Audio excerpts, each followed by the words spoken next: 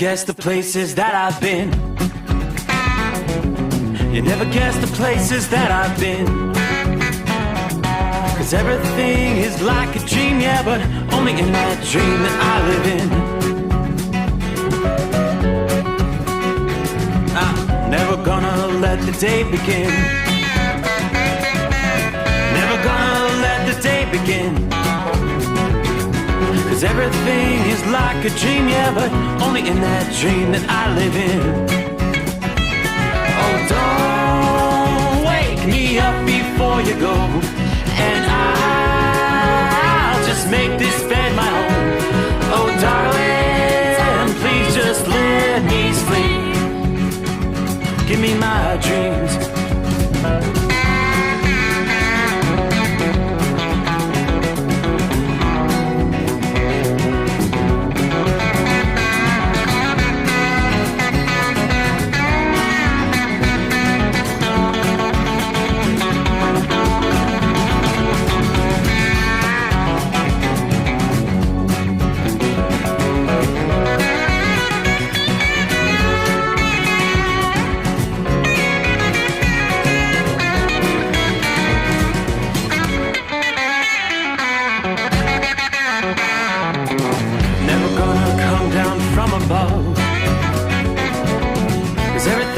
Better from above. Nothing's ever as it seems, yeah, except in that world that I dream of. Never gonna lose the ones I love. Never gonna lose the ones I love. 'Cause everything is like a dream, yeah, but only in that world that I dream of.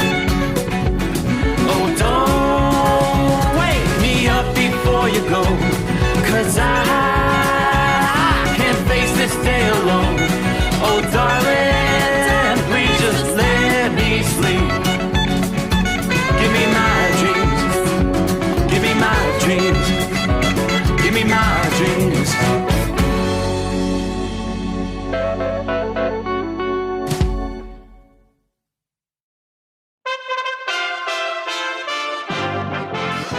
USA Radio News. I'm Tony Maruso reporting. A lawyer for former President Donald Trump described Supreme Court Justice Clarence Thomas as key to Trump's plan to delay Congress's certification of President Joe Biden's victory through litigation after the 2020 election, according to emails recently turned over to the House Select Committee investigating January 6th. We want to frame things so that Thomas could be the one to issue a temporary order putting Georgia's results in doubt, Trump attorney Kenneth Cheeseborough wrote in December 30th, 2020 email, adding that a favorable order from Thomas was their only chance to hold up Congress from counting electoral votes for Biden from Georgia. John Eastman, another attorney for Trump, responded to that email saying he agreed with the plan. Having a case pending in front of the Supreme Court, Cheeseborough wrote, would be enough to prevent the Senate from counting Biden's electors. Thomas would end up being the key here, Cheeseborough wrote. There's a plan to hold up a cash dividend to Albertsons shareholders. Washington State's Attorney General Bob Ferguson has filed a lawsuit seeking to block supermarket chain Albertsons from paying a $4 billion cash dividend to shareholders on November 7th. Mr. Ferguson said the payout would hinder Albertsons' ability to conduct business normally. Kroger announced it would be acquiring Albertsons for $25 billion on October 14th. From the West Coast, USA Radio News Bureau, I'm Lance Pry. More loved ones of the 17 people murdered by Parkland school shooter Nicholas Cruz got their chance after almost 5 years to verbally thrash him face-to-face Wednesday in the second day of a hearing that will end with Cruz formally sentenced to life without parole. Samantha Fuentes was shot on that day and survived. During her remarks in open court, she spoke directly to Cruz with heated emotion. Without your stupid gun, you are nothing. My name is Sam Fuentes, and you will not forget me. I'll never forgive or forget what you've done. And to say I won't be angry for the rest of my life would be a lie. This is USA Radio News. Finding great candidates to hire can be like, well, trying to find a needle in a haystack. Sure, you can post your job to some job board, but then all you can do is hope the right person comes along, which is why you should try ZipRecruiter for free at ZipRecruiter.com/free. ZipRecruiter doesn't depend on candidates finding you. Its powerful technology identifies people with the right experience and actively invites them to apply to your job. You get qualified candidates fast. So while other companies might deliver a lot of hay, ZipRecruiter finds you what you're looking for. The needle in the haystack. 4 out of 5 employers who post a job on ZipRecruiter get a quality candidate through the site within the first day. ZipRecruiter, the smartest way to hire. And right now, you can try ZipRecruiter for free. That's right, free. Just go to this exclusive web address, ZipRecruiter.com/free. That's ZipRecruiter.com/free. ZipRecruiter.com/free. A day after 2 New Jersey police officers were shot while responding to a 911 call, a man identified as the prime suspect who had eluded the authorities during a chaotic day-long search was arrested on Wednesday, according to the Essex County Prosecutor's Office. Just after noon, the authorities announced that they apprehended the suspect, Kendall Howard, 30, and charged him with 2 counts of attempted murder. Pep talks for consumers ahead of midterm elections that could be a game-changer in Washington. For the first time in U.S. history, President Biden says we have high-paying jobs and not enough people to do them. That upbeat message Wednesday as the president celebrates the Infrastructure Talent Pipeline Challenge that provides job training across the country with the help of unions and private employers. The country's been through a tough 4 or 5 years, and folks are still hurting.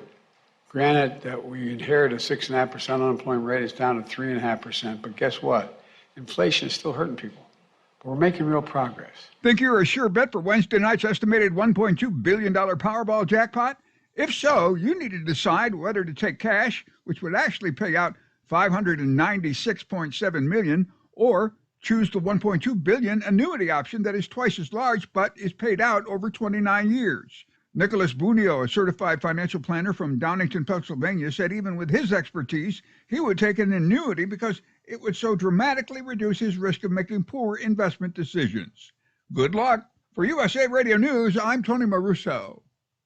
Now you can fly anywhere in the world and pay discount prices on your airline tickets. Book a flight today to London, Paris, Madrid, or anywhere else you want to go. And pay a lot less guaranteed. Call the International Travel Department right now at Low Cost Airlines. 800-215-5141. 800-215-5141. That's 800-215-5141. At Hot Shot Secret, we share the science behind common diesel problems and their solutions. For example, diesel particulate filter regeneration. The DPF catches particulates left over from combustion. The DPF regeneration cycle cleans the filter with temperatures exceeding 1,000 degrees Fahrenheit. A computer sensor triggers the DPF regen, which is often accompanied by a loss of power and fuel economy. The frequency of DPF regens are in correlation to the cleanliness of the fuel burn. Under heavy operation with the dirty burn, DPF regens can occur multiple times per day. Hot Shot Secret Diesel Extreme Fuel Additive promotes a more complete combustion, creating fewer emissions and therefore fewer DPF regens. Vehicles using Diesel Extreme experience 83% less DPF regens. Hot Shot Secret Diesel Extreme is available nationwide at truck stops, fine farm and auto stores, and online at hotshotsecret.com. Hot Shot Secret, powered by science. Well, that midnight hour is upon us, and we really got a long, long way to go. How will we stay awake? Thanks to Chris, for goodness sake. We got Steve Sommers on the radio. We got that hot shot secret in the diesel. You know, it really makes that Detroit come to life. We're gonna hear from all our friends. We're gonna do it all again on this overnight drive. How about you, Big Ed? Are you with me? Break 1-9 for that Carolina monkey gouger. Negatory there, hillbilly. You clean clear to Flagtown. Let it roll.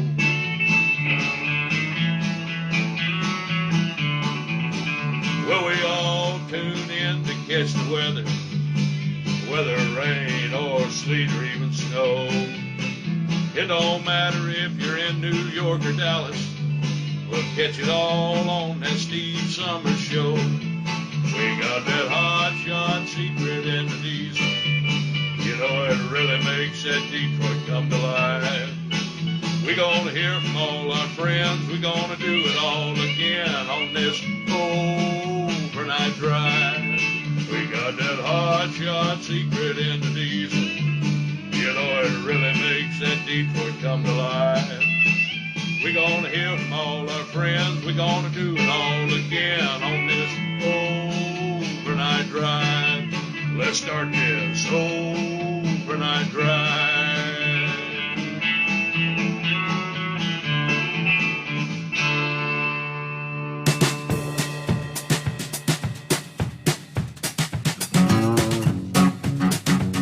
Are we ready for this? Well, ready or not. Here we go. All right, welcome in. Welcome aboard. Everybody settle back, relax. Got a full 5 hours of the Steve Sommers Overnight Drive coming your way live from the Hot Shot Secret Gold Eagle Studios. There we go, Secret Bunkers. We close out a Wednesday. It's a hump day in the books. That means it's Friday Eve, technically, right? Okay, at least in the Eastern time zone. Welcome into a Thursday. Third day of November. And a lot of folks checking their Powerball numbers. I didn't even see that they update what the jackpot was going to be. I was $1.2 billion. I guess here in a few short hours, we'll know if there was any winners in the mix. Now Steve Sommers is behind the mic. He was not the winner, if there was one. I didn't even get my tickets. I forgot to go out and purchase my tickets, so don't even have any numbers to check. But a little over an hour ago, the numbers were drawn, and if you've got your tickets in hand, $1.2 billion jackpot. Your numbers were 2, 11, 22, 35, and 60. Now, those were your white Powerball numbers. The actual Powerball was number 23. So again, you've got 2, 11, 22, 35, 60, and 23. And if you are one of those that does the power play thing where you can double your prize or triple up to 10 times, power play was 2 times.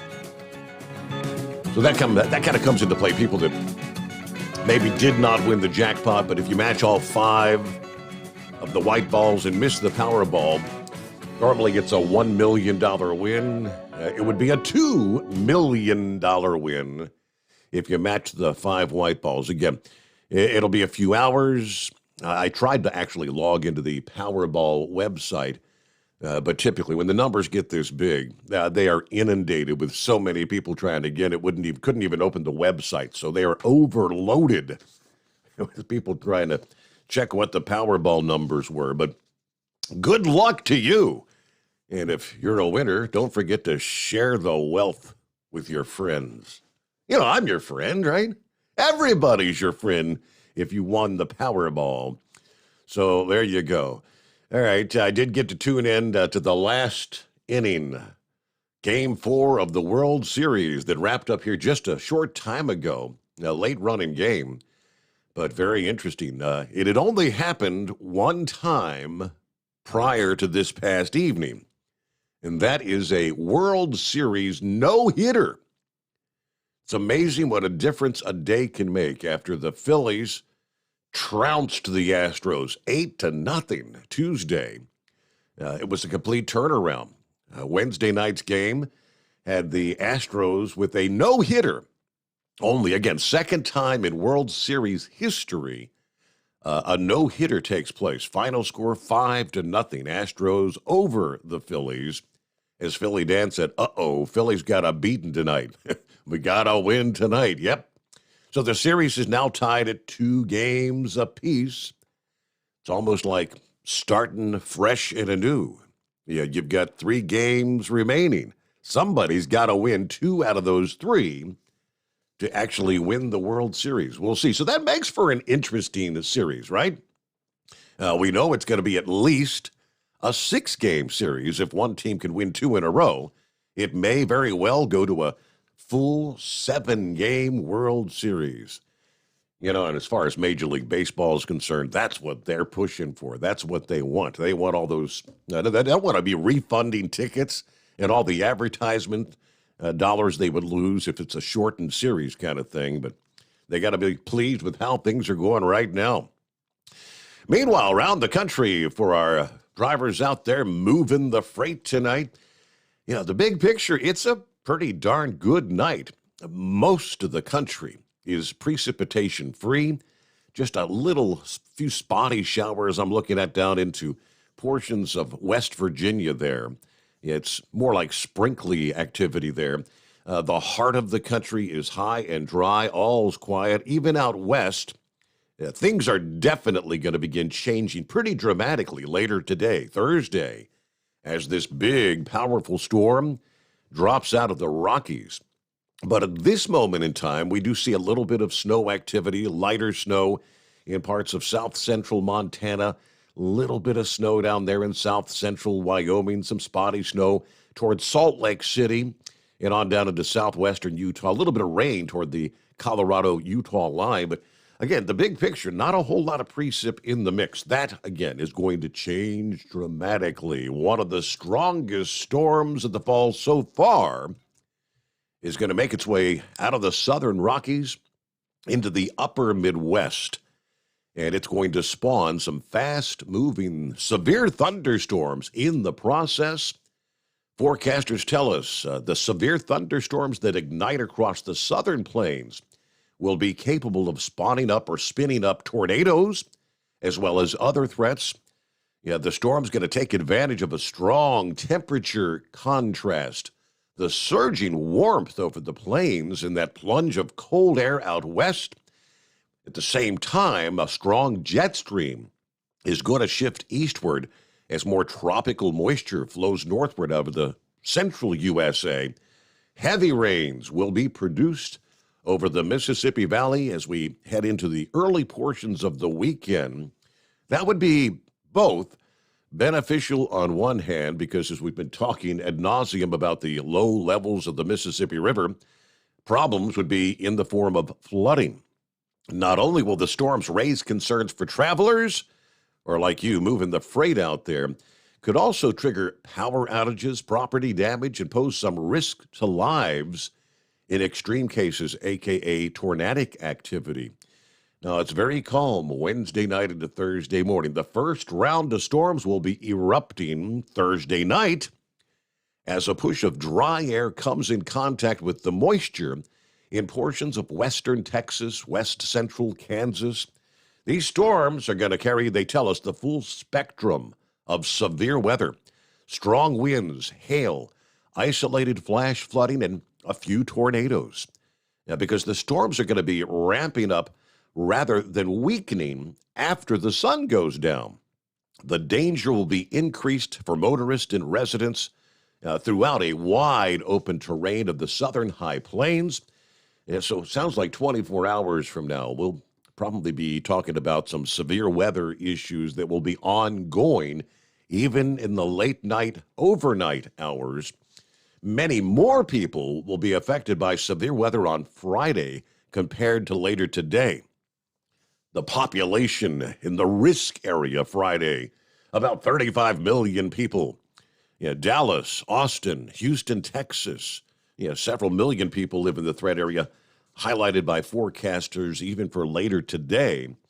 But that severe weather threat shifts eastward on Friday. The greatest concern for volatile storms that could occur along the I-35 corridor from San Antonio to Austin, Dallas to Oklahoma City during the afternoon and early evening hours. Damaging winds are the main threat. We could still see some hail and a few tornadoes. The greater tornado risk looks to be Thursday night rather than Friday afternoon. There is the risk of some of the worst weather in that corridor during the Friday afternoon and evening rush hours, which will pose an elevated risk for those commuters out there. The risk of severe weather continues beyond the daylight hours Friday as well into the overnight hours. A line of thunderstorms, some severe, should race eastward across Missouri, Arkansas, eastern Texas, and Louisiana Friday night. Damaging winds could impact those locations during the overnight hours, probably reaching the Mississippi River by about daybreak Saturday. Now, even as the changing conditions in the atmosphere may take some of the edge off the severe weather during the daytime and evening hours Saturday, the storm system overall will still indeed be packing a punch. Gusty showers bringing gusts 40, 50 miles per hour as far north as Chicago and Milwaukee Saturday morning. Forecasters note people want to secure those loose objects, trash cans, lawn furniture around the neighborhood. A lot of people still probably have Halloween decorations out in the yard. Tents and grills may be set up for some of the upcoming football games, big college football games there on Saturday. Same storm will not only tap into Gulf of Mexico moisture, but it also may draw in some moisture from 1,000 miles further to the south from Hurricane Lisa. Now, even though Lisa will have diminished by the weekend, the moisture is likely to get strung out well to the north of Central America and southern Mexico by this weekend. So we're going to be talking several inches of rain in the mix across Missouri, eastern Iowa, southern Wisconsin. Some areas may see 3 to 4 inches of rain in that region. That would be enough to cause some isolated flooding issues, where the thunderstorms associated with the cold front overlap with the soaking rain from the main part of the storm. Could be talking rainfall totals approaching maybe 7 inches in some areas. If there's any good news, the fast motion of the storm should limit the duration of the rain, but otherwise we'd be talking much higher numbers. Aside from the flooding threat, ponding on the highways that are going to slow you down on the roadways, obviously this will be very beneficial rainfall. Much of the plains, the Mississippi Valley, soil conditions that range from abnormally dry to exceptional drought conditions. The lack of rain that's caused the main stem of the Mississippi River and many of its major tributaries like the Ohio, the Missouri, and Arkansas rivers are all technically dipping to historically low levels in recent weeks. Now, a water level rise, maybe a few feet over the next several weeks, has the potential to be enough to allow some increased barge traffic on the Mississippi. It doesn't happen overnight. All this rain comes through, has to work its way down through the tributaries into the main waterway.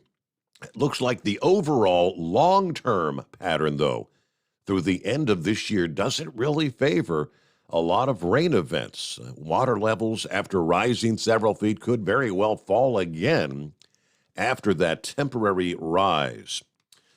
Prior rain events in the past month haven't really had much of an impact on the water levels there on the Mississippi. There's been a slight increase in levels, generally maybe a foot or less.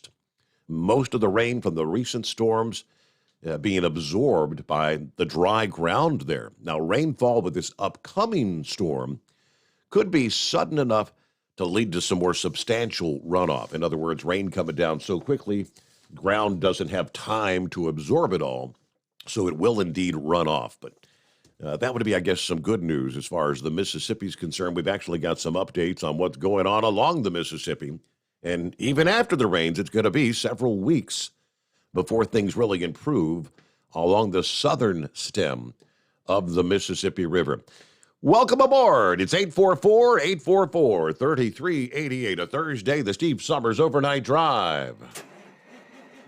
It's coming. Crisp fall mornings turn bitter cold. As you fire up your diesel, you can see your breath on the inside of the cab.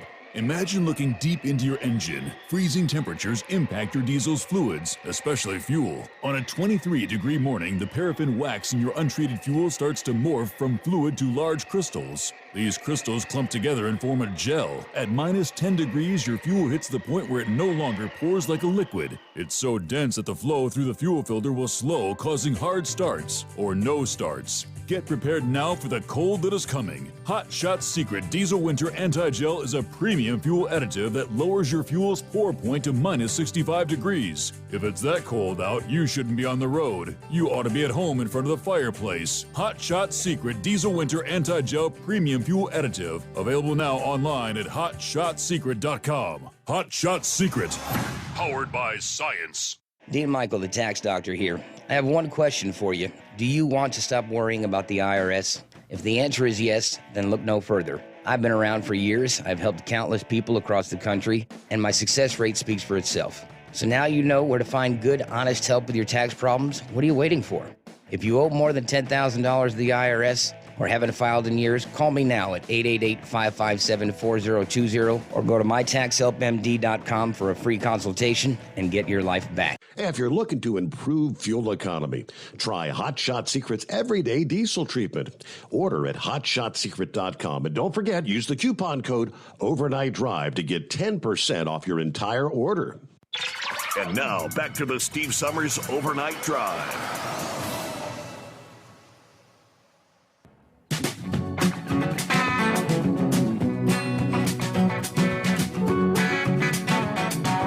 All righty, I mentioned Philly Dad is on board, kind of licking their wounds tonight. Those Phillies are. No hitter. Wow. Yeah, we'll see. Turn the tide. It's a brand new ball game coming up later on Thursday night, right? Good morning, Gerald, or should I say good night? Gerald says we got 51 outside here in Dongala, Illinois. Got to get up early, so going to get some rest. I will catch the podcast tomorrow. Steve, everybody stay groovy, all right? High pressure pumping, ready to roll. Good afternoon. There's Larry. Hammer down and be safe. Heavy D, hello, Steve, and the Overnight Drive crew. Stay safe. Keep on trucking. I didn't hit the lotto. Oh, well, I guess I'm still just a broke truck driver. Maybe next time, right? Hello to Marianne. Morning, Steve. Everybody out there, stay safe on the roads. Tank checks in from Barstow, California. It's a cool 48 degrees. Headed back east toward the home 20. Everybody truck safe. Have a blessed day out there. Hello from Big Timber, Montana. Todd checks in.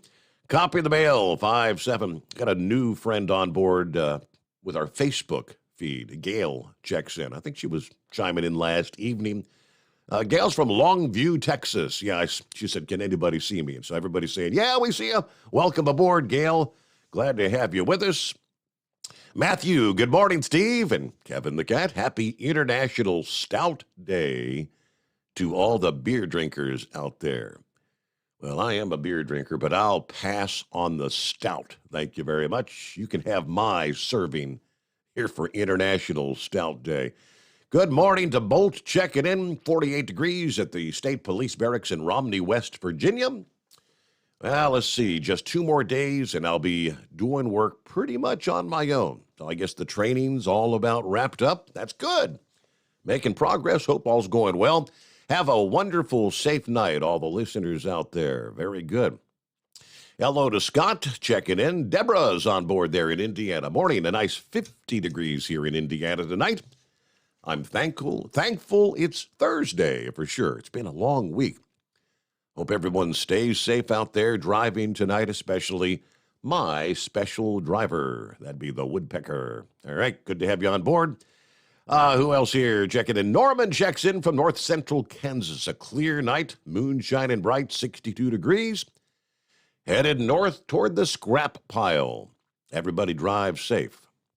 All right, speaking of the bright moon, it was about a half moon last evening, so it's working its way toward the full moon, which, of course, if you missed it the other night, we mentioned the full lunar eclipse, where you'll have the blood red moon is going to coincide with Election Day. Ooh, is that a sign? Yeah, November the 8th. All right, Kevin on board. Flapjack is his handle. Morning, y'all. Flapjack checks in from Northern Illinois. Yeah, fair skies. It's a mild night. Proud to be a member of one of the largest cults in the world. MAGA. God bless all your drivers. Please be safe out there. All right. So MAGA is a cult now, huh? All right, Marianne, let's see. All right, she's chatting with Gail there. Who else we got on board? Pappy checks in. 50 degrees in Harrison, Ohio. T-minus 5 days and counting. Election day. Hammer down and be safe, drivers. Very good. Let's see. Jeff says, are you on iHeartRadio? Well, we are on iHeart via the podcasts. You cannot listen to the show live via iHeart. Yeah. Catch us on the Android, the iPhone app. Obviously, here we are live on YouTube, live on Facebook, live on tncradio.live. Yeah, all the various streaming applications. Yeah, once we download the podcast, you can tune into the previous shows. But if you want to catch us live, you got us on Facebook, I see right there.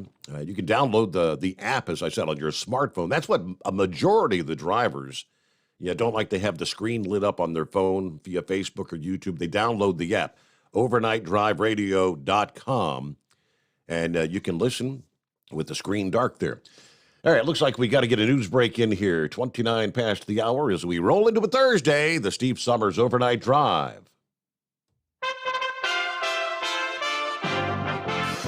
USA Radio News. I'm Tony Marusa reporting. President Joe Biden's threat to impose a windfall profits tax on oil companies is unlikely to pass in the U.S. Congress, even if Democrats defy forecasts and manage to maintain their razor-thin majority in midterm elections on November the 8th.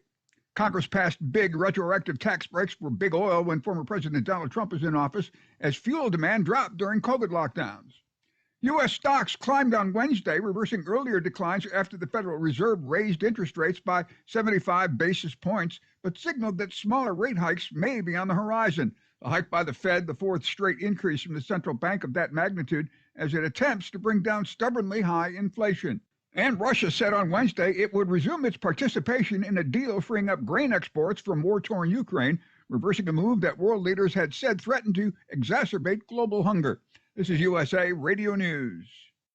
Paid for by government.com. The 1878 to 1921 Morgan Silver Dollar, a true American classic and one of the most iconic silver dollar coins in history. It's been 100 years since the last Morgan Silver Dollar coin was struck for circulation. And now, for a limited time only, full pound bags of original U.S. government struck Morgan dollars are being released to the public. That's right, you can own a full pound of 1878 to 1921 classic American Morgan Silver Dollar coins, all in very good collector condition with fully visible dates and mint marks. Guaranteed. Call 1-800-473-1745 now to secure collector-grade U.S. Morgan silver dollars by the pound, struck during the Wild West and the Gilded Age. Plus, receive a bonus American Collector's Pack valued at over $25, free with every order. Call 1-800-473-1745 now to secure your full pound bag of Morgan silver dollar coins before they are gone. 1-800-473-1745. That's 1-800-473-1745. At Hot Shot Secret, we share the science behind common diesel problems. For example, product claims without proof. Every trucker on the road has heard product claims about an additive that simply didn't match their experience. Proof is found from third-party testing by a recognized, credible source. That's proof.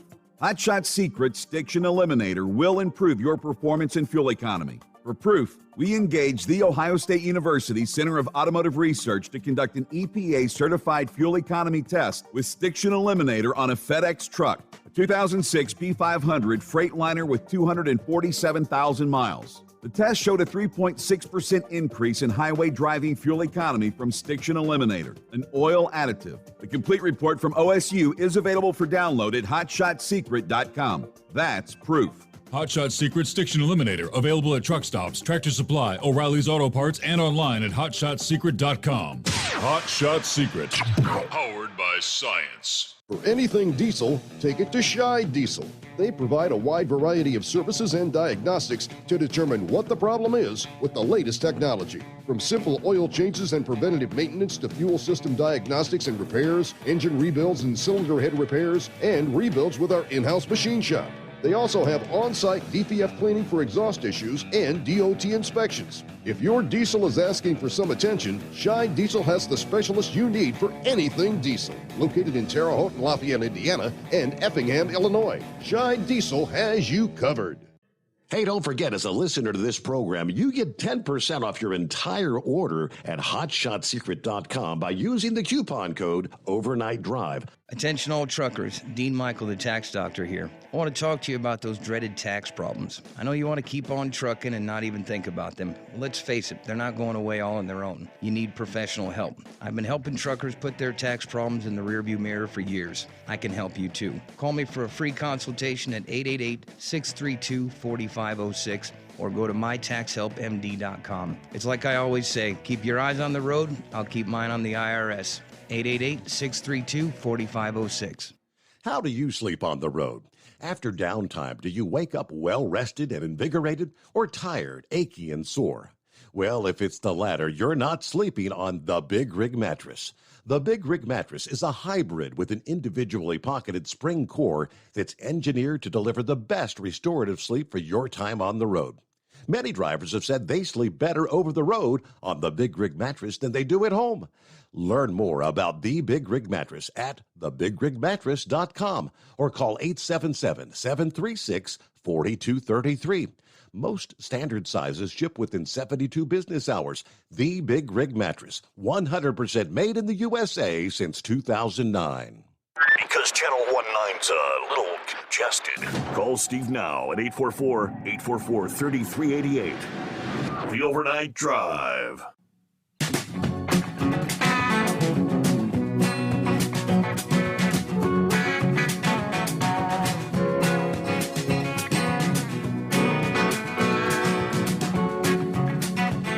A couple more of our friends checking in before we get to your calls here. Who we have?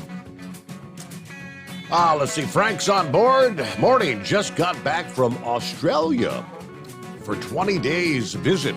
Melbourne, Brisbane, Bendigo, and Sydney. Yeah, kangaroos dead along the side of the highway, like you see deer dead along the side of the highway here in the States. Bats with 3-foot wingspans. Wow, big bats. Beautiful country, though. Had a great time. That's very interesting. Big bats, huh? That's spooky. Soma checks in regards to the World Series. Phillies become only the second team in 118 years of World Series to get a no-hitter thrown at them. Yes, indeed, yeah. Yeah, it's first time for everything, and this was number 2. Doesn't happen often, does it? There you go. Shorty's on board. You are correct. Yes, we've got the time change coming up this weekend. Just jog to memory. Yeah, time clock goes back before you go to bed. They're on Saturday night, Sunday morning.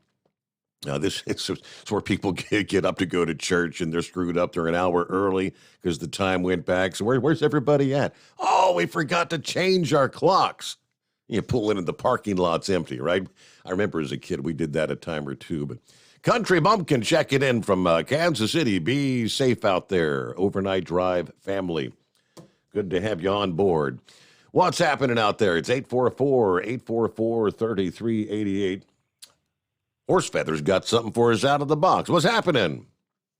Morning, Your Honor. Morning. Yeah, when I crossed into Pennsylvania this morning there, they got the electronic sign put up, and, of course, it blinks like 3 different screens of message to you, and you can't read it all when you go by. So I guess there's going to be an upcoming closure on Interstate 83 up in the Harrisburg area. So it said exit 41A, 41 as A as in apple, to exit 46. So I didn't know if you can check with PA 511 maybe, see if they have anything upcoming. But I didn't see when it was for, but it looked like there was going to be some sort of happenings going on there. So that would be, I believe the 41 where it's A and B, and I don't know if there's a C or not, but it's right there where 81 and 581 split, the Lemoyne exit, and that's on the it's on the west side of the Susquehanna River, but really for the way the roads run is south. And then you go across Susquehanna River, and then it's a couple exits up past Susquehanna River there, so up to where like 283 comes back into 83. So, and 322 splits off. You go to Hershey. Gotcha. So I don't know exactly what's going on in that area, but upcoming. So if you're planning travels, plan ahead, plan wisely, and maybe plan on going around. But you know how all that goes. So I had a little interesting conversation with the proprietor that owns the property where I park my truck at. He's got a little small business store that goes on there and that. And we got talking a little bit about, the economy and the way things are. And he's like, yeah, that big oil, boy, the government ought to do something about that big oil.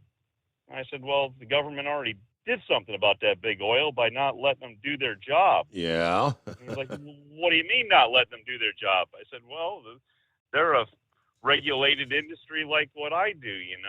They can only do what the government allows them to do. They regulate the refining, regulate the production of oil being brought out of the ground, the transportation of it. I said, right now, governments are barely letting them bring oil out of the ground, let alone anything else. And he's like, well, that shouldn't be. That should be opened up for them. I'm like, yeah, I completely agree. But he's like, they shouldn't be reaping these big profits on these high gas prices and charging people so much. And I said, well, it's supply and demand is the reason for the prices, because there isn't the supply out here and the demand is high. This causes the prices to be up. And he's like, well, I said, it'd be just like your store here. If you don't have products to put on the shelves, when you only have a few products left to put on the shelves, you're going to charge more for them so that you can actually survive until you get your next delivery. He's like, well, you got a point there. And so anyways, he's like, but really the oil company shouldn't make that kind of profit. The government should tax them. And I'm like, so when you want to make and you're making more money at your business, you want the government to tax you more? Well, no. I'm like, well, why Right. do you want them to tax the oil companies more and take away from the shareholders? Well, you got a point there. So, everybody looks at the other guy should pay more, but when you turn it around and show it to them in their perspective, the whole thing of what everybody wants to do to somebody else all of a sudden doesn't become good. So I don't know. I just thought that was kind of interesting, and I wrote out my check to pay for my parking spot for the month, and he was happy with that. And of course, he has raised my rate there since we started getting this higher inflation stuff and that, and kind of told me, kind of got to do it because of what things cost now. I'm like, yeah, see, you already got it out of me, so I'm paying more to you. So I don't know if I got through to him or not, but he's a nice old guy. I like him. He's came from another country and has done well for himself. Came here to, kind of like he kind of reminds me of the story you told to Cresso. He's nowhere near on the line of your Cresso out there, with your winery out there, but he's that type of guy. I mean, he and his family came from another country with pretty much nothing, has worked hard to, do what they did. And he's got this ran a property down in Baltimore City and finally just got tired of being in the city and came out to the country and found a business that he wanted to operate and purchased it. And, he's running this, and he's in his mid to later 70s, and he's a nice old guy. He does a good job. Everybody likes him. But yeah, once you start coming back and, you explain things back the other way around, people start to understand a little bit. But he also understands the socialism problem too, because he came from over in that area where socialism was pretty prevalent at the time, and before, through the Cold War and stuff like that. And so he's, against all of that going on. But it's interesting though when you talk to somebody, and they just have all these big ideas how these rich people should have to pay, and then you explain to them, what would happen if they did, and if they tax them for their earnings. Well, guess what? That'll all affect them on their earnings that they're making. So whatever. The big picture is the administration right now wants to portray big oil as the big bad guy, just like they did for 4 years with Donald Trump. Orange man bad. Yeah, right now, big oil's bad. You're paying all these high prices at the pump because of big oil, which is not the truth. Sad thing is, the overwhelming majority of people do not understand that. Oil, like anything else, is a business. People own businesses. It's big business. It's big oil. You're not talking about hundreds of thousands of dollars. You're talking billions of dollars. Why would a company want to invest their billions of dollars right now when the message being sent to them by the current administration is, we're going to put you out of business in short order? I had this prepared to share at some point in the program. That's maybe the ideal time right there. Just this past day, you've got the climate envoy, the climate czar. Remember John Kerry?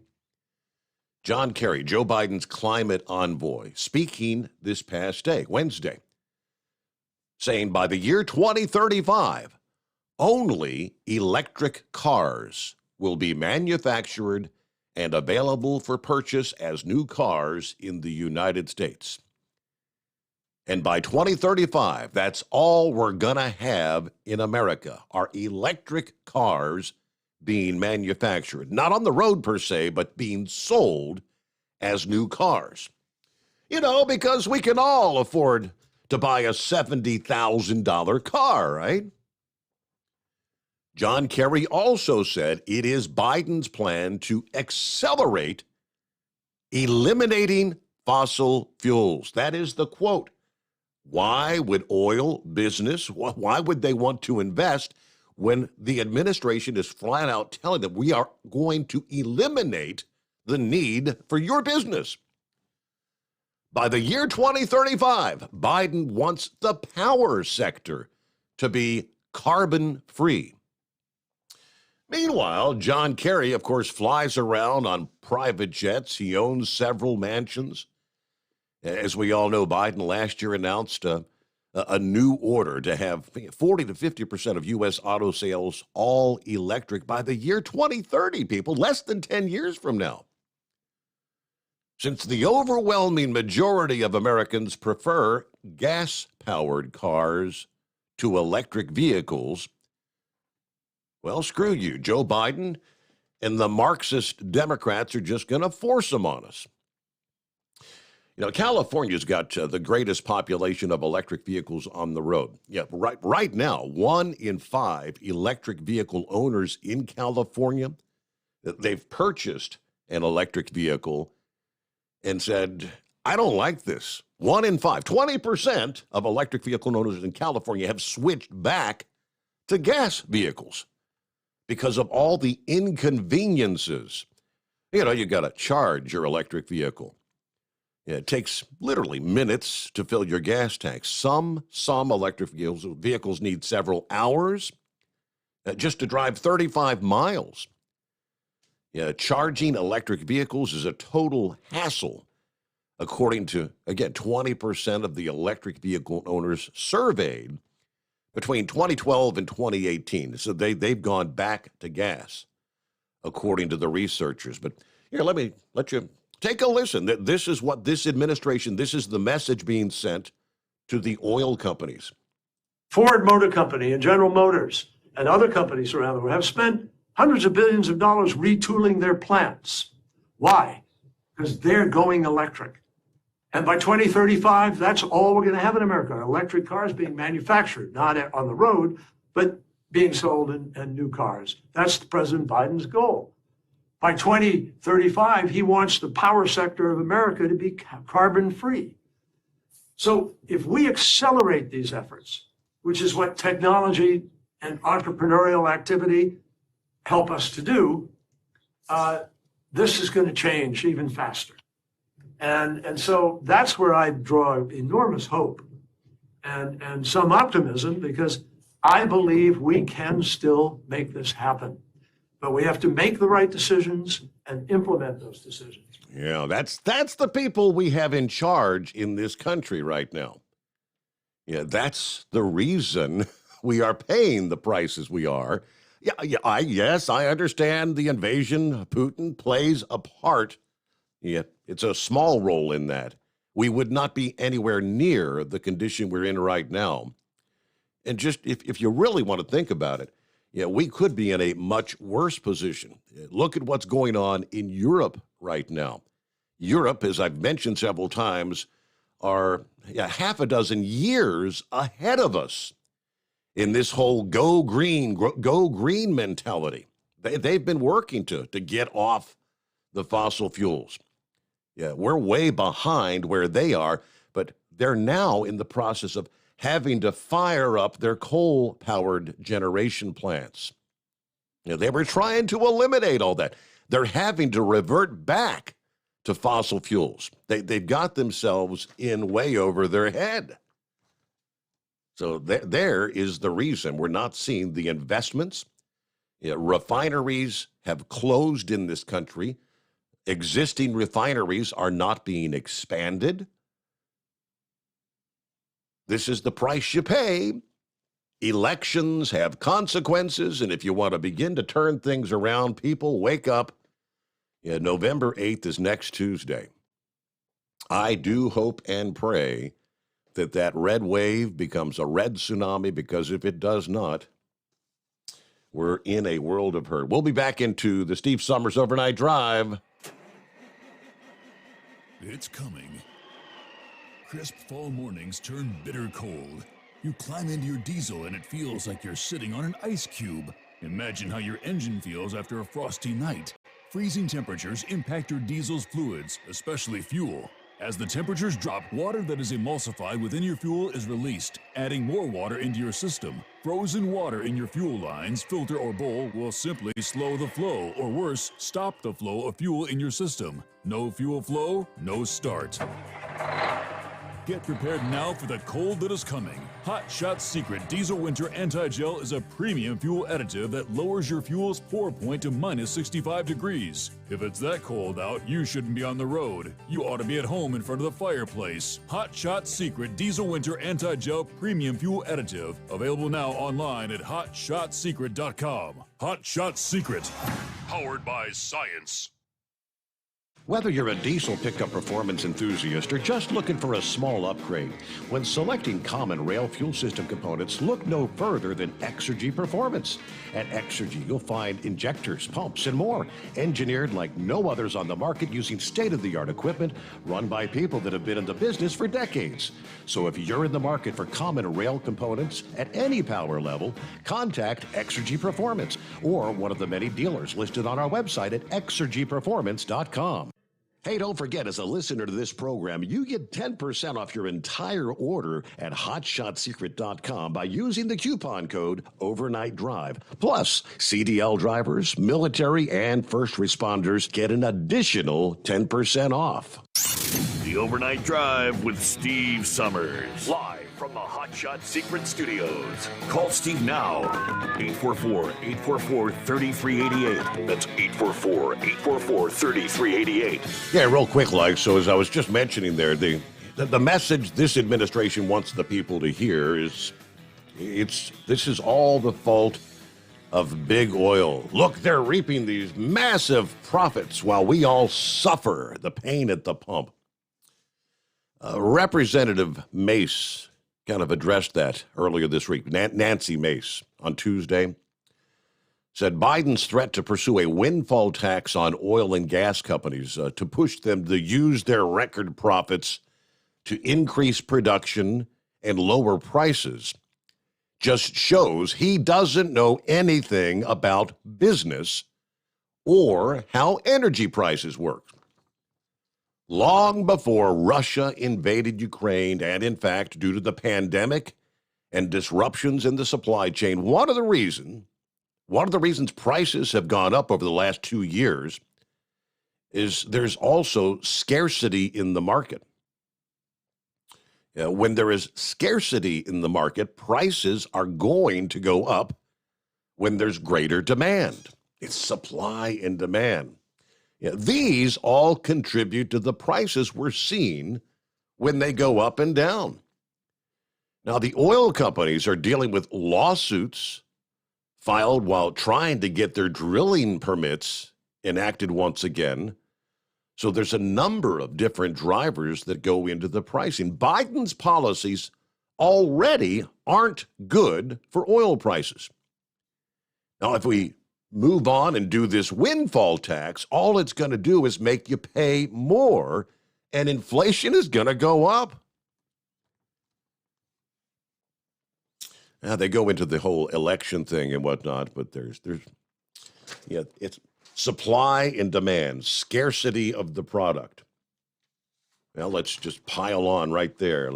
South Carolina earlier this week declared a waiver, an emergency situation, waiver for the hours of service, saying that scarcity of gas and diesel and oil products. Let's add Nebraska into the mix. Now, keep in mind, last week it started in the Northeast, and then it was down the Mid-Atlantic, and now it's the warning for the Southeast. Be aware you may have terminals running out of product. Fuel shortages due to high demand for petroleum products have resulted in Nebraska issuing emergency relief, according to the executive order day before yesterday. Commercial motor vehicles and motor carriers are engaged in the business of transporting fuel from further distances and waiting longer at terminals in order to meet the needs, according to the order. Under the order, temporary waiver of the hours of service requirements is now in place through November 30th for drivers hauling gas or gasoline blends, diesel, fuel oil, ethanol, propane, and biodiesel. Carriers operating under the terms of this emergency declaration shall not require or allow an ill or fatigued driver to operate a motor vehicle. But you know the drill. It's the same in all these emergency declarations. Let the drivers, let them roll. Let them do what they got to do. Screw the 14-hour clock and all that. It's an emergency.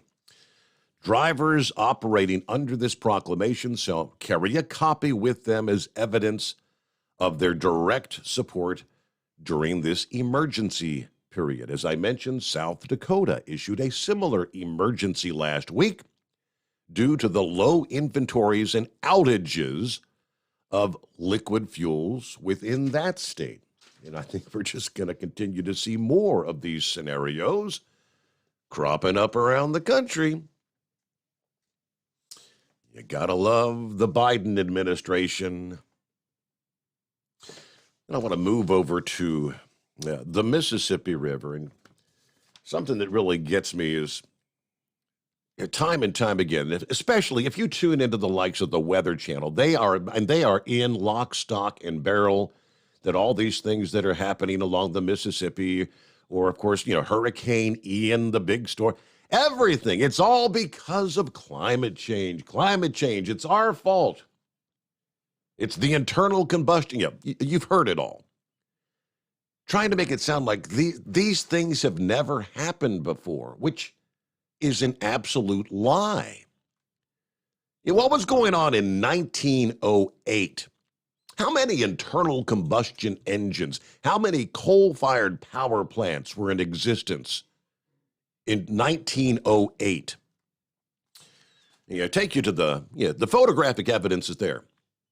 1908, you could look, the Ohio River was all but gone. Very, very eerily reminiscent of what you see along the Mississippi River right now down south.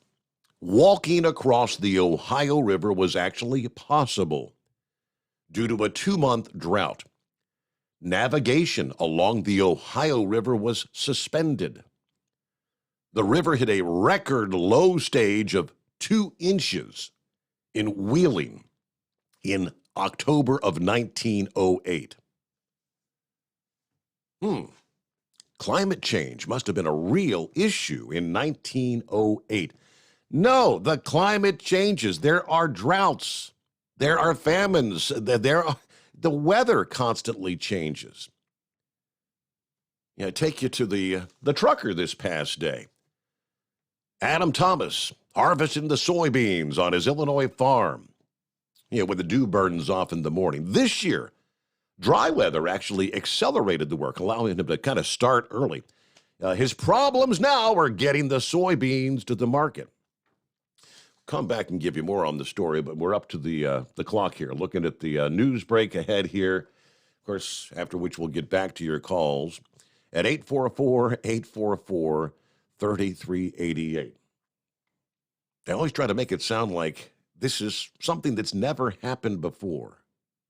No, the climate changes in cycles like everything else. But more after this on the Steve Sommers Overnight Drive. It's coming. Crisp fall mornings turn bitter cold. As you fire up your diesel, you can see your breath on the inside of the cab.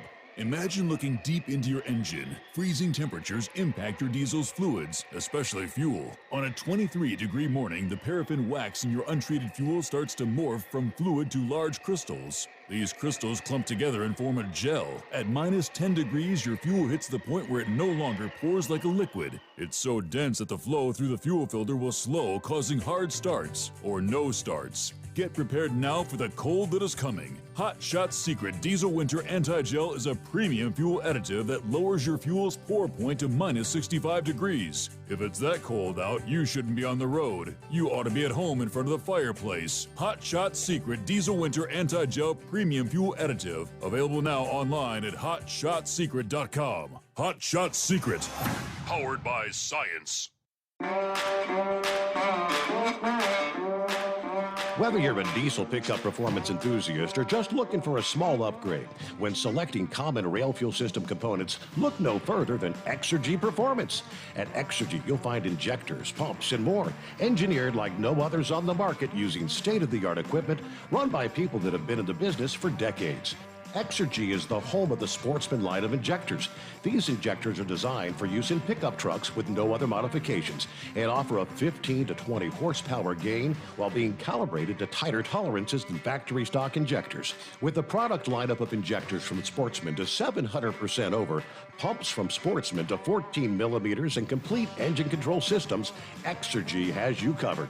So if you're in the market for common rail components at any power level, contact Exergy Performance or one of our many dealers listed on our website at exergyperformance.com.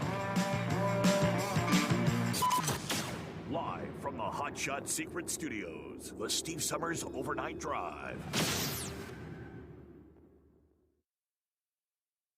At Hot Shot Secret, we share the science behind common diesel problems and their solutions. For example, Diesel particulate filter regeneration. the DPF catches particulates left over from combustion. The DPF regeneration cycle cleans the filter with temperatures exceeding 1,000 degrees Fahrenheit. A computer sensor triggers the DPF regen, which is often accompanied by a loss of power and fuel economy. The frequency of DPF regens are in correlation to the cleanliness of the fuel burn. Under heavy operation with the dirty burn, DPF regens can occur multiple times per day. Hot Shot Secret Diesel Extreme Fuel Additive promotes a more complete combustion, creating fewer emissions and therefore fewer DPF regens. Vehicles using Diesel Extreme experience 83% less DPF regens. Hot Shot Secret Diesel Extreme is available nationwide at truck stops, fine farm and auto stores, and online at hotshotsecret.com. Hot Shot Secret. Powered by science. USA Radio News. I'm Tony Marusa reporting. President Joe Biden talking election integrity in Washington Wednesday night. Biden drawing a parallel between the attack on Paul Pelosi and the violence of the January 6th insurrection. The president condemning the rise in violence since the emboldened mob, which he said was, quote, whipped up on Donald Trump's big lie of a stolen election. Lies repeated over and over to generate a cycle of anger, hate, vitriol, and even violence. In this moment, we have to confront those lies with the truth. The very future of our nation depends on it. The White House had to make changes on their Twitter account. The White House says it deleted a tweet crediting President Biden for Social Security increases because it was incomplete. The tweet said seniors are getting the largest increase in their Social Security checks in 10 years due to President Biden's leadership. A fact-checking note from Twitter pointed out that the increase was due to the annual cost of living adjustment, which is based on the inflation rate, before the tweet was deleted. Wall Street giving the thumbs down to the aforementioned rate hike at the closing bell, the Dow losing 505 points. From the USA Radio News Phoenix Bureau, I'm Tim Berg. Elon Musk on Wednesday shot back at Representative Alexandria Ocasio-Cortez after she ridiculed his plan to charge $8 a month for Twitter users to receive a verified blue check mark. LMAO at a billionaire earnestly trying to sell people on the idea that free speech is actually an $8 per month subscription plan. Ocasio-Cortez tweeted Tuesday after Musk announced the overhaul. Musk responded to her tweet telling her, "Your feedback is appreciated. Now pay $8. Despite the criticism, he says the plan will remain. This is USA Radio News. Mike Lindell and MyPillow offering the BOGO extravaganza right now on a whole slew of MyPillow products.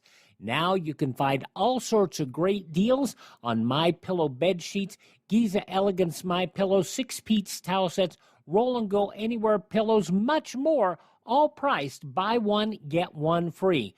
Go to mypillow.com/USA, use promo code USA, or call 1-800-951-8175 and find you some great MyPillow products. They're all available. Oh, by the way, you can also get Mike's book absolutely free with any purchase, but you have to go to mypillow.com/USA or call 1-800-951-8175 and make sure you use the promo code. The buy one, get one extravaganza going on right now at mypillow.com. One of the most senior Democrats in the House of Representatives on Wednesday demanded to know why the Capitol Police did not do more to prevent the attack on Paul Pelosi, the husband of Speaker Nancy Pelosi, at their San Francisco home last week, and questioned what the agency was doing to improve security for members of Congress and their families. Representative Zoe Lofgren, Democrat of California and the chairwoman of the Administrative Committee, questioned several of the department's policies and practices. The department has previously reported to the committee that the Speaker receives the most threats of any member of Congress. Ms. Lofgren questioned why the Capitol Police had not entered into a formal agreement with the San Francisco Police for a car to be posted 24 hours a day outside the Pelosi residence, as had been the practice in months after the January 6, 2021 attack on the Capitol. President Joe Biden talking election integrity in Washington Wednesday evening. President Biden drew a parallel between the attack on Paul Pelosi and the violence of the January 6th insurrection. The president condemned the rise in violence since the emboldened mob and urged voters to stand united against it. We must, with an overwhelming voice, stand against political violence and voter intimidation, period. Stand up and speak against it. We don't settle our differences in America with a riot, a mob, or a bullet, or a hammer. We settle them peaceably at the ballot box. For USA Radio News, I'm Tony Maruso. My heart was racing just making spaghetti. I could have waited to tell my doctor, but I didn't wait. I was short of breath just reading a book. I could have delayed telling my doctor, but I didn't wait. They told their doctors and found out they have atrial fibrillation, a condition which makes it about 5 times more likely to have a stroke. If you have one or more of these symptoms, irregular heartbeat, heart racing, chest pain, shortness of breath, fatigue, or lightheadedness, this is no time to wait. Contact your doctor. Brought to you by Bristol Myers Squibb and Pfizer.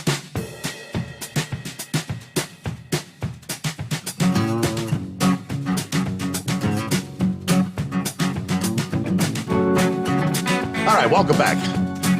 Hour number 2 already off and rolling here. Thursday coming on. Hope you had a good week so far as we look toward the weekend. Yeah, we know about 60% of the Midwest and northern Great Plains states are in drought right now. And nearly the entire stretch of the Mississippi River, from Minnesota to the river's mouth in Louisiana, experienced below average rainfall over the past 2 months. Yeah, that means the water levels on the river have dropped to near record lows. And we've talked about the shipping and the barge traffic, which we know is critical to moving the agricultural goods, your soybeans, your corn. Got to get it down the river for export. Although scientists say climate change is raising temperatures and making droughts more common and intense, one weather expert says this latest drought affecting the central states it's a short-term weather phenomenon. These things happen. Yes, we know the lack of rain has seriously affected commerce. I mean, that river moves more than half of all the grain exports. But the drought has reduced the flow by about 45% right now. Now, prices for rail shipment, the alternative, is also up. According to the Illinois Farm Bureau, it just means lower income, basically. Thomas, who farms at the confluence of the Ohio and Mississippi River, says he doesn't own enough grain storage to wait this out. In other words, I just have to pay the higher cost to ship it. Yeah, I've had to take a price discount. And the price you pay, all right? Climate change is generally driving wetter conditions in the upper Midwest river region. But in recent months, lower water levels have revealed parts that are usually inaccessible. Down in the Mississippi, that Tower Rock, as you know it, where you have people, thousands of visitors last weekend walking out to a part of the river that's typically submerged by the river. Now, again, it's not like this has never happened before. I take you back to the 1908 story. On that October 23rd, yes, more than 110 years ago, the National Weather Service in Evansville recorded an official river reading of 2 feet.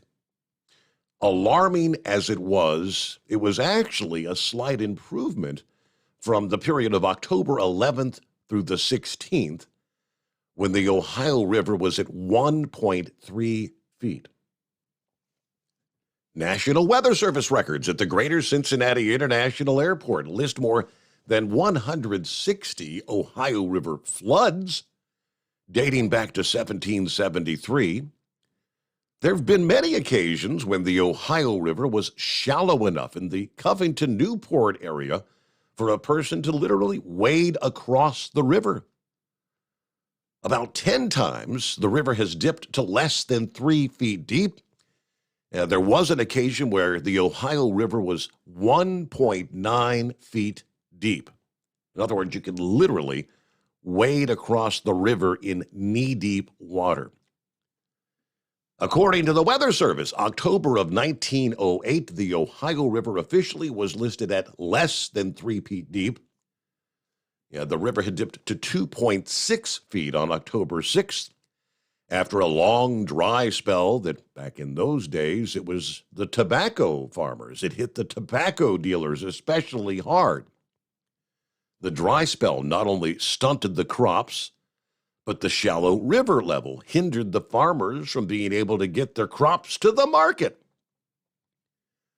Since 1908, the yearly low river mark has gradually increased, with only a few exceptions, like 1927, when the Ohio dipped to 5.3 feet. It hasn't dropped below 10 feet since 1935. Now, things have changed since then. The main reason we tend to take the Ohio River for granted today is the locks and the dams that were designed to keep a more constant water level for navigation and to control floods. These man-made controls have helped prevent some of the extremes, whether it be high or low water levels, that at one point in time were simply determined by nature. It happens. It will continue to happen. We can do all these things in the name of the new Green Deal. We can go all electric, whatever you want to do. It's not going to change a blasted thing as far as Mother Nature is concerned. And that's the fact that people just will not wake up to. But all right, what's going on with 5-7 here? Good morning. Good morning. Yeah, I imagine that your support crew already let you know that the recording didn't come through. We just got dead air, at least on Facebook. I got up this morning. It's probably about the same thing. I got up this morning, drinking my coffee, and there's Joe Biden standing there, and feeding a line of bowl. I mean, if you ain't got nothing, then I guess you're just alive. And it's just amazing to me. I'm sitting there. Can you imagine being Steve Scalise sitting there and listening to Biden talking about just now about attacking members of the government? I mean, him being shot for no reason and the others being shot for no reason other than they're Republicans, but no action taken. Paul Pelosi was just the husband of Nancy. It had nothing to do with the actual function of government, and now it's a major issue. It's all stinking politics. Yep. It's just absolutely ridiculous. I love the fact that all because of the oil companies' major profit gains. Well, they've got the profit gains because they're not able to reinvest into the system to go and reminding everybody. We're talking to the choir here. I know they spent millions and billions and millions of dollars, probably billions, on checking out and exploring for oil, and there's no return. I mean, there's no oil there. Boom, the leases were paid for. They've already spent the money to look, or there's just not enough oil to invest all that equipment out there. So they spend a lot, but to make a lot more, I guess you would say. But there's no windfall profits here. It's the fact that they're being held up in finding more. And apparently they haven't learned in Washington yet that we live off of oil. That's our bloodline. Another thing, last night or early this morning, your news feed was great because it talked about the lie they're saying about Republicans are going to end your Social Security, end all this stuff. Goes down this list, and the newscaster right after that was the politician said what they were saying, that the Republicans were going to take away from the people. Made note that no Republican even mentioned about doing such, taking stuff away from the people. So I think the people by this time, they pretty well got their mind made up. You can't lie out of the fact that they just stopped at the store and got their groceries, and they just stopped and got their gas and their fuel, and they know. They've been asking for a long time why, and I think they're finding out that there's still people. It don't matter. I mean, I got family members in Florida. Yep. They just,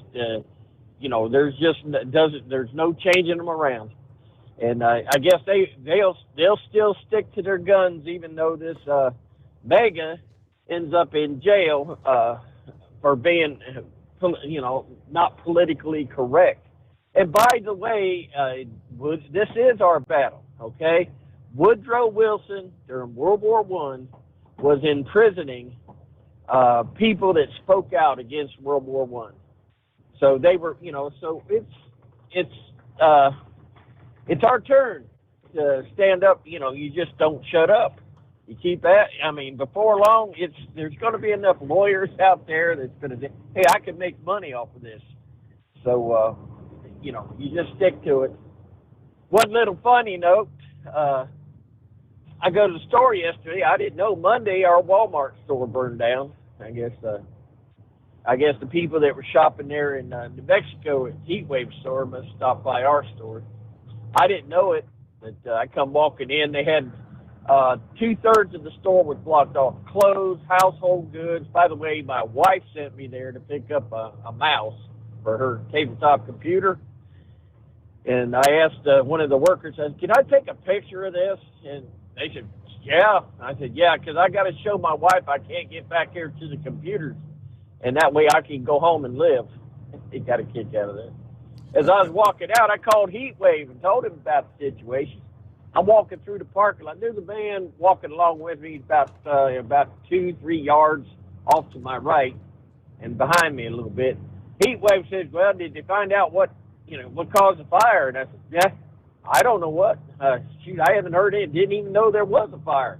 I said, my guess is they plugged in too many of them damn Christmas trees. The heat wave started busting the gut, and so was this guy overhearing my conversation.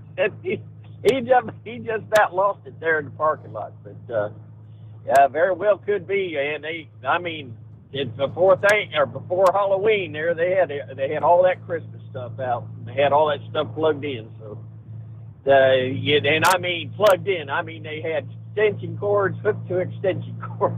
So, there you go. Other than that, we just thought we'd throw that in there. Is that don't have nothing there? Is that the Walmart? Is it Barnwell, or where in South Carolina is that? Barnwell, South Carolina. Yes, sir. Okay. And by the way, that's where I bought my everyday fuel treatment, and I bought the stay bill from that store right there. So it looks like they got the grocery store set up in no time. They've got people from all over the state and Georgia coming in and are restocking the shelves. They are busting tail. I'd say by the end of the week, I'd say by this Saturday or Sunday, you probably won't even know it happened. So you can say what you want about Walmart, man. They know how to deal with a tragedy. But like one lady on my page said, seems like that's happening a lot lately. So they're getting a lot of practice in, I reckon. Yeah, I'm almost laughing. I'm almost chuckling here. 5-7. I'm looking at the story from your local. I believe it's the Fox affiliate, and it does say the fire started in the home and garden section, and there was a lot of Christmas and holiday merchandise, and that's probably you might have nailed that one on the head. Yeah, there was a good deal of Christmas and holiday merchandise in the section where the fire occurred, while shoppers and employees with fire extinguishers were quick to knock down the fire. It was a relatively small fire itself, but I guess the smoke, the chief said that the loss of other merchandise due to smoke damage was much greater. In that respect, they said this is the worst incident the store's seen since Walmart was first located in Barnwell County back in the 1980s. I guess so. Fire crews were on the scene for hours to secure the scene, allowing the smoke to clear. At this point, too soon to say what caused the fire. We're working to speak with witnesses. We're looking at surveillance video, but there were electronic items in the area. Not clear if that contributed to the fire. Yeah, they might have pulled one of those, Chinese manufactured Christmas trees, the pre-lit guys out of the box. There may have been a short, right? It's kind of comical, but yeah, he was kidding around, but he may have nailed that one on the head because that's exactly where the fire was. Hey, we'll get back to the calls in 2. It's coming. Crisp fall mornings turn bitter cold. As you fire up your diesel, you can see your breath on the inside of the cab. Imagine looking deep into your engine. Freezing temperatures impact your diesel's fluids, especially fuel. On a 23-degree morning, the paraffin wax in your untreated fuel starts to morph from fluid to large crystals. These crystals clump together and form a gel. At minus 10 degrees, your fuel hits the point where it no longer pours like a liquid. It's so dense that the flow through the fuel filter will slow, causing hard starts or no starts. Get prepared now for the cold that is coming. Hot Shot Secret Diesel Winter Anti-Gel is a premium fuel additive that lowers your fuel's pour point to minus 65 degrees. If it's that cold out, you shouldn't be on the road. You ought to be at home in front of the fireplace. Hot Shot Secret Diesel Winter Anti-Gel Premium Fuel Additive. Available now online at hotshotsecret.com. Hot Shot Secret. Powered by science. Dean Michael, the tax doctor here. I have one question for you. Do you want to stop worrying about the IRS? If the answer is yes, then look no further. I've been around for years. I've helped countless people across the country, and my success rate speaks for itself. So now you know where to find good, honest help with your tax problems. What are you waiting for? If you owe more than $10,000 to the IRS or haven't filed in years, call me now at 888-557-4020 or go to mytaxhelpmd.com for a free consultation and get your life back. If you're looking to improve fuel economy, try Hot Shot Secret's Everyday Diesel Treatment.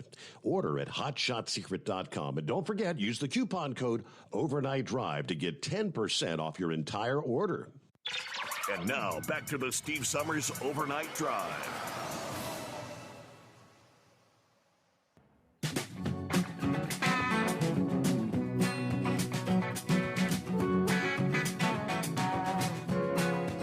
Yeah, I'm looking at Buckeye Boy's post. That's pretty comical. Buckeye Boy, we actually had a cat with the exact same name as that dog you loved so many years ago. Buckeye Boy said, checking in from Fort Pierce, Florida this morning. 78 degrees. I'll take that. Got my delivery off in Bluffton, South Carolina. Headed south. I'm at the hotel till Friday. Do my pickup in Vero Beach, Florida. I'd probably head back to Bluffton to do my pickup on Sunday. Looks like the puppet in charge can now talk to deceased people. In a Florida speech, he said that he had actually spoke to the inventor of insulin when he was overseas one time. Yeah, that's kind of odd because that guy died a year before Biden was even born. That's a true story. It's another comical, the comedy of lies from Joe Biden. But then he says, my Facebook account was on a 30-day restriction for about 6 hours until they realized they were wrong in doing it. I had made a comment on a post that someone had made about what was the name of your favorite pet. Well, years ago, I had a dog that I named after the Greek goddess of the elements. You'll have to look it up because if I say it, I may get in trouble because it also happens to be the 4-letter name of a very bad group in the Middle East that went by that name 30 years after my dog had passed away. Anyway, I had posted the dog's name and said that I had loved that dog, and it got flagged. They said I went against community standards, banned me for 30 days until I appealed it. And I guess someone actually looked at it. They reversed it once they actually read my post. Unbelievable. Have a great night, everybody. Be careful out there. And I know what his dog's name was because, as I said, we had a cat. My grandfather had named the cat. It's a cat that was a stray that actually had no ears. At first, he was going to name it No Ears, and we called it No Ears for a while, but it was Isis. I-S-I-S. Isis was the name of the cat. Yeah, beautiful female kitty cat. And going back when, you remember that group, the group by the same name was something that was in the news every single day. And I assume the artificial intelligence or whatever that's monitoring things you post. If you post, you use the word ISIS, and he said he loved, so they're thinking that there's, hey, you had ties to terrorists or something. That's what the algorithms thought until if you don't appeal, you don't get out of jail. He made the appeal. I guess at that point, someone physically has to go look at what was posted, how it was said, and they said, oh, okay, that was the name of his pet. Okay, sorry about that. But, yes, indeed. Yeah, President Biden. Another noteworthy gaffe on Tuesday while campaigning for Charlie Crist there in Florida, in Miami. While addressing the crowd, the president noted that he had spoken with the man who invented insulin, Frederick Banting. Biden says, quote, "How many of you know somebody with diabetes and needs insulin? Do you know how much it costs to make that insulin drug for diabetes? It was invented by a man who didn't patent it because he wanted it available for everyone. I spoke to him." No, Joe, you didn't. Yeah, problem with that antidote is Banting died at the age of 49, February the 20th of 1941, just shy of 2 years before Joe Biden was ever born in 1942. Maybe in his mind he had spoke with them. I don't know. Sleepy Joe. I think he just makes things up as he goes, right? Oh, yeah, that guy. Yeah, I talked to him years ago. Great guy. He had died before I was born. All right, real quick, live before we hit our bottom of the hour news break, transportation officials are scheduling a 9-day closure of an Ohio River bridge. And this is going to cause some headaches. I'll get the rest of the story. This is connecting Indiana and Kentucky. I-64 eastbound lanes that connect New Albany, Indiana to Louisville, the Sherman-Minton Bridge. Yeah, mark your calendars. It will close on November the 28th. It's, I believe, a 9-day closure. The 59-year-old double-decker bridge undergoing a long-term renovation that they say will probably add up to 30 years to its lifespan. They're going to be doing some demolition work during the closure. Transportation officials said the suggested alternate route during the closure would be I-265 in Indiana to I-65. All right, there you go. Closure in Kentucky. Mark your calendar, November 28th. That'll begin. It is the Steve Sommers Overnight Drive. USA Radio News. I'm Tony Maruso reporting. Chief Justice John Roberts temporarily blocked a House of Representatives committee from gaining access to former President Donald Trump's tax returns, effectively pausing the fight over a request from lawmakers that he claims is politically motivated. Pennsylvania's highest court ordered officials to disallow mail-in ballots with the wrong date marked on the envelope, potentially throwing out numerous votes in close races that could determine control of Congress. Israel's former premier Benjamin Netanyahu was poised for a dramatic return to power, claiming a huge vote of confidence from voters and declaring that his right-wing camp was on the cusp of a resounding election win. And President Joe Biden's approval rating edged higher with just a week to go before midterm elections, according to a Reuters Ipsos opinion poll. This is USA Radio News.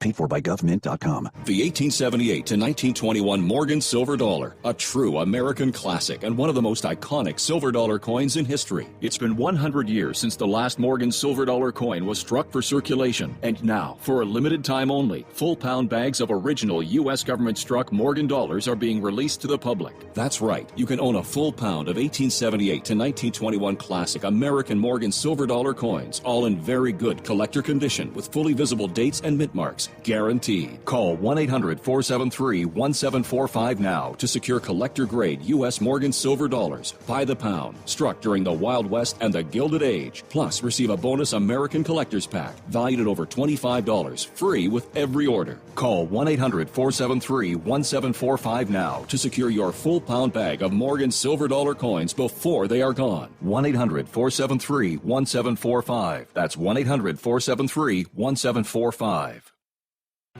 Do you have a Dodge pickup and hate your automatic transmission? Of course you do. LaVon Miller at Firepunk Diesel here, and we specialize in heavy-duty and performance transmissions for your 3-quarter or 1-ton Cummins-powered truck. So if you're interested in turning your stock slush box into a towing monster, call us today at 614-733-3744 or visit us online at shop.firepunk.com.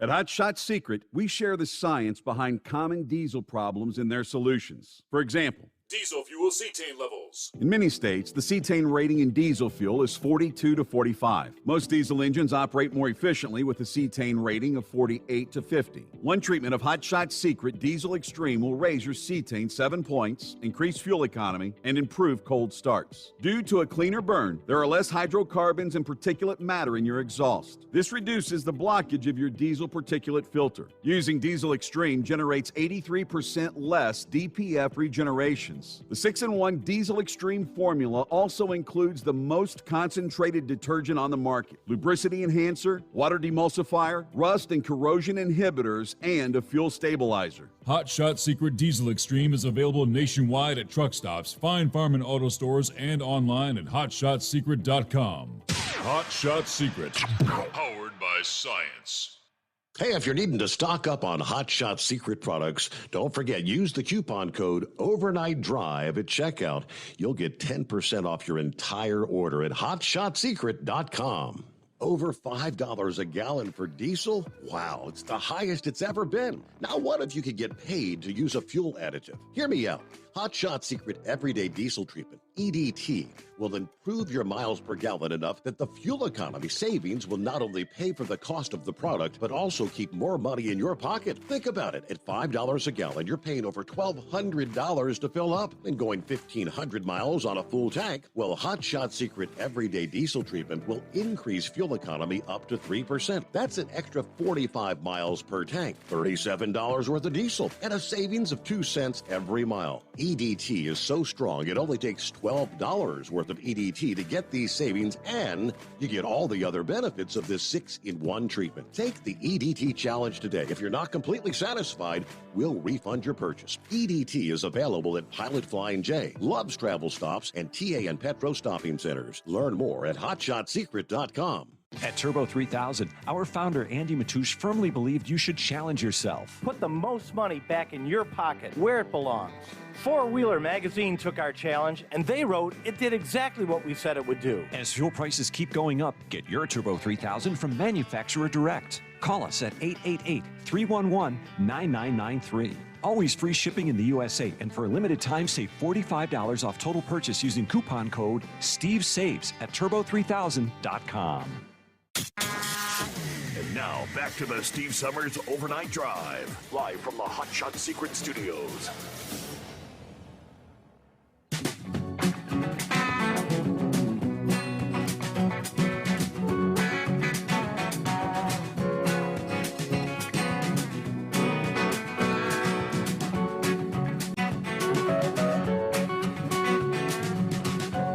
Okay, back at it here. I was looking at some of the comments. Ace had chimed in a bit ago. He said, there's a businessman in Houston that put a $10 million bet on the Astros to win the World Series.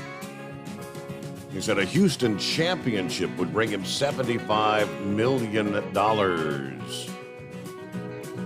First thing I thought, I wonder if there's that big businessman, the furniture guy that makes all these crazy big bets on sporting events. I said, I wonder if that's the same guy. Yep, sure enough it is. Mattress Mac, as he is known. $10 million wager.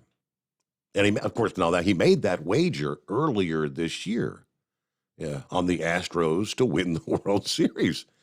If indeed the Astros do regain the Major League Baseball crown, Mattress Mac, Jim McIngvale, is that his name? Jim will win an eye-catching, eye-watering $75 million, which has been widely reported as maybe the largest payout in sports betting history. Mattress Mac said the excitement is real in Houston. The entire town is fired up about the Stros, adding that he had high propensity for risk. He does this a lot. All right. That's pretty incredible. $10 million. I guess if you got money to burn, what the heck? You can't take it with you when you're gone, right? Just what's going on, High Tech? You got $10 million to spare on a bet? No, I got him beat, though. I have put a $2 bet on a $1.5 billion payout. Powerball flipped over again. It's $1.5 billion. So I got $2 in on that. There was not. I had not yet seen that. There wasn't a winner last night. Wow. So if nobody gets it next time, we're in world record category or territory. I can't believe you. Okay, so the website did come up. Even the dogs are getting excited about it. $1.5 billion, $1.5 billion. I mean, I think they've gone like 50 draws. No, it's got to be over 40 draws without a winner now. Yeah, well, I need more than that because I know Elon bought Twitter. I want to buy YouTube so I can fire them very nice people. Yeah, right. Those. Yeah. I guess you heard that that show Louder with Crowder got suspended just before the election. Louder with Crowder. I've heard of the show. Is that a radio? Is it a podcast thing? Let's put it this way. He had more during the most fair and honest election in our history in 2020. He had more viewers than all the other networks combined. Wow. More people were watching the election coverage through his channel than anybody else. And he was already getting ready to do election coverage of this one. And, he's on his second suspension. He got suspended a few weeks ago for having Carrie Lake on there. And Carrie Lake mentioned something about the most secure and honest election in history. So that got him suspended a couple of weeks ago. And I think it was yesterday, he mentioned something about her being back on there, and they suspended him again. Wow. So it's like YouTube has got to be such a political platform now. That's why I pretty much quit making anything except little dog jumping around videos for YouTube, because if I can't say what I want to, I didn't figure there's no sense of saying anything at all. Oh, guess what? We're going to have spooky, first time in history. This election day, we're going to have a blood moon. Yeah, I saw that. Yes. Yeah, so that's just another, what do you call it, straw. I wonder which straw is going to break the camel's back this time. Yeah, the blood red moon, full lunar eclipse. So we got a full moon plus the eclipse all taking place there. Is that election morning or election night? I got to double check. I'm not sure. I think it's election night, but yep. So we got that, and then you're talking about our fearless leader up there. Did you notice he's been getting IV transfusions in his hand? Oh, Vladimir, that's the speculation. I saw that. Yes. No. Our Ours? fearless leader. No. Yeah, President Poopy Pants. Oh. Yeah. They've been getting pictures of him. He's got IV marks in his hand, and I was wondering what kind of IVs they have. He has two in the big veins in the back of his hand. He's got two of them, and it's swollen up enough where it can't be from just one occurrence. So he's apparently been getting multiple IV treatment for something. Don't know what it is, but something's left marks on his hands right there. Maybe he's battling. Photographs don't lie. Maybe he's battling dehydration or something. Yeah, well, he's battling something. He's battling senility. So I hate to say I told you so, but I knew this year's election time's going to be a fiasco. And it's only one thing's going to top off the 2024 or 2022 election, and that'd be the 2024 election. And I guess you heard Kavanaugh didn't let them have Orange Man's tax records. Yeah, I saw that they put that off. Yes, sir. Yep.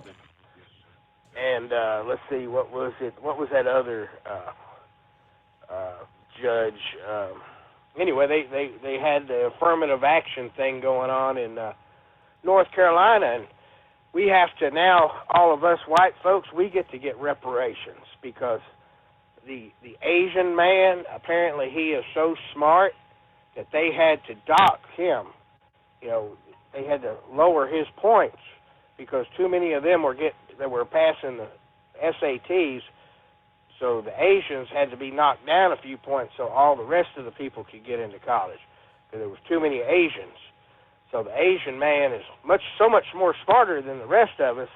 So I think he needs to pay us all reparations. Oh boy. And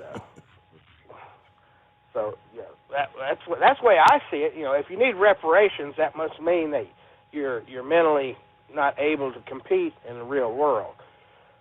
So we got to have reparations. We got to feel sorry for all those people that aren't smart enough, and they need equity. That's what they're using the word for it.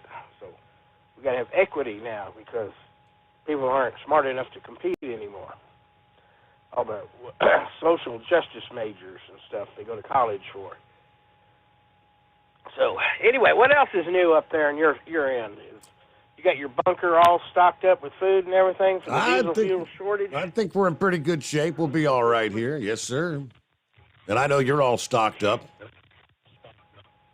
Well, I don't know if I'm stocked up or not, but I would say I am better than most. You know, I got a new toy the other day, a few days ago, and it just shows me how paranoid the world is. I got me one of those little toy drones. Yeah. And I went flying it around, you know, looking on my little bitty phone screen, and I'm flying it around, and the neighbor was out with his shotgun trying to shoot it down. It's like, really? Really? You're worried about that little Chinese drone? I mean, have you ever looked at Google Earth? The government flies over your house every couple of years and takes high-resolution photographs. Yeah, I see the photograph. They still got the Firebird out in my driveway when they took the last photograph, which I haven't had that in a couple of years. Well, Tennessee does it every 2 years because they use it for the tax assessors, and so they actually have airplane it's not satellite. They have aircraft that fly over the whole state and photograph everything. So you can look at mine, and I think there's still a horse out in my front yard. But she's been gone for a couple of years, so they're due to update that photograph again. Right on. So, yeah, all a drone is, it's not the camera on most of the cheap ones. The camera on your phone is better than the camera on the drone. So it's like a little toy flying around. It's not like they do make some that are $7,000-$8,000, but the ones you see flying around, they're not that good. It might be a good thing for a truck driver, you know, if you could figure out a way to launch it out your window and check out the loading dock before you ever get to it, or fly it. You're at the pump, you know, fly it over and find your parking space before you ever get in there. You can just fly that drone over there and say, "Yep, there's a parking space back there in the back. I think I'll get to that." So there might be a use for it. You need to get on top of that. You got to get a patent on that. Truck driver special. Parking lot, find your space. All right. It's 844-844-3388. What's going on with the Lone Ranger? Hey there. Good morning. Well, I was watching a program last night, and I didn't know he was coming on, but Dementia Joe came on. And it was so pathetic that the show host actually apologized for airing it because it went for 25 minutes, and he thought it was only going to be 10 or 15, because what does Biden actually have to say? He doesn't have any accomplishment to talk about. Spent the whole 25 minutes blaming Republicans for everything. And he kept saying, I wish somebody would have counted how many times he said the word democracy over and over and over. It was, I couldn't wait for it to go off, but yet you have to pay attention to what's going on. So I watched the whole thing. It was just repetitive. Blame Republicans for everything. Never talked about any accomplishments, why you should vote. He said you should vote Democrat because if you don't, we're going to lose our democracy. Correct. Now, I don't even know what that means. How do you lose your democracy? Democracy is a form of government we have. So I said, well, let's see. I wonder if I can figure out how we can lose our democracy by voting for Republicans. So I looked up the definition of democracy, and here's what it says. It says a system of government by the whole population of all the eligible members of a state, typically through elected representatives. So that means basically we have a government of by and for the people, which is what it says in the Constitution. So if you vote for Republican, how can you lose that?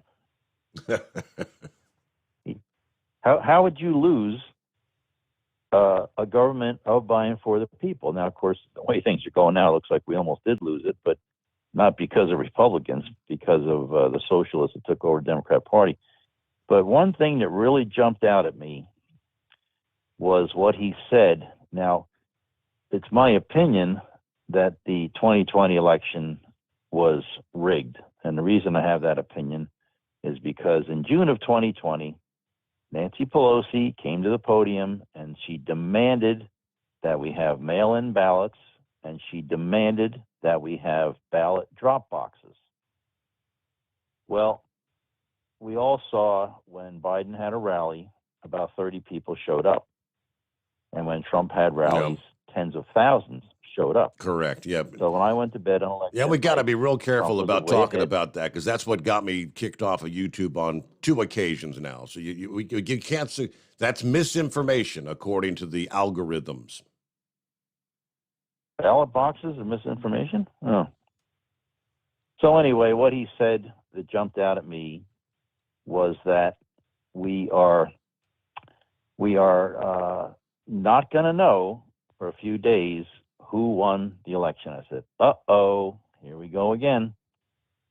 Counting them after the election, here we go again. So that's a little bit of a warning sign, in my opinion. And that is a factual statement from that was in your state of Pennsylvania, because I shared that the other night. That is a fact that they said.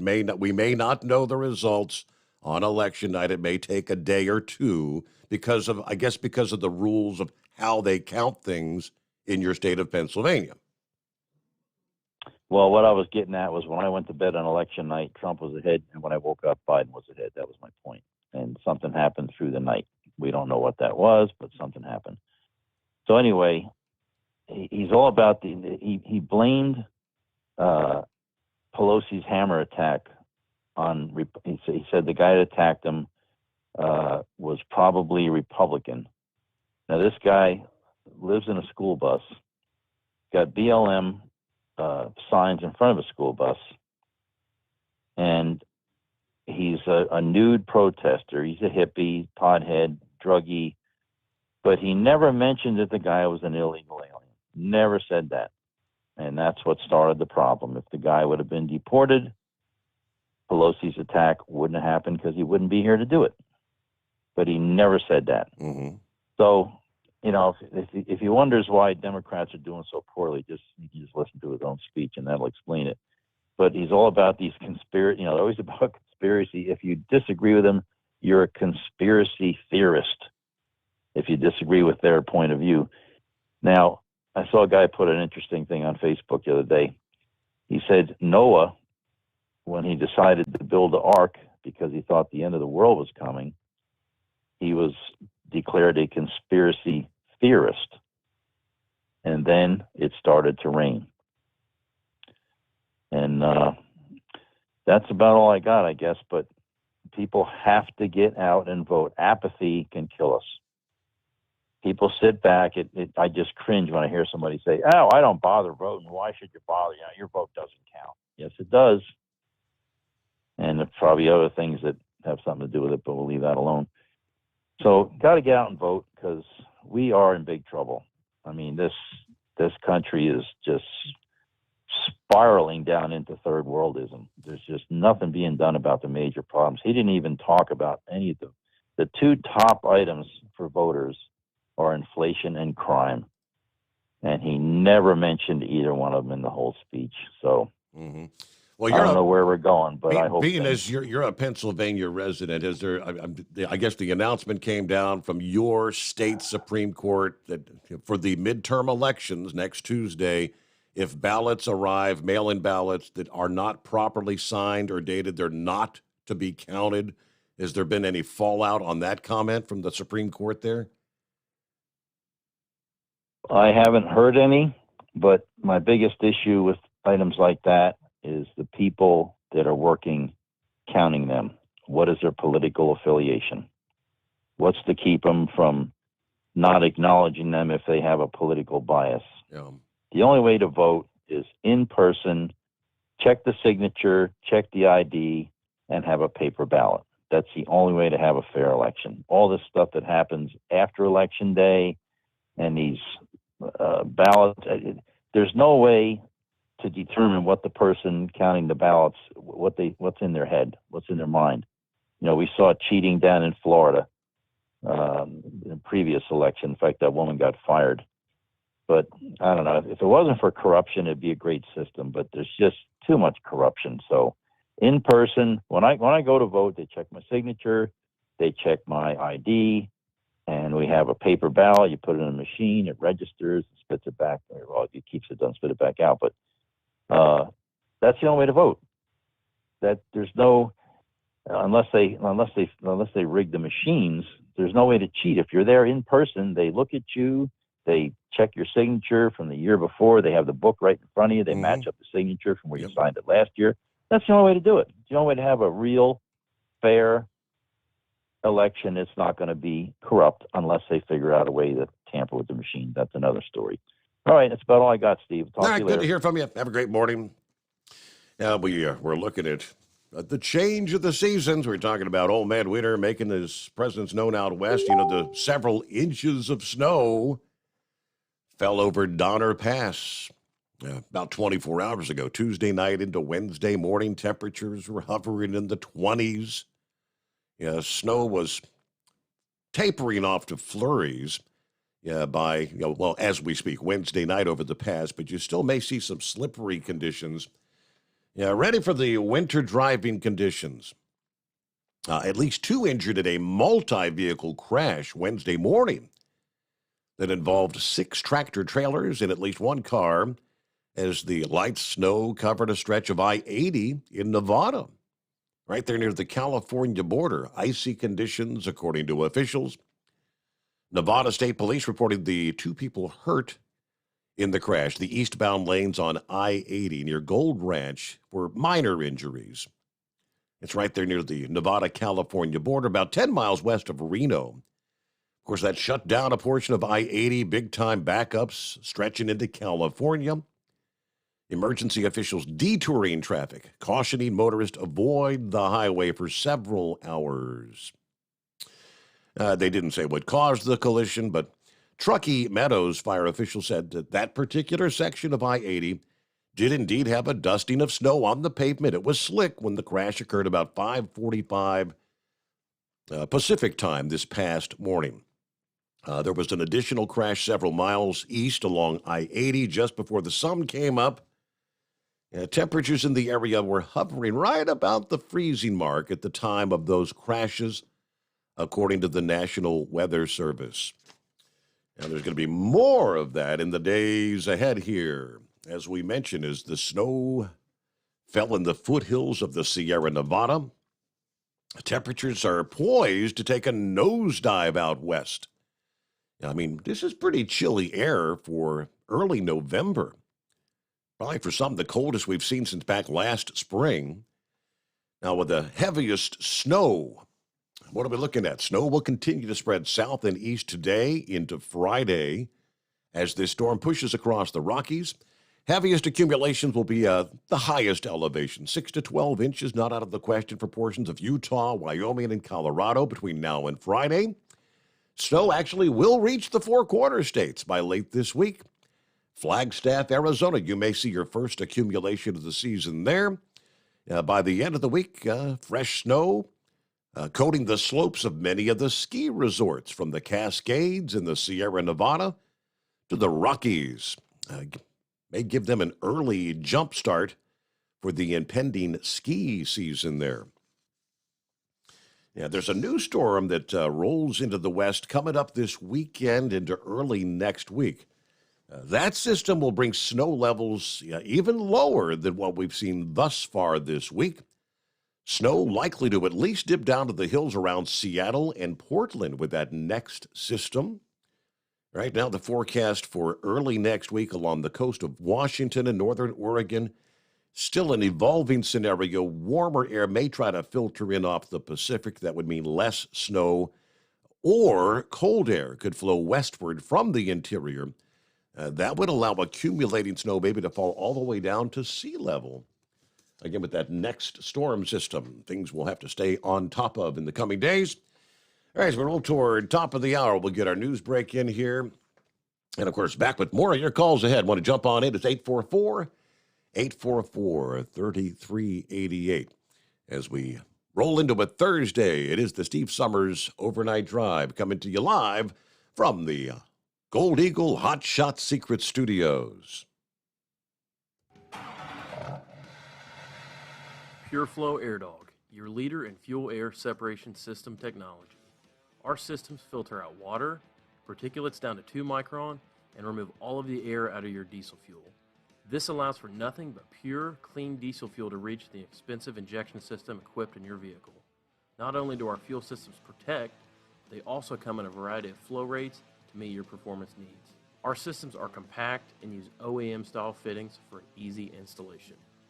Learn more about our product at www.pureflowairdog.com and be sure to follow us on Facebook and Instagram. Protect your investment with PureFlow Air Dog. At Hot Shot Secret, we listen to our customers. Everyday Diesel Treatment delivers a 6-in-1 premium fuel treatment for every fill-up, every time. Our fans call it EDT. I'm Nathan from Ellisville, Mississippi, and I drive a 2017 Ford F-350 Power Stroke. I've been using Hot Shot Secret EDT every tank for almost 3 years, and I've seen about 1.5 to 2 miles per gallon increase in fuel mileage. Everyday Diesel Treatment is available at truck stops, Tractor Supply, O'Reilly's Auto Parts, and online at HotShotSecret.com. Drivers, you demand that your equipment's reliable and dependable, and that also applies to your headset for communication. Well, our friends at Stellar Electronic have you covered. The Pluto Duo headset bundle is the best communication headset you can find in the industry. No matter the challenging environment you're driving in, the Pluto headset will make you sound crystal clear all the time thanks to their 99% noise cancellation. And the Duo's not only a stereo converter for the headset, but also a power bank so you can charge as you go. Learn more at StellarElectronic.com or visit them on Facebook. Hey there, listening friends. I want to remind you, don't forget you can get 10% off your entire order at HotShotSecret.com by simply using the coupon code Overnight Drive. Keep the bugs off your glass and the smokies off your ass. This is the Overnight Drive with Steve Sommers.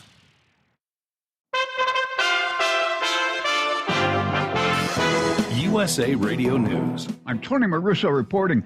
President Joe Biden talking election integrity in Washington Wednesday night. Biden warned that a significant number of election deniers are on the ballots nationwide this year, and they may try and stir up discord in the process. We know that more and more ballots are cast in early voting or by mail in America. We know that many states don't start counting those ballots till after the polls close on November 8th.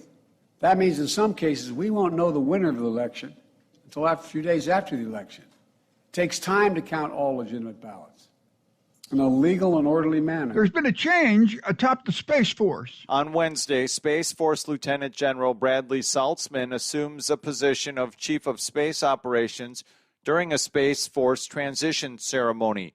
Speaking at Joint Base Andrews in Maryland, Chairman of the Joint Chiefs of Staff, Army General Mark Milley, says the Space Force should be the most capable such branch in the world. It's to make sure that we are the dominant power. We are the power that has the most capable Space Force in order to do a single thing, and that is to prevent great power war. From the USA Radio News Phoenix Bureau, I'm Tim Berg. Less than a week to go before Election Day 2022, in Arizona, Maricopa County Recorder Steve Richer says people can still vote early, but it's too late to mail in their ballot. If you have your early ballot and it is already voted and it's in its green envelope and it's sealed and it's signed, and that's all wonderful, but please do not mail it back through the United States Post Office at this point, because that is their recommendation. On Tuesday, a federal judge ordered armed members of a group monitoring ballot drop boxes in the state to stay at least 250 feet from the location after complaints that people wearing masks and carrying guns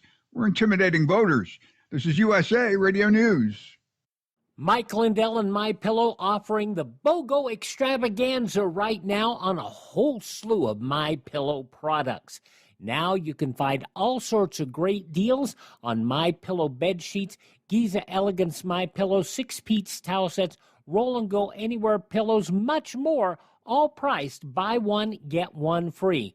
Go to mypillow.com/USA, use promo code USA, or call 1-800-951-8175 and find you some great MyPillow products. They're all available. Oh, by the way, you can also get Mike's book absolutely free with any purchase, but you have to go to mypillow.com/USA or call 1-800-951-8175 and make sure you use the promo code, the buy one, get one extravaganza, going on right now at mypillow.com. Grain is scheduled to roll out per usual from Ukraine. Russia is doing an about-face on Wednesday. It said it will resume participation in an agreement allowing grain exports to leave Ukrainian ports. This happened days after suspending its involvement over an alleged attack on its Black Sea fleet. Since July, the grain deal was a crucial step to help alleviate the deepening food crisis around the world. From the West Coast, USA Radio News Bureau, I'm Lance Pry. Kyrie Irving is trying to make amends. The Brooklyn Nets star and his team will each donate $500,000 in the wake of his social media post about an anti-Semitic book and movie. In a joint statement with the Anti-Defamation League, the point guard said, "I'm aware of the negative impact of my post towards the Jewish community, and I take responsibility." The Holocaust Memorial and Tolerance Center's Alan Mindel says that anti-Semitic posts like the ones from Kanye West and Kyrie Irving have a real-life impact on how Jewish people are viewed. All this propaganda absolutely does have a real-life impact. It absolutely hurts people, and the hurt is going to continue. Christina Applegate says she was diagnosed with MS last summer. She's put on 40 pounds and has to walk with a cane now. The actress told the New York Times there were signs she ignored. One day, while she was shooting a dance scene for season 1 of her Netflix show, Dead to Me, she fell off balance. Production for the show stopped while she got treatment. Season 3 will premiere on November 17th. For USA Radio News, I'm Tony Maruso. Do you owe the IRS $10,000 or more in back taxes? Are you being audited or investigated? Has the IRS sent you a letter demanding payment? You may not owe what they claim. Make this free call to the tax doctor now. Let them negotiate with the IRS on your behalf. Call 800-631-9123. 800-631-9123. That's 800-631-9123. At Hot Shot Secret, we share the science behind common diesel problems and their solutions. For example, Diesel particulate filter regeneration. the DPF catches particulates left over from combustion. The DPF regeneration cycle cleans the filter with temperatures exceeding 1,000 degrees Fahrenheit. A computer sensor triggers the DPF regen, which is often accompanied by a loss of power and fuel economy. The frequency of DPF regens are in correlation to the cleanliness of the fuel burn. Under heavy operation with the dirty burn, DPF regens can occur multiple times per day. Hot Shot Secret Diesel Extreme Fuel Additive promotes a more complete combustion, creating fewer emissions and therefore fewer DPF regens. Vehicles using Diesel Extreme experience 83% less DPF regens. Hot Shot Secret Diesel Extreme is available nationwide at truck stops, Fine Farm and auto stores, and online at hotshotsecret.com. Hot Shot Secret, powered by science.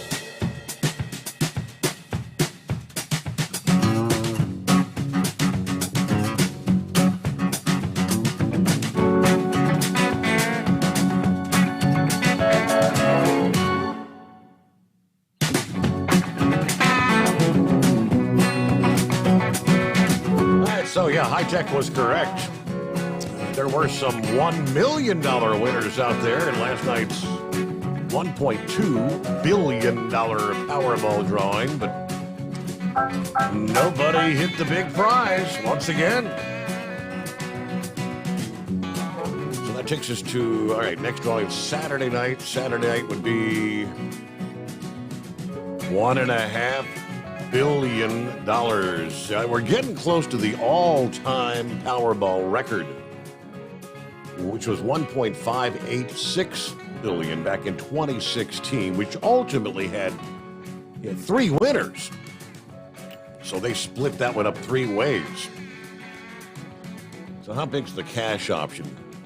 $1.5 billion. If the winner takes the cash option, it would be a lump sum of $745.9 million, minus taxes, of course. That's probably going to cut that about in half, too. So I'm looking at a report out of the ABC affiliate out of California there, which I guess there were several $1 million winners, got the 5 numbers, but missed that Powerball number. There were actually, they say, 16 tickets across the country that had the $1 million prize, 3 of which actually had the power play, which the number 2 came up to. That'd be 3 people won $2 million. All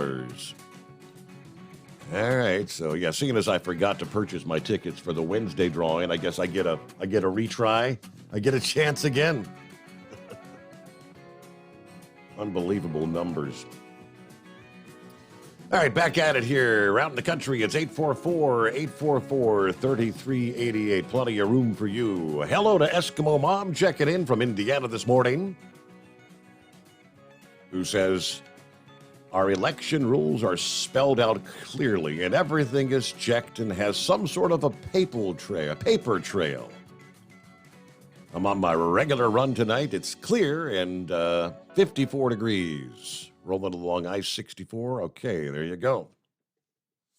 Rick in Columbus, up and at 'em. First cup of coffee, right? Yes, indeed. Yeah, I had some big-time fog in Columbus this past morning, and the forecast is for more of the same. Yeah, there are some dense fog advisories from central Ohio, right up to north central and northeast Ohio, northwestern Pennsylvania. As we roll through the overnight hours, visibility is down to less than a half mile at times. Especially watch out for some of those river valleys and things like that. All right, thanks for the heads up. And Scarecrow checks in here on a Thursday morning. What's going on, Scarecrow? Well, Steve, I don't know if this is purely coincidental or if there's something more at play here. It was after, I think, Monday's call from Ranger. I was thinking, that boy needs to call in more often. There's just too many of us listeners that miss his routine calls and all.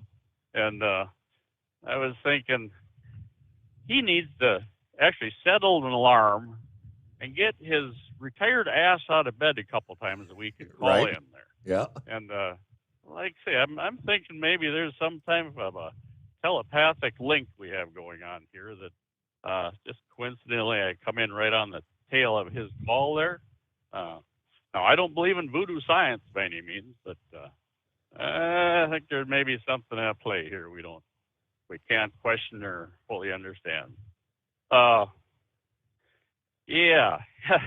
Weather-wise, woke up yesterday afternoon about 3:30 and shucks, we had 78 degrees outside, and nobody had to twist my arm and drag the scooter out of the garage and put on maybe just an hour's worth, but just to say I rode in T-shirts in November in Wisconsin, that's not too bad for a scooter ride, We got a little issue going on over there in Korea right now. Just messaging with Junior there a little bit yesterday. He said the stress level with our troops and whatnot right now is off the charts. There was 20 some missiles that they launched from up in the north yesterday, was Yeah, it? Day before, something like that. 23, as a matter of fact. And the headline says one of which landed off the South Korean coast for the first time. Very, very close, right? So tensions are high. Yeah. I think they said it landed in South Korean waters anyway, and for the first time, South Korea launched planes, and I can't call it retaliation, but as a display of force. And I think they actually fired some missiles. Maybe with the north as a backdrop or whatnot. But so either way, yeah, things are very, very active for the kid right now.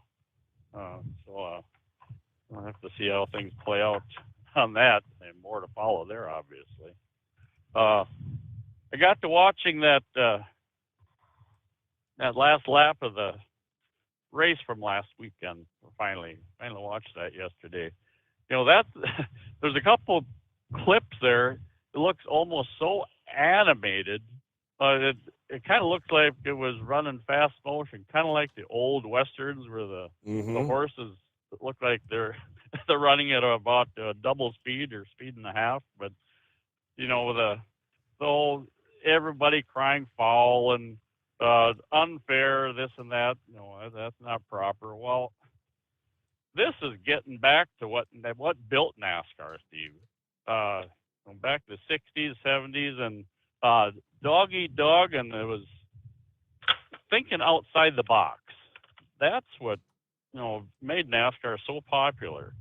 And I'm sure there's a X number of viewers that probably have watched this clip and watched the end of that race and whatnot, and out of curiosity, if nothing else, they'll maybe tune in the race this weekend or such. But no, that's this is what NASCAR used to be. Like kind of a dog eat dog, and whatever it takes. And NASCAR is smart. They'll leave things alone, and maybe behind closed doors they are saying, attaboy, way to go. Yeah. What he actually did was, in recent years, they've come to the virtual racing. Remember early on in the pandemic when they weren't actually going to the track and racing they were doing the virtual racing thing. We got our own Michigan Madman that does the virtual racing thing. What he physically did in real life, what would be a move that someone in a virtual racing, a game would have been. That's pretty much what he pulled off. He may have done that before in virtual racing, and I guess he said, I'm going to try it in the real world, and it actually worked. Right. I think I heard that, it was probably on Monday already that he said in the gaming and such it had worked several times for him, so he thought, well, here's a crapshoot, we're going to go for it. And, and my thoughts are our local track, near La Crosse, if someone were to try that, well, that has kind of a artificial brick texture to it. And I'm thinking, when a car touches that, it just grabs that car and is going to grind it to. Right. The sparks are going to fly then, but certainly you have to have a smooth surface for that to play out, and hopefully the fenders aren't going to come contact with your tires and all. But no, shucks, that's worthy of a fist bump and whatnot. And the good news, bad news. Well, the good news is out of the way. I've noticed, years back, Steve. The first 25 years of my driving involved a lot of exposure to the beverage can, industry, aluminum, manufacturing and such. And each facility, I thought, God, I can't say it stinks in here, but how can these employees stand, to smell this all the time? You could look up at the lights and you could see just kind of a slightly bluish gray haze. And I'm assuming it's probably lubricating oil and whatnot, from the presses and whatnot. And yes, I know, some individuals from our local plant there in La Crosse, they had health issues. Uh, and now, also I've lost several friends that worked in machine shops, pretty much all their adult life. I really think exposure to, cutting oils and whatnot, the industry will obviously deny it, but and this is my personal opinion, and from my witnessing what has happened to those around us, both friends and family now, much like those in the coal industry and whatnot. That it come to light last week. There was a basketball, I think it was a college game. There's a coal miner. He'd promised to take his son to the game. I saw that. And, yes. Yeah, that probably went viral. And so it's obviously those guys are still exposed to, all that coal dust, and I'm sure the black lung is still, there. And years back, the farmers and whatnot, I think they called that the brown lung, from all the dusty environment and such.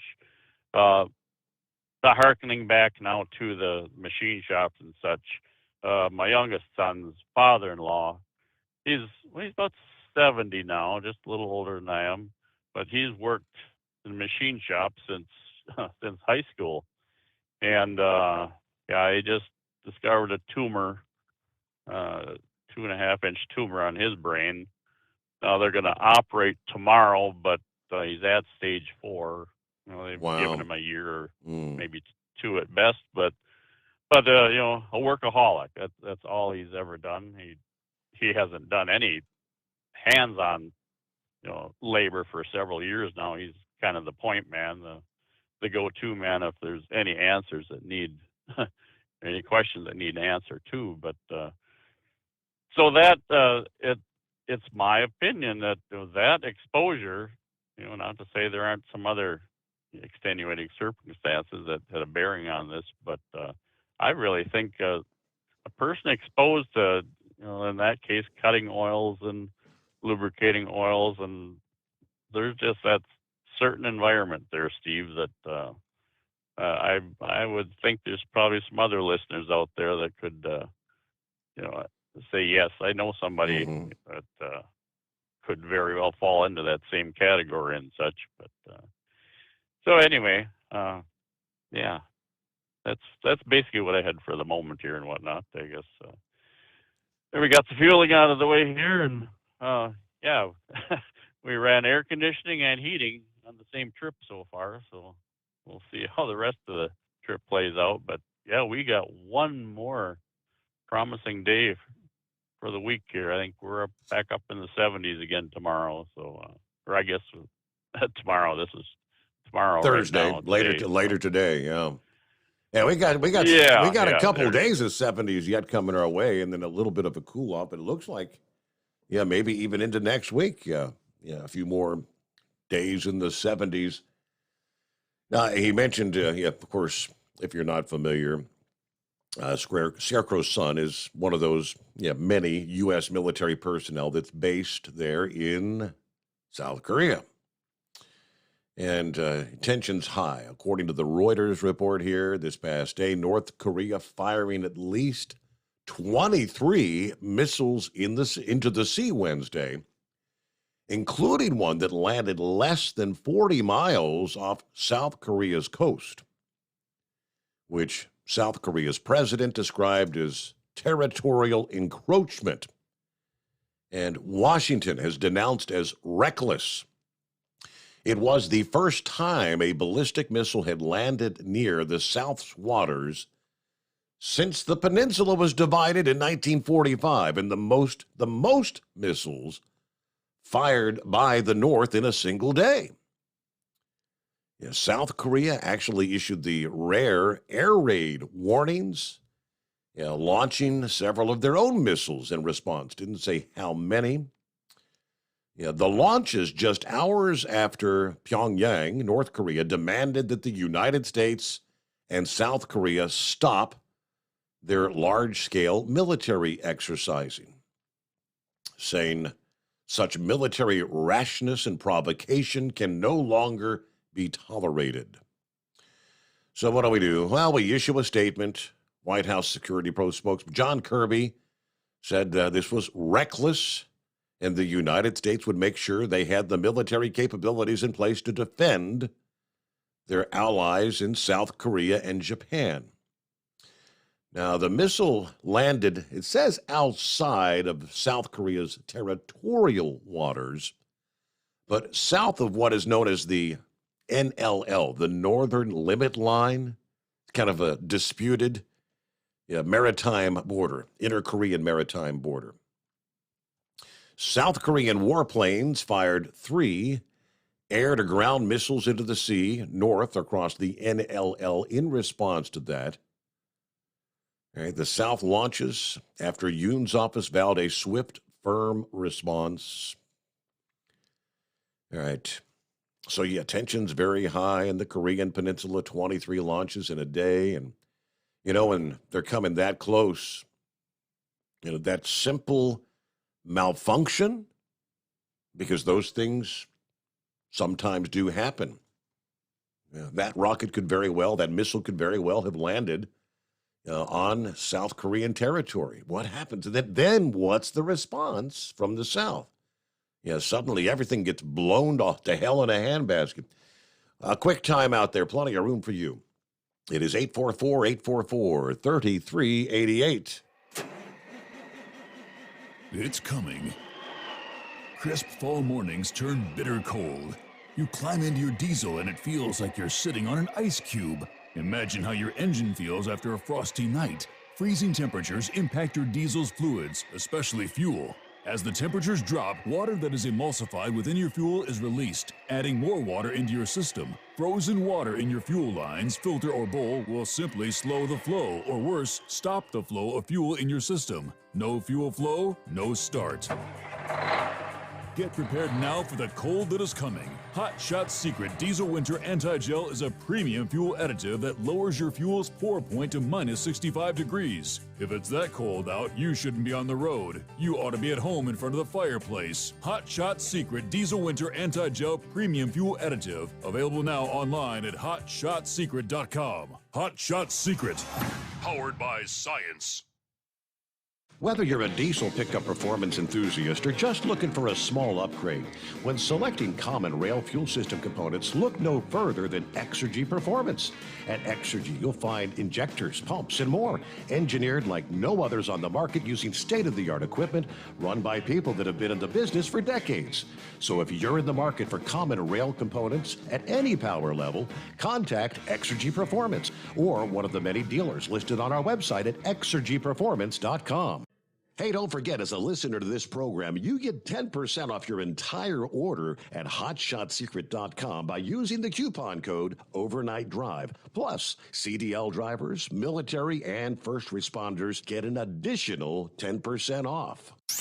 The Overnight Drive with Steve Sommers. Live from the Hot Shot Secret Studios. Call Steve now. 844-844-3388. That's 844-844-3388.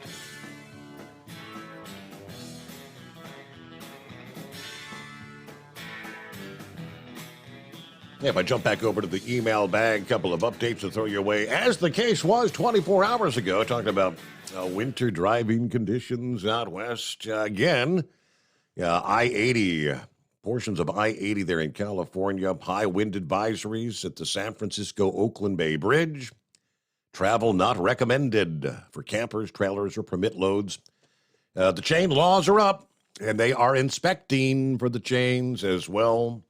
The screening on both sides, east and westbound. In the northern California area, the Sierra Nevada, chains are required on all vehicles except four-wheel drive vehicles with snow tires on all four wheels. Pretty much identical again to where we were 24 hours ago. Please research your chain control locations as Caltrans is working to update their chain control descriptions for consistency with internet mapping like Google Maps and MapQuest.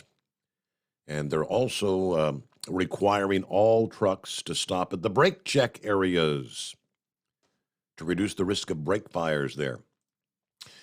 Prices at the pump. Someone advised us here a couple of days ago that prices did like a 40-cent jump up toward the Dayton area, whoever that was. He said, just so you know, Steve, you'll probably see an increase here in the next few days. Well, sure enough. Doughboy checked in here a few hours ago. He said down in Florence, Kentucky, the price for regular unleaded went from $3.36 yesterday to $3.80 per gallon today. There you go. There's that 40-cent jump, right?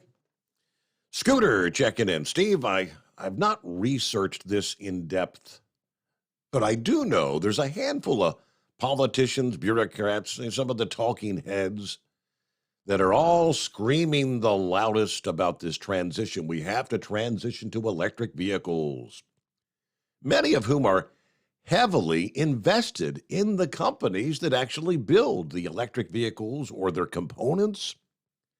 Same goes with all the wind and solar stuff. I mean, really, the people that are setting the policies and making the legislation, they should not be allowed to invest in these markets. Why in the hell should they push this crap and actually funnel the taxpayers' dollars to pump up the portfolios of theirs and their donors? Scooter, yes, it's been a point of contention for many, many years. How many times have we talked about the likes of Pelosi and in Paul Pelosi's investments? The fact that Nancy sits on, she's in the House and she knows what's going to be voted on legislation for varying industries. And, of course, she said, I don't talk to Paul about any of these things. We don't discuss. He does all of his investing on his own.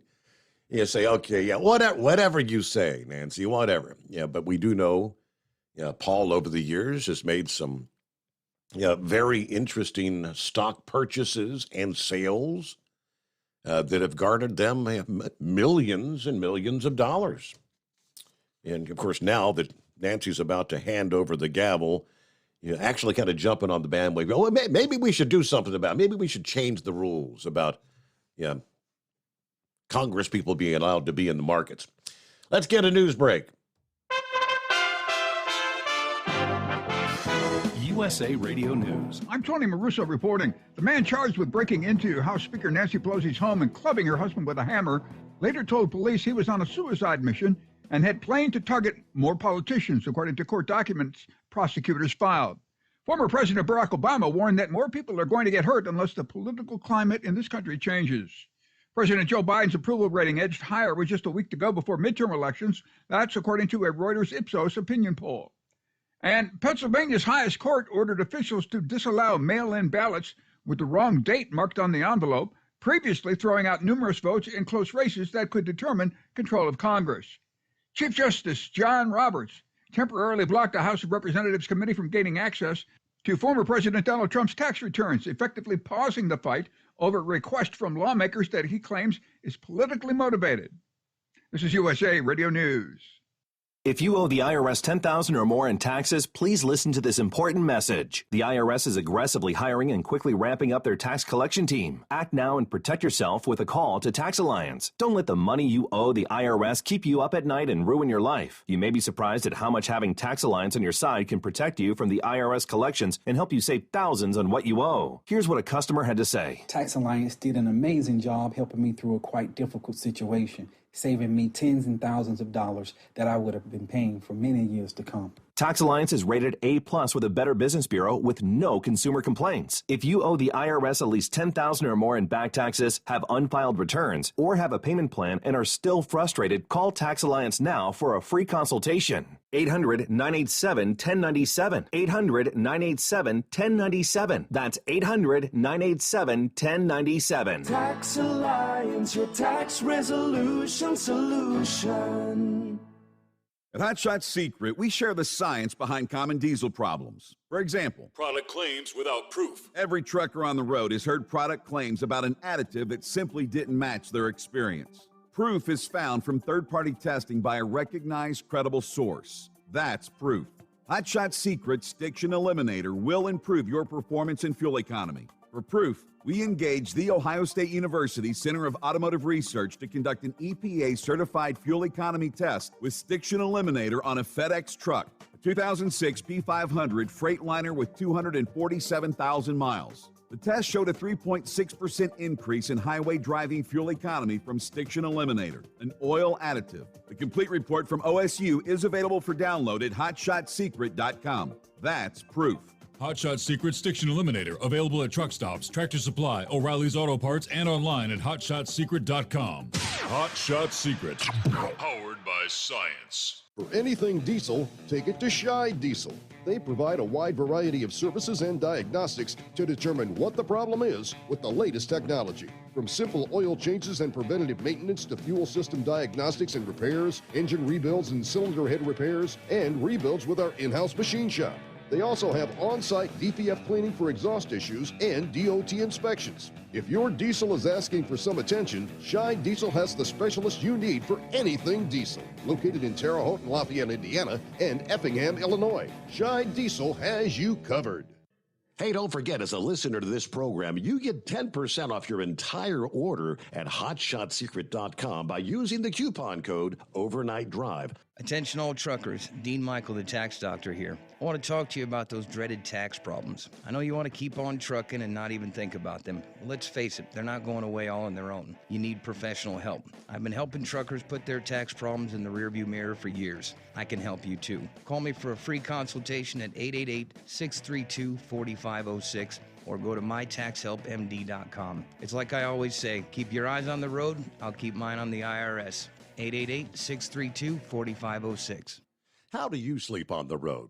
After downtime, do you wake up well-rested and invigorated or tired, achy, and sore? Well, if it's the latter, you're not sleeping on the Big Rig Mattress. The Big Rig Mattress is a hybrid with an individually pocketed spring core that's engineered to deliver the best restorative sleep for your time on the road. Many drivers have said they sleep better over the road on the Big Rig Mattress than they do at home. Learn more about the Big Rig Mattress at thebigrigmattress.com or call 877-736-4233. Most standard sizes ship within 72 business hours. The Big Rig Mattress, 100% made in the USA since 2009. Because Channel 19's a little congested. Call Steve now at 844-844-3388. The Overnight Drive.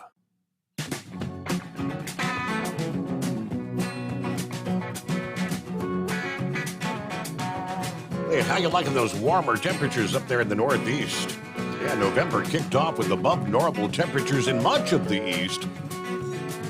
And it looks like the thermostat's going to be cranked up even higher this weekend. Well, we could actually be talking about some record-challenging high temperatures. Now, after a little bit of rain to start the week, temperatures in the Northeast above normal as we flip from October to November. A lot of sunshine and a big northward bulge in the jet stream, bringing in some unseasonable warmth right into the weekend. Let's take a look. New York City, Boston, Philadelphia. I mean, you're going to have weekend temperatures more typical of May in the 70s. Yeah, Sunday's high predicted to be in the upper 70s in Philadelphia. That's what you'd normally expect closer to Memorial Day weekend, not early November. A southerly wind flow ahead of that cold front could boost temperatures even higher. The daily record of 79 degrees is definitely within reach Sunday. Similar in New York City, the projected high, the mid-70s. Yeah, more common for the last week of May in New York City. Could tie the daily record of 74 degrees. It'll be even more noteworthy in Boston. The daily record of 73 degrees is in jeopardy of being tied or broken Sunday as well. Elsewhere, highs could approach the monthly record of 82 degrees in Pittsburgh on Saturday. The current forecast for Saturday in the Steel City has temperatures topping out right around the 80-degree mark. Wow. Yeah, even though the days this time of year are shorter than late spring, the overnight lows will also be unseasonably high. With days starting out so warm, temperatures don't have to rise all that much for some of those record highs to be challenged in the afternoon.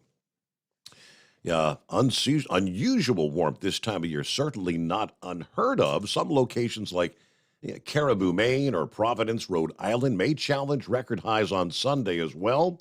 Some of those records just set a couple of years ago in that part of the country. All right, there you go. Enjoy that warm weekend coming your way here in November, no less. All right, back to the phones we go. Horse feathers, take two. Yes, sir. Thanks for taking me back, Your Honor. So I was listening to High Tech there, and I don't know, he might have to win a couple lotteries to be able to get a hold of that YouTube, wouldn't he? Because isn't YouTube owned by Google? Doesn't Google own YouTube? Seems like when I sign in, I got to use my Google. I got to use my Google password or something to sign into YouTube. So, but anyway, just maybe he wants to check into that a little bit. He might have to stretch down a little deeper in his pockets there than what he was planning on. Oh, what the hell? I mean, Google wants to really. The Twitter purchase was what, 44 billion, I think, with a B, billion. Yeah. So anyways, but so listening to Scarecrow there, listening to him talking about the machinist there and possibly with the oil and that, and I think it was High Tech. You said that got in trouble there for, community standards.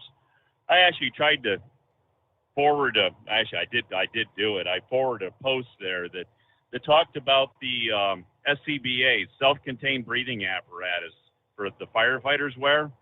And, it's gotten to the point that people are realizing there's a lot of things that are involved in the fire ground that actually are cancer causing, issues. And a lot of it came to light here with 9/11, with the loss of the World Trade Center, and there's still firefighters and emergency personnel and just city residents and anybody that went and helped out, with the cleanup and, the search and everything down there after the attacks on the World Trade Towers that, they're still dying from cancer from that. And so anyways, this article mentioned about the cleaning of the self-contained breathing apparatus masks, and when I went to post it there, it stated that Facebook stated that it wasn't confirmed that was an actual story and actual truth, and it's like, excuse me, it came right from an industry, providing information. And Facebook's, got their things out there saying, well, that might not be true. So do you really want to post it? Because we're not sure, because it hasn't been checked yet for factuality and actuality and whatever else there. So I thought that was pretty impressive. But yeah, there's a lot of things we're all around, and I mean, you look at your auto mechanics and the diesel mechanics, the guys that work on these trucks all the time. The tire industry is real bad for that. The retread industry, the people that work there where they grind down the tires and everything and put the recaps on the casings. There's a lot of bad things in the world that we're exposed to, and you want to know something? Just us traveling up and down the highway. Now I'm sitting right here. I got 4 trucks right around me, and all 4 of those trucks are riding down the road, and they got friction between the ground and their tires, and they're burning rubber off. Well, you know where all that is? That's right in your breathing area. You're breathing all that. So, I mean, we got all this that we're involved with, wherever we are in whatever industry we're in, and it's unfortunately a part of life at this point. How about all the old painters? My grandfather was a painter by trade for many years, and he used to, absolutely, lead paint. He would scrape the lead paint. He'd burn the lead paint off the gutters of people's houses and stuff. Of course, he ended up with lung cancer, pancreatic cancer, and we believe that it's all that lead paint that he dealt with over the years that got him the cancer. Yeah, my grandfather was in the sign business, and he was a brush man by trade. I mean, he brush painted signs, and I remember multiple times. You talk about the oil based and lead based paint. You open the paint cans, and they got that skin on the top of them. You got to cut that skin off the top and toss that away and stir the paint up and all that. And yeah, my grandfather ended up with Parkinson's. So was that involved with being in, and not only did he do the paint industry, he was also in the neon industry. He was a glass vendor and made neon signs, and all that was part of that industry. So what a dying trade that was, but it's actually coming back in a different age, kind of like vinyl albums are coming back. But anyways, where'd that go? Completely off topic. But anyways, hey, one last thing about the racing here and that race last weekend. Now, I don't know if it's been confirmed yet or not, but I'd heard something about kind of like a Batman type thing of having caster wheels deployed out of the side of the car.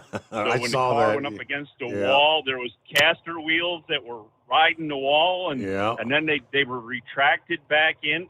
Has there been any confirmation of this alleged type of action that made the car roll against the wall better? I don't know. I'm just thinking that's a heck of an idea, though. Put caster wheels on the side of the car so you can just kind of scoot along the wall. I don't know. Maybe we'll see more of this. Don't know. Anyways, I guess that's about what we got going for you there. And just, watch out there. And boy, I tell you, good thing you both put the brakes on Ranger. Boy, we were headed to talk about community standards. We were going off the Niagara I know. It's walking on eggshells. You know the drill.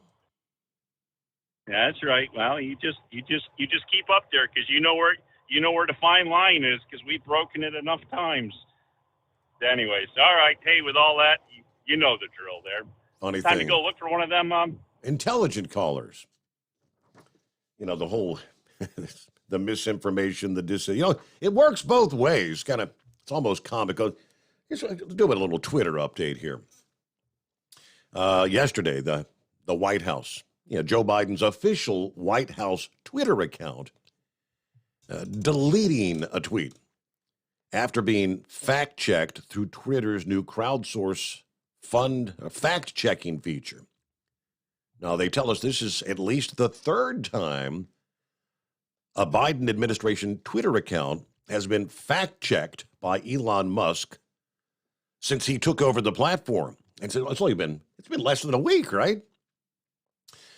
Tuesday of this week, the White House tweeted, quote, "Seniors are getting the biggest increase in their Social Security checks in 10 years through President Biden's leadership." Right? All the old people out there, hey, thank you, Joe, thank you. Inflation is killing us, right? That's the idea. Well, using the new crowdsourced fact-checking mechanism dubbed Birdwatch, users then added some context to the White House's tweet. According to Twitter, the context is written by people who use Twitter and appears when it's rated helpful by other people. This is, again, a new feature. The added context stated, quote, "Seniors will receive a large Social Security benefit increase due to the annual cost of living adjustment, which is based on the inflation rate. President Richard Nixon in 1972 signed into law automatic benefit adjustments that are tied to the Consumer Price Index." Users were asked, was that note helpful? At which point, the White House deleted their tweet. In other words, it is not because of Joe Biden's leadership that the Social Security checks are going to be increasing. The biggest increase in 10 years.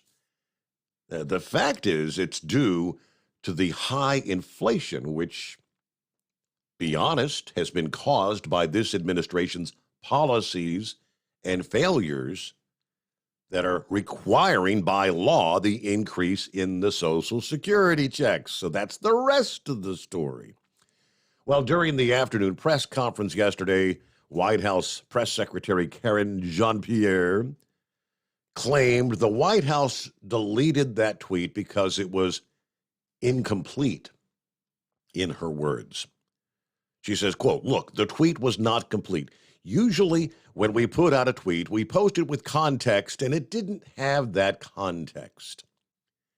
In the past, we pointed out that for the first time in over a decade, seniors' Medicare premiums will decrease even as their Social Security checks increase." That's a little bit of the context that was not included. Okay, well, the fact of the matter is, Joe Biden had nothing to do with the Social Security cost of living increase, unless you want to give Joe the credit for the sky-high inflation, which is resulting in said increases. That's the rest of the story. Separately, Elon Musk, kind of, I guess, unveiling what he has learned since taking the helm. I guess he's kind of getting down to the nitty-gritty. How are things operating here?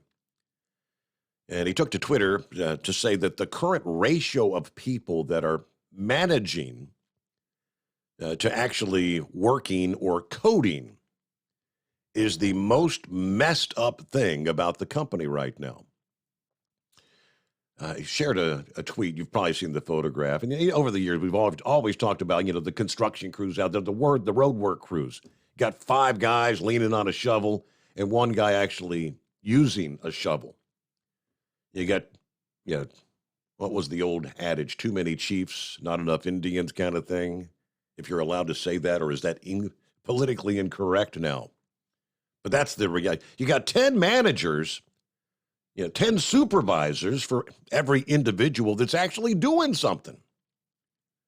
The question was posed, what's the one thing that's most messed up right now at Twitter? To which his reply was, Elon said, there seems to be 10 people managing for every 1 person that's actually coding. It's not clear, actually, what the ratio of managers versus coders is, but they then kind of delve into the fact that Elon's talking about maybe firing up to 3/4 of the current workforce. They did actually update that this past day. The numbers have been going up and down, up and down. It's going to be 25%. It's going to be 75%. Elon is going to cut about 3,700 jobs. That'd be about 50%. So it's going to meet right in the middle. About half the company's workforce to cut cost. That was the report from Bloomberg this past day. Twitter's new owner, he says, will inform the staff affected on Friday. Oh boy. A lot of Twitter workers saying, am I going to get my pink slip on Friday? Bloomberg also reported that Musk intends to reverse the social media company's existing work from anywhere policy and will require employees to come back to the office, with a very few exceptions to that rule. Let's see. In a tweet, he denied the New York Times report that said he was planning to lay off Twitter employees before November the 1st to avoid the stock grants on that day. Reuters, of course, reported earlier this week, citing sources that the plan to cut 1/4 of Twitter's workforce would be part of the first round of layoffs, as he has now officially acquired the company. So the official word, 50% as of Friday. About 10 before the hour, Jolly Green on board. Morning, Jolly Green. What's happening? Good morning, Steve. I got a thought. I want to know, how come no one has even thought about this electric agenda? Has anybody thought about why we are continuing on racing NASCARs with gasoline engines? Why not electric engines? And what about dragsters? What about them? I mean, if they're so diehard on electric cars, why are they not talking about it in NASCAR and tractors? There is electric racing going on right now. In Europe, I can't remember what tier of racing it is, but there is electric racing. And by the way, I've heard, I watch a lot of car shows, and I've heard one that I watch is Gotham Garage, and I don't know where he's located, but they were doing a car that was strictly electric for someone that was in the area of racing, and I think it was drags racing, and I believe that they had to do so many seconds for a quarter mile for them to get the maximum amount of money that he wanted for that car. And actually, they did achieve that time that in the quarter of a mile. They actually achieved it. But I think they did it with 2 or 3 electric engines, believe it or not. And they say that that they are fast, very, very fast, compared to some gasoline engines, which I really don't know. I don't know anything about it. Also, you were talking about the Ohio River in the early 1900s. And, after getting back from Niagara Falls, and I have been to Michigan, and I've been to Wisconsin. And Michigan, Wisconsin, evidently, and New York evidently have stricter environmental laws concerning the water. The Ohio River is by far one of the dirtiest rivers that I've ever seen, and I've actually swam in the Ohio River, and it stinks. On top of that, all the pollution that's being dumped into it. So, and I've heard the same thing. They've had a problem with Lake Erie. Same thing. Well, Niagara Falls, the river that feeds that fall, which is Niagara River, it was very, very clean and very, very pretty. It was actually green and blue, like you see in the ocean, And I was absolutely amazed of how clean that river was, But I'm not suggesting you want to swim in it because you got to worry about undertows. It's definitely not a good idea. But I also wanted to thank you for giving me the information concerning the CPAP problem I'm dealing with. I am going to be researching that problem next week. I definitely think it's a good idea. I go talk to my doctor first and get some of what his thoughts are, and then we're going to take it from there, And you were talking about a home study, sleep study. I may have to do that. So that way I can get a new prescription to be able to get a new machine. So we will worry about that next week. I've got until August of next year, but I'd like to get this done this year if I can. The problem is, am I going to be able to get a machine before then? That's the problem. So in the meantime, there is a memory card in the one I've got. The question is, can they read that memory card? If they can, that will actually take care of the part of the problem until I can get a new machine. So that it's just some of the things I'm going through. I also want to let you know there is a new listener who's not necessarily new. He called Sex Maniac, and he put him on with me. And somebody that used to work for our company that's now working for another company. He's a driver right now going to, I think he said he was going to West Virginia, and he used to listen to your dad way back from in the heyday, used to listen to your dad, and he didn't even know if you were even back on the air. Well, so Kevin told him to download the app. So he downloaded the app, and here's what was funny. When he downloaded the app, he happened to hear me talking to you yesterday about that, about the CPAP machine, and talking about Popeye's chicken, and talking about Niagara Falls. And so here, Sex Maniac has got me on a conference call with him, and he just said, it's pretty distressing. I download Steve's app, haven't heard him in in 2-3 years since he'd been kicked off the other station. And he said, Dan, I happened to hear you on there. And I said, well, why not call Steve? Why not be a first-time caller on his show? And I said, you can very easily call in. And there are numerous individuals that call and listen. Why not get on there? Why don't you get your feet wet? Absolutely. Stop, criticizing people to get on the show. Why not get on the show? Yeah, give them and talk to them about some of your views. Get him a first-time caller code. Introduce him to the Hot Shot Secret products because he may or may not be familiar with that. I told him about that, and yes, I've got some of his Chris's products back at my house. I bought a case of the Gas Extreme, and I've been putting it in my pickup truck. So when I went up to Niagara Falls or whatever, I had treated my gasoline with the Hot Extreme before we went up there. So, and then you were talking about the high gasoline prices. They are going up. They're not going down. I noticed at McDonald's, it shows you how diesel prices is affecting fast food restaurants and the grocery store. A hash brown at McDonald's used to be $2 for $1.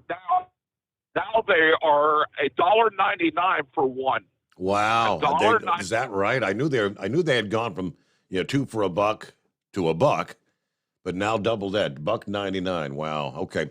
Hey, we've hit the top of the hour, the midnight hour on the West Coast, the Steve Sommers Overnight Drive. It's coming. Crisp fall mornings turn bitter cold. As you fire up your diesel, you can see your breath on the inside of the cab. Imagine looking deep into your engine. Freezing temperatures impact your diesel's fluids, especially fuel. On a 23-degree morning, the paraffin wax in your untreated fuel starts to morph from fluid to large crystals. These crystals clump together and form a gel. At minus 10 degrees, your fuel hits the point where it no longer pours like a liquid. It's so dense that the flow through the fuel filter will slow, causing hard starts or no starts. Get prepared now for the cold that is coming. Hot Shot Secret Diesel Winter Anti-Gel is a premium fuel additive that lowers your fuel's pour point to minus 65 degrees. If it's that cold out, you shouldn't be on the road. You ought to be at home in front of the fireplace. Hot Shot Secret Diesel Winter Anti-Gel Premium Fuel Additive. Available now online at hotshotsecret.com. Hot Shot Secret. Powered by science.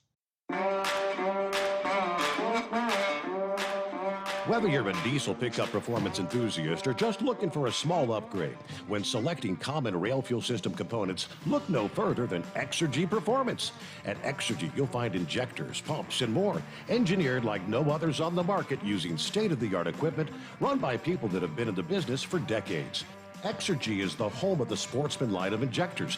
These injectors are designed for use in pickup trucks with no other modifications and offer a 15 to 20 horsepower gain while being calibrated to tighter tolerances than factory stock injectors. With a product lineup of injectors from Sportsman to 700% over, pumps from Sportsman to 14 millimeters, and complete engine control systems, Exergy has you covered.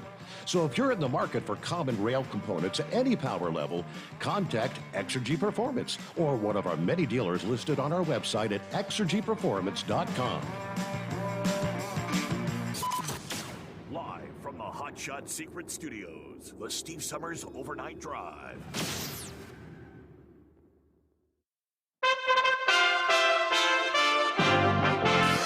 USA Radio News. I'm Tony Maruso reporting.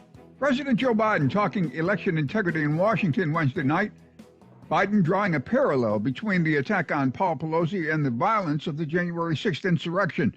The president condemning the rise in violence since the emboldened mob, which he said was, quote, whipped up on Donald Trump's big lie of a stolen election. Lies repeated over and over to generate a cycle of anger, hate, vitriol, and even violence. In this moment, we have to confront those lies with the truth. The very future of our nation depends on it. The White House had to make changes on their Twitter account. The White House says it deleted a tweet crediting President Biden for Social Security increases because it was incomplete. The tweet said seniors are getting the largest increase in their Social Security checks in 10 years due to President Biden's leadership. A fact-checking note from Twitter pointed out that the increase was due to the annual cost of living adjustment, which is based on the inflation rate, before the tweet was deleted. Wall Street giving the thumbs down to the aforementioned rate hike at the closing bell, the Dow losing 505 points. From the USA Radio News Phoenix Bureau, I'm Tim Berg. Elon Musk on Wednesday shot back at Representative Alexandria Ocasio-Cortez after she ridiculed his plan to charge $8 a month for Twitter users to receive a verified blue check mark. LMAO at a billionaire earnestly trying to sell people on the idea that free speech is actually an $8 per month subscription plan. Ocasio-Cortez tweeted Tuesday after Musk announced the overhaul. Musk responded to her tweet telling her, "Your feedback is appreciated. Now pay $8. Despite the criticism, he says the plan will remain. This is USA Radio News. Mike Lindell and MyPillow offering the BOGO extravaganza right now on a whole slew of MyPillow products. Now you can find all sorts of great deals on MyPillow bed sheets, Giza Elegance MyPillow, 6-piece towel sets, Roll and Go Anywhere pillows, much more, all priced buy one, get one free. Go to mypillow.com/USA, use promo code USA, or call 1-800-951-8175 and find you some great MyPillow products. They're all available. Oh, by the way, you can also get Mike's book absolutely free with any purchase, but you have to go to mypillow.com/USA or call 1-800-951-8175 and make sure you use the promo code. The buy one, get one extravaganza going on right now at mypillow.com. One of the most senior Democrats in the House of Representatives on Wednesday demanded to know why the Capitol Police did not do more to prevent the attack on Paul Pelosi, the husband of Speaker Nancy Pelosi, at their San Francisco home last week, and questioned what the agency was doing to improve security for members of Congress and their families. Representative Zoe Lofgren, Democrat of California and the chairwoman of the Administrative Committee, questioned several of the department's policies and practices. The department has previously reported to the committee that the Speaker receives the most threats of any member of Congress. Ms. Lofgren questioned why the Capitol Police had not entered into a formal agreement with the San Francisco Police for a car to be posted 24 hours a day outside the Pelosi residence, as had been the practice in months after the January 6, 2021 attack on the Capitol. President Joe Biden talking election integrity in Washington Wednesday evening. President Biden drew a parallel between the attack on Paul Pelosi and the violence of the January 6th insurrection. The president condemned the rise in violence since the emboldened mob and urged voters to stand united against it. We must, with an overwhelming voice, stand against political violence and voter intimidation, period. Stand up and speak against it. We don't settle our differences in America with a riot, a mob, or a bullet, or a hammer. We settle them peaceably at the ballot box. For USA Radio News, I'm Tony Maruso. Are you tired of high cable TV rates? Sign up for Dish today and get a $500 bonus offer while supplies last. Plus, lock in your price for 2 years guaranteed. Call All American Dish, your Dish authorized retailer now. 800-296-1251. 800-296-1251. That's 800-296-1251. Offers require credit qualification, 24-month commitment, early termination fee, and e-auto pay. Restrictions apply. Call for details. At Hot Shot Secret, we share the science behind common diesel problems and their solutions. For example, diesel particulate filter regeneration. The DPF catches particulates left over from combustion. The DPF regeneration cycle cleans the filter with temperatures exceeding 1,000 degrees Fahrenheit. A computer sensor triggers the DPF regen, which is often accompanied by a loss of power and fuel economy. The frequency of DPF regens are in correlation to the cleanliness of the fuel burn. Under heavy operation with the dirty burn, DPF regens can occur multiple times per day. Hot Shot Secret Diesel Extreme Fuel Additive promotes a more complete combustion, creating fewer emissions and therefore fewer DPF regens. Vehicles using Diesel Extreme experience 83% less DPF DPF Regens. Hot Shot Secret Diesel Extreme is available nationwide at truck stops, fine farm and auto stores, and online at hotshotsecret.com. Hot Shot Secret, powered by science. Well, that midnight hour is upon us, and we really got a long, long way to go. How will we stay awake? Thanks to Chris, for goodness sake. We got Steve Sommers on the radio. We got that hot shot secret in the diesel. You know, it really makes that Detroit come to life. We're gonna hear from all our friends. We're gonna do it all again on this overnight drive. How about you, Big Ed? Are you with me? Break 1-9 for that Carolina monkey gouger. Negatory there, hillbilly. You clean clear to Flagtown. Let it roll.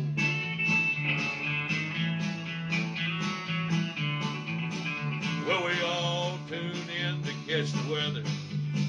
Whether rain or sleet or even snow. It don't matter if you're in New York or Dallas. We'll catch it all on that Steve Sommers show. We got that hot shot secret in the diesel. You know, it really makes that Detroit come to life. We're gonna hear from all our friends. We're gonna do it all again on this overnight drive. We got that hot shot secret in the diesel. You know, it really makes that Detroit come to life. We're gonna hear from all our friends. We're gonna do it all again on this overnight drive. Let's start this overnight drive.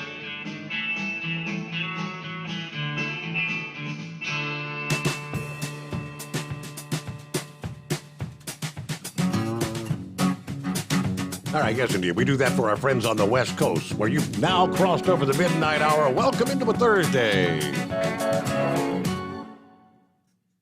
Everybody on the same page now. Third day of November. Here you go. All right, before we get back to the calls, real quick here. Jolly Green mentioned electric racing. Now, I knew that I had shared the story a few weeks ago from... it's Formula E. We're all familiar with Formula One racing, right? It's Formula E. It's been around there, I guess, primarily in Europe. But in the story, if memory serves, a guy that was attending the race said it's just so bizarre because the quietness of the vehicles on the track. But he also described he was kind of portraying the kind of the hypocrisy of, you know, we're racing electric vehicles. In the infield, there's, I think he said, just 3 gigantic diesel-powered generators that are running to charge the batteries for the electric race vehicles. And if memory serves, they would go through like 3 charges in one race. But, I mean, big, like what are the generators you'd use like on a train? So you got your big-ass diesel generators charging your electric cars. But either way, yes, NASCAR is talking about going electric. I pulled up a couple of headlines. What is electric racing? E-Motorsports consists of racing electric-powered vehicles for competition, either in an all-electric series or in open series against vehicles with different types of powertrains. You might have electric vehicles running against racing cars. Is NASCAR going electric? All right, so you went to a NASCAR event weekend. You could see whatever type of technologies you wanted throughout the race weekend. Yeah, we take a look at an electric series. NASCAR did officially announce they're moving to a hybrid powertrain starting in 2024. That's kind of like your Prius scenario, right? You get the combination. Headline from Inside Electric Vehicles. NASCAR may launch an electric racing series with a demo race Coming up in 2023, the demonstration of the electric vehicle prototype, followed by participation of this electric vehicle in the 2023 Busch Clash at LA Coliseum, will take place in the third quarter of next year, 2023. A total of 6 venues will be aligned with the Cup Series events for the new electric vehicle race. So they are looking at that stuff. Okay, hello, Lone Ranger, what's going on? Well, Steve, you mentioned that the race car can't complete the race without being recharged. So if you're in first place and you got to go in, oh, by the way, I got my night guard in because I got to sleep with a night guard so I don't grind my teeth. So don't think I moved to San Francisco because I have a little bit of a lisp when I had this in. If you're in first place and you have to go in the pits to get recharged, how do you hold your position? Honestly, what happens to your position when you come back out? I don't know how the half hour. It takes a half hour to charge. I don't know if my ex-boss had a Tesla. It takes a half hour. I don't know if they're charging a battery. Or I don't know if I'm kind of envisioning where you'd go in. Normally where you put that fuel nozzle in to fuel it up. I'm thinking maybe they have a battery that they can unplug and plug a charged-in battery in for a pit stop kind of thing. I don't know. Oh, brother. My God. Well, they are fast. I can tell you that from personal experience. Correct. They are fast. Tesla is coming out with a new Roadster. It does over 250 miles an hour, and it will be, the day it comes out, it'll be the world's fastest production car without any question at all. It does 0 to 60 in a couple seconds or something. It's just incredibly fast, but it's not out yet. But they're $200,000, and you have to put $50,000 down if you want to order one and get on the list for one.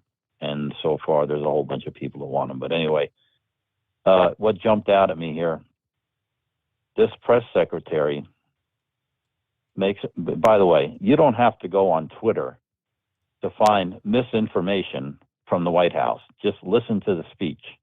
He made a speech not long ago, maybe a week ago, and his comment was that when he took office, he was bragging about how gas is coming down.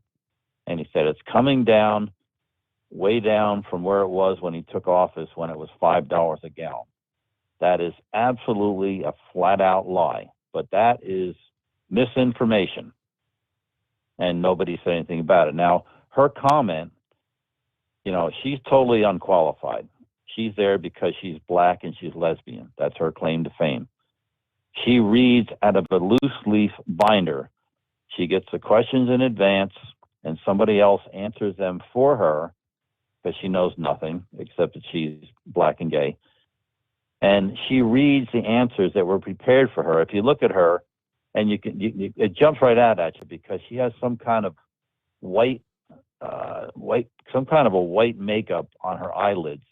And you're constantly seeing that white makeup because her eyelids are always going down to look at the loose leaf to answer the question from the press corps.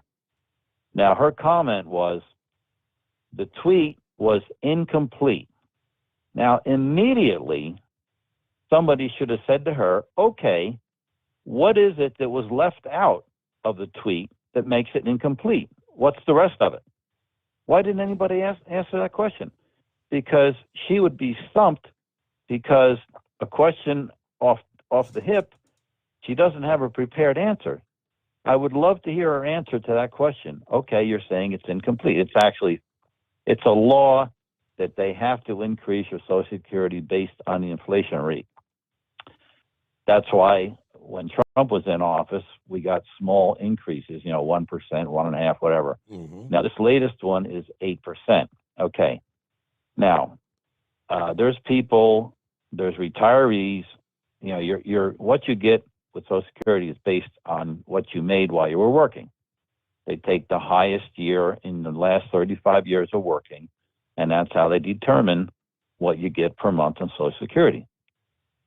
So anyway, when you retire at 62, now maybe it's changed now, but when you retire at 62, the most you can get is $1,800. But you had to have pretty good income to get that. So there's some people that get 1,000, 1,200, whatever, because they didn't make that much money when they were working.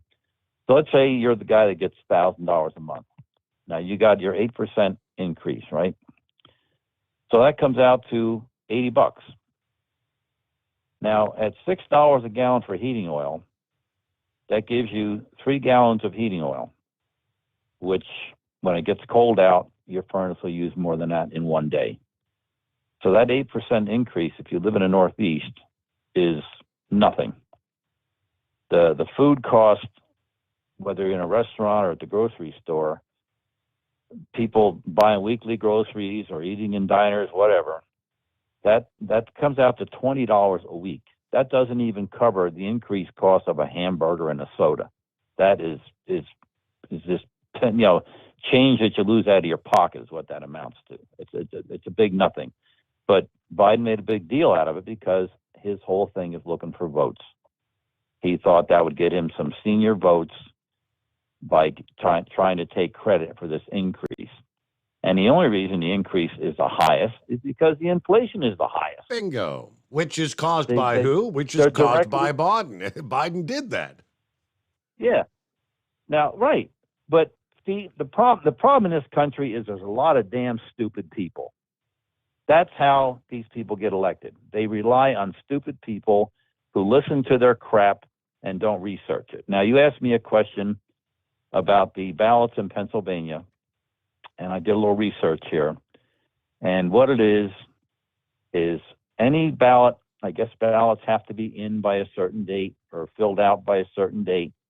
So in Pennsylvania, they have the people write the date on the outside of the envelope that the ballot comes in. Saves them the trouble of opening it up and looking at, just put the date on the outside.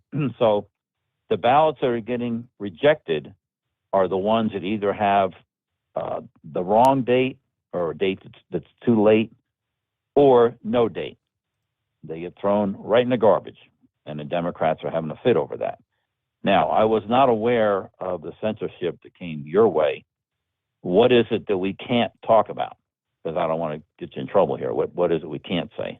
Can't say anything in regards to the a stolen election. That nothing. You can't. That's all misinformation. To even suggest that the election was stolen, that is false information. Whether you believe it or not. Okay. To suggest there were improprieties that took place in Pennsylvania or Arizona or any of those states that they looked into, to suggest that something nefarious happened in your state is misinformation. Well, it's only misinformation because we can't prove it, but that's another story. But anyway, up until 2 years ago, we had freedom of speech in this country, but apparently that's changed too. So I just wanted to be careful because I wasn't aware of the censorship that took place. So anyway, the last thing I have, I forgot it before. This guy in Houston that bet $10 million that the Astros were going to win, he must have missed this last game where the Phillies won 7-0. I mean, that's a blowout. So I would suggest to him that on the last game that determines who wins the World Series, he better have one of his mattresses close by, because when the Phillies win, he's going to pass out and wind up on the floor. Now so he better have one of his mattresses close by. Phillies won 8-0 on Tuesday night, but then Houston came back last night here. So that the game that ended about 11:45, the Phillies lost 5-0, and it was the second time in World Series history that there was a no-hitter. Philadelphia didn't get a hit last night. Well, Steve, one thing I've noticed, I'm not really into sports.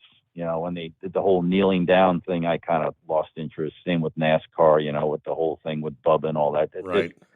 When they bring wokeness into sports, I just completely lost interest. But I've noticed over the years, there's a lot of money in advertising on these big series, whether it be the Super Bowl or whatever. And I've noticed, now maybe it's just a conspiracy theory on my part, call me Noah, but we see quite often that the World Series goes to 7 games. And I can't help but wonder if it doesn't have something to do with all the advertising dollars that are involved. Now, you watch the game. I mean, I don't think the game is rigged, but it just seems like a coincidence to me that they always go into a whole bunch of games. It's never over in four, hardly ever over in 4 games. But to me, it doesn't matter because my life isn't going to change no matter who wins. But the mattress guy, I think, better get ready to fall on one of his mattresses. That's all I have to say. Okay. I'll see you later. Have a good morning. Yeah, of course, in the playoff sets, you had 2 or 3 of them that were won because they were best of 5, right? So, yeah, 3 straight games. I think 3 out of the 4 were won in a sweep. Kind of funny, I alluded to that in that first hour when I said, amazing what a difference a day can make, where Philadelphia wins 8-0, and 24 hours later, in the next game, they could not muster a single hit, let alone, I think they had 5 home runs in that 8-0 win. They didn't even get a single hit in last night's game. Again, that goes in the record books, only the second time in 118 years of World Series history that a no-hitter has occurred in a World Series game. So they're tied up 2 games apiece. And I mentioned, you're going to have at least 6 games because one of those 2 teams has got to win 2 out of the 3. And I'm thinking it's probably going to be a 7-game series. I suspect that'll be the case. We'll find out, though. We'll know in a couple days, won't we? All right, back to the calls in 2. It's coming. Crisp fall mornings turn bitter cold. You climb into your diesel and it feels like you're sitting on an ice cube. Imagine how your engine feels after a frosty night. Freezing temperatures impact your diesel's fluids, especially fuel. As the temperatures drop, water that is emulsified within your fuel is released, adding more water into your system. Frozen water in your fuel lines, filter, or bowl will simply slow the flow, or worse, stop the flow of fuel in your system. No fuel flow, no start. Get prepared now for the cold that is coming. Hot Shot Secret Diesel Winter Anti-Gel is a premium fuel additive that lowers your fuel's pour point to minus 65 degrees. If it's that cold out, you shouldn't be on the road. You ought to be at home in front of the fireplace. Hot Shot Secret Diesel Winter Anti-Gel Premium Fuel Additive. Available now online at hotshotsecret.com. Hot Shot Secret. Powered by science. Whether you're a diesel pickup performance enthusiast or just looking for a small upgrade, when selecting common rail fuel system components, look no further than Exergy Performance. At Exergy, you'll find injectors, pumps, and more, engineered like no others on the market using state-of-the-art equipment run by people that have been in the business for decades. So if you're in the market for common rail components at any power level, contact Exergy Performance or one of the many dealers listed on our website at exergyperformance.com. Hey, don't forget, as a listener to this program, you get 10% off your entire order at hotshotsecret.com by using the coupon code Overnight Drive. Plus, CDL drivers, military, and first responders get an additional 10% off. The Overnight Drive with Steve Sommers. Live from the Hot Shot Secret Studios. Call Steve now. 844-844-3388. That's 844-844-3388.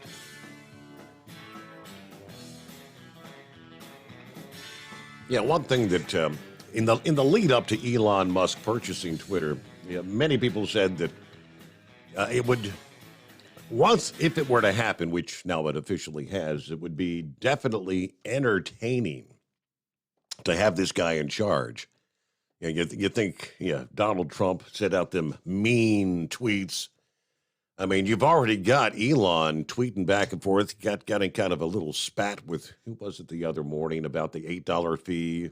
Originally, they're saying it was going to be a $20 fee. Then he bumped it down to an $8 to have a certified user, that little blue check mark, whatever that is. I guess AOC is the latest to jump into the fray. Elon shoots back at AOC after she criticized his decision to charge verified users by telling her to pay up. His comment directed at AOC, the latest response to a long list of complaints from verified users over the policy to charge them $8 a month to get the blue check mark. AOC says, LMAO, laugh my ass off. A billionaire earnestly trying to sell people on the idea that free speech is actually an $8 per month subscription plan.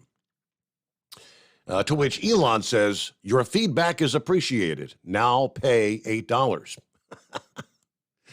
A few hours later, she joked on Twitter that she seemed to have gotten under a certain billionaire's skin with a laughing emoji that she posted. Just a reminder that money will never buy your way out of insecurity, folks, she says.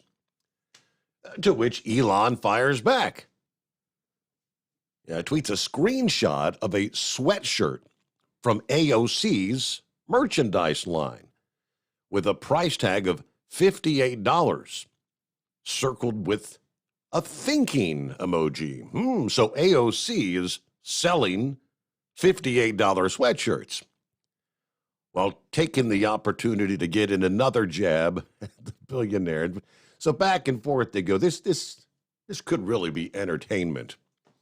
Cheap entertainment, right?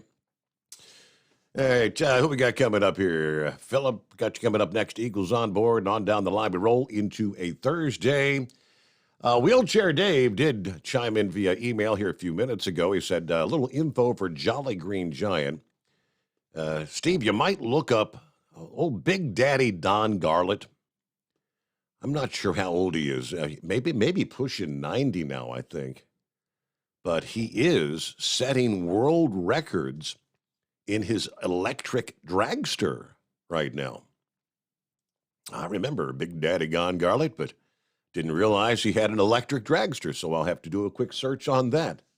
I'll take care of that. All right, other industry headlines coming up here as we roll into the early hours of a Thursday. Let's see, as far as the SEMA show is underway, anybody going to be heading out to the big show? This is day number 3. You got Thursday and Friday of the 4-day show. If you are planning to attend the SEMA show, Hot Shot Secret is there. Make sure to stop by our booth number 20651 in the Central Hall there, and get an autograph from Anthony Smith. Check out his 1972 Nova, which is known as Hercules. Yes, the 1972 Hercules Nova is in the booth there, the Hot Shot Secret booth. Either way, Anthony will have autograph sessions both today and Friday. Autograph sessions at 10 a.m. and 2 p.m. Both Thursday and Friday. And then there's an all-new podcast from Two Guys Garage you might want to check out. The Einstein of Additives is back, and this time Chris Gabrelchik is joined by lubrication specialist chemical engineer Kevin Adams and Kyle Fisher for a lively discussion. All right, it's the Steve Sommers Overnight Drive. USA Radio News. I'm Tony Maruso reporting. The man charged with breaking into House Speaker Nancy Pelosi's home and clubbing her husband with a hammer later told police he was on a suicide mission and had planned to target more politicians, according to court documents prosecutors filed. Former President Barack Obama warned that more people are going to get hurt unless the political climate in this country changes. President Joe Biden's approval rating edged higher with just a week to go before midterm elections. That's according to a Reuters Ipsos opinion poll. And Pennsylvania's highest court ordered officials to disallow mail-in ballots with the wrong date marked on the envelope, previously throwing out numerous votes in close races that could determine control of Congress. Chief Justice John Roberts temporarily blocked the House of Representatives committee from gaining access to former President Donald Trump's tax returns, effectively pausing the fight over a request from lawmakers that he claims is politically motivated. This is USA Radio News. If you owe the IRS $10,000 or more in taxes, please listen to this important message. The IRS is aggressively hiring and quickly ramping up their tax collection team. Act now and protect yourself with a call to Tax Alliance. Don't let the money you owe the IRS keep you up at night and ruin your life. You may be surprised at how much having Tax Alliance on your side can protect you from the IRS collections and help you save thousands on what you owe. Here's what a customer had to say. Tax Alliance did an amazing job helping me through a quite difficult situation, saving me tens and thousands of dollars that I would have been paying for many years to come. Tax Alliance is rated A+ with a Better Business Bureau with no consumer complaints. If you owe the IRS at least $10,000 or more in back taxes, have unfiled returns, or have a payment plan and are still frustrated, call Tax Alliance now for a free consultation. 800-987-1097. 800-987-1097. That's 800-987-1097. Tax Alliance, your tax resolution solution. Do you have a Dodge pickup and hate your automatic transmission? Of course you do. Levon Miller at Firepunk Diesel here, and we specialize in heavy-duty and performance transmissions for your 3/4 or 1-ton Cummins powered truck. So if you're interested in turning your stock slush box into a towing monster, call us today at 614-733-3744 or visit us online at shop.firepunk.com. At Hot Shot Secret, we share the science behind common diesel problems and their solutions. For example, Diesel fuel cetane levels. in many states, the cetane rating in diesel fuel is 42 to 45. Most diesel engines operate more efficiently with a cetane rating of 48 to 50. One treatment of Hot Shot Secret Diesel Extreme will raise your cetane 7 points, increase fuel economy, and improve cold starts. Due to a cleaner burn, there are less hydrocarbons and particulate matter in your exhaust. This reduces the blockage of your diesel particulate filter. Using Diesel Extreme generates 83% less DPF regeneration. The 6-in-1 Diesel Extreme formula also includes the most concentrated detergent on the market, lubricity enhancer, water demulsifier, rust and corrosion inhibitors, and a fuel stabilizer. Hot Shot Secret Diesel Extreme is available nationwide at truck stops, Fine Farm and auto stores, and online at hotshotsecret.com. Hot Shot Secret, powered by science. Hey, if you're needing to stock up on Hot Shot Secret products, don't forget, use the coupon code OvernightDrive at checkout. You'll get 10% off your entire order at hotshotsecret.com. Over $5 a gallon for diesel? Wow, it's the highest it's ever been. Now, what if you could get paid to use a fuel additive? Hear me out. Hot Shot Secret Everyday Diesel Treatment, EDT, will improve your miles per gallon enough that the fuel economy savings will not only pay for the cost of the product, but also keep more money in your pocket. Think about it. At $5 a gallon, you're paying over $1,200 to fill up and going 1,500 miles on a full tank. Well, Hot Shot Secret Everyday Diesel Treatment will increase fuel economy up to 3%. That's an extra 45 miles per tank, $37 worth of diesel, and a savings of 2 cents every mile. EDT is so strong, it only takes $12 worth of EDT to get these savings, and you get all the other benefits of this 6-in-1 treatment. Take the EDT challenge today. If you're not completely satisfied, we'll refund your purchase. EDT is available at Pilot Flying J, Love's Travel Stops, and TA and Petro Stopping Centers. Learn more at hotshotsecret.com. At Turbo 3000, our founder Andy Matouche firmly believed you should challenge yourself. Put the most money back in your pocket, where it belongs. Four Wheeler Magazine took our challenge, and they wrote it did exactly what we said it would do. As fuel prices keep going up, get your Turbo 3000 from manufacturer direct. Call us at 888-311-9993.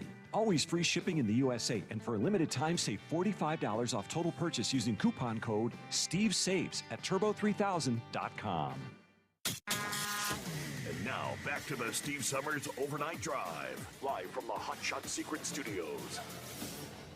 Yes, indeed. And, of course, for over 60 years, Sta-Bil has been the go-to additive when storing, whether it's lawn equipment, generators, collector cars, anything. Anything's going to be sitting around with gas in it for an extended period of time. Sta-Bil storage keeps gas fresh for up to 2 years and combats corrosion issues in your fuel system. At the same time, store your engine the right way, obviously with Sta-Bil. There you go. Head on down to the Sunshine State. I guess it's off to work we go. Good morning, Philip. Hey, buddy. Yeah, I'm already at work. I'm just sitting here ready to go in here in a little bit. Hey, about the comment there about free speech. There is no free speech, Steve. You have to pay for this, for your telephone you're talking on right now. I'm talking on. I have to pay for it. You have to pay for the internet if you're at your house. I mean, there is no free speech. I don't care what anybody says about it. I mean, if you look at it, you have to pay for all this stuff if you're going to look at it from a monetarily aspect. So, we have no free speech. You know, we have to pay for it. And Elon Musk, he's going to game in on it anyway. Think about it this way, Steve. He had to get $44 billion to pay for Twitter. And this was something that was funny I heard too. When he set up all the loan deals to pay for Twitter, he locked in at an interest rate, and they had to the interest rates have went up, and those banks, because of the situation with the court and everything, had to lock into them rates and had to keep him in those rates so he could get Twitter. And so there was Bank of America was one of the major ones who invested in that deal, and they had to keep him at his interest rate. You know, just like when you get a mortgage or anying else, you're locked in at an interest rate at the time you apply for it. I mean, we've seen what? I think we've seen 2 or 3 3/4 point increases, I believe, since he locked in those rates over 6 months ago, I think. We just had one the other day. Yesterday, I mean, another. What was it, yesterday. Yep.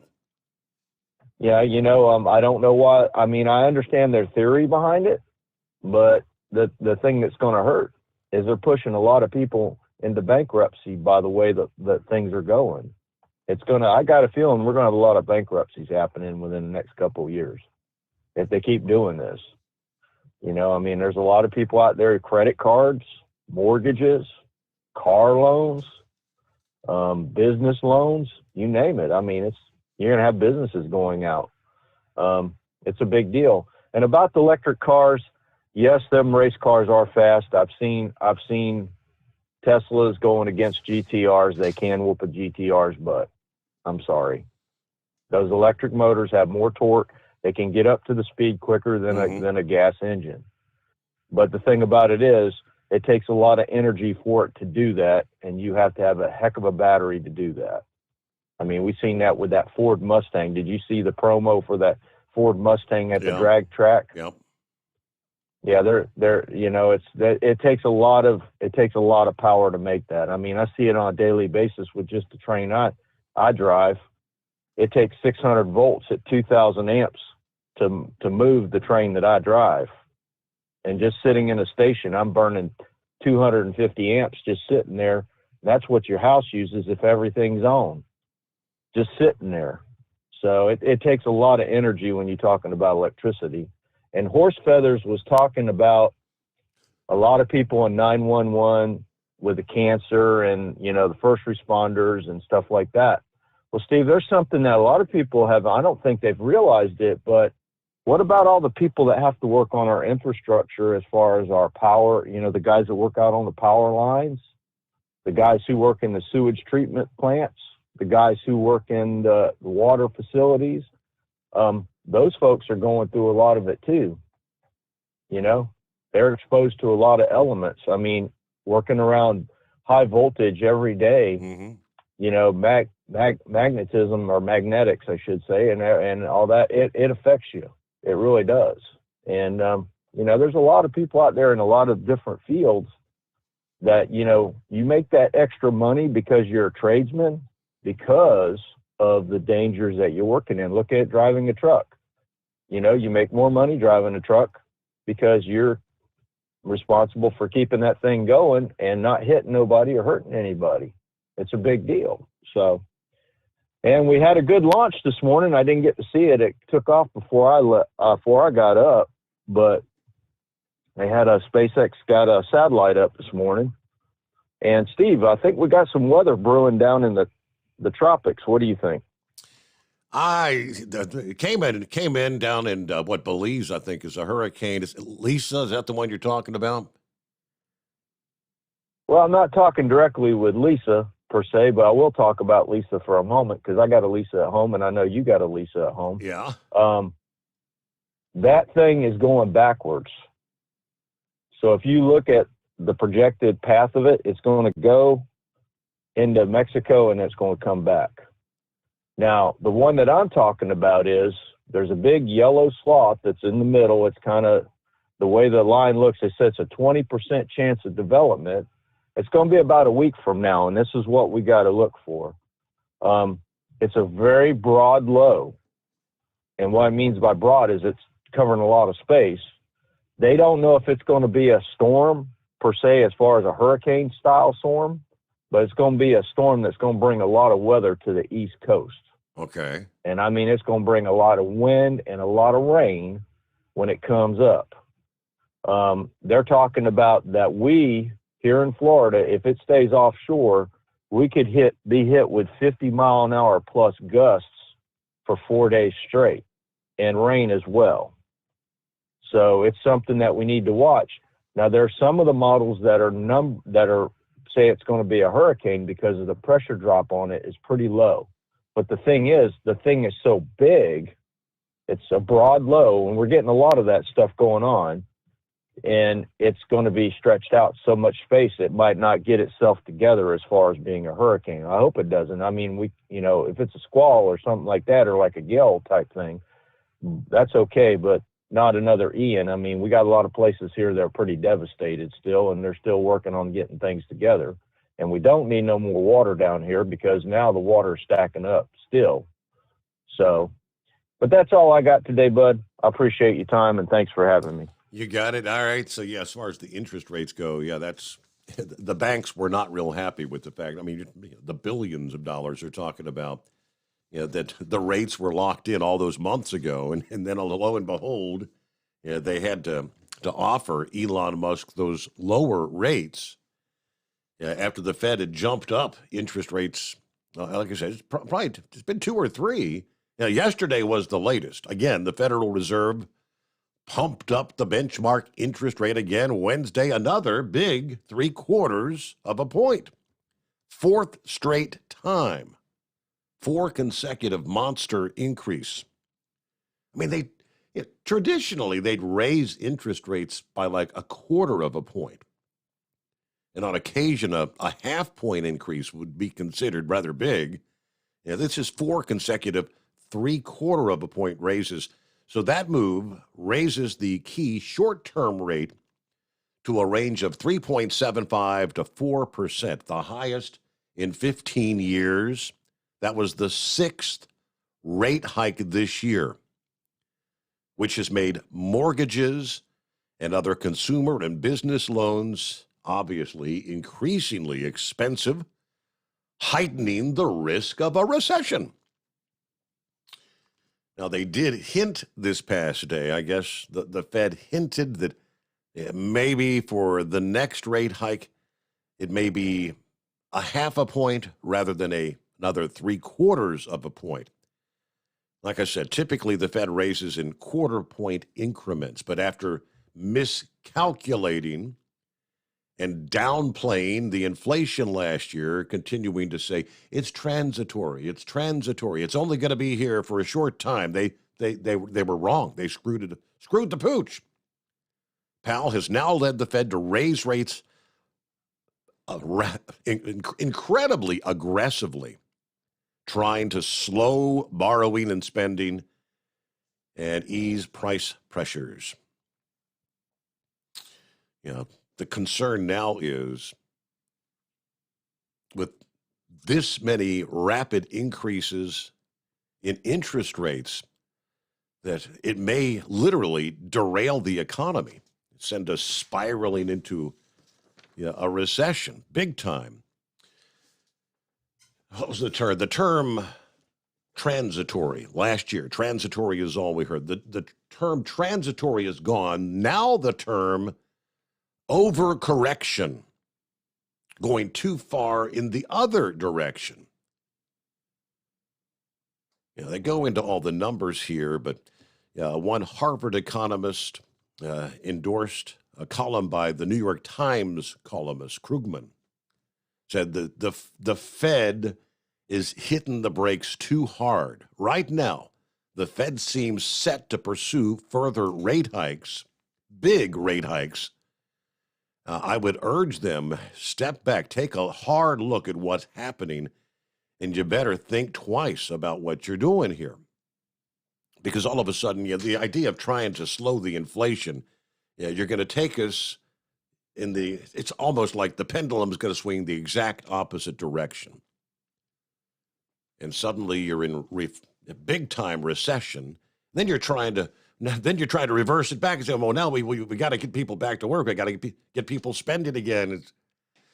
it's I guess, a vicious cycle they've got underway here. But good morning, Eagle. What's happening out there?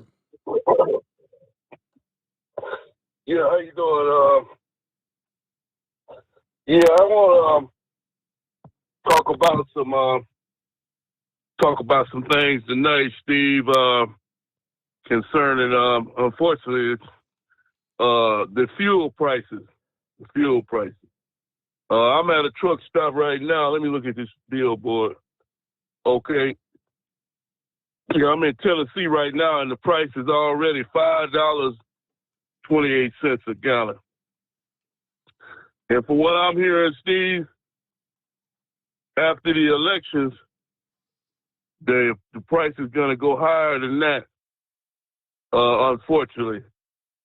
I don't know if you heard that, but that's what I've been hearing after the next Tuesday, especially if the Democrats lose, it's definitely going to go sky high.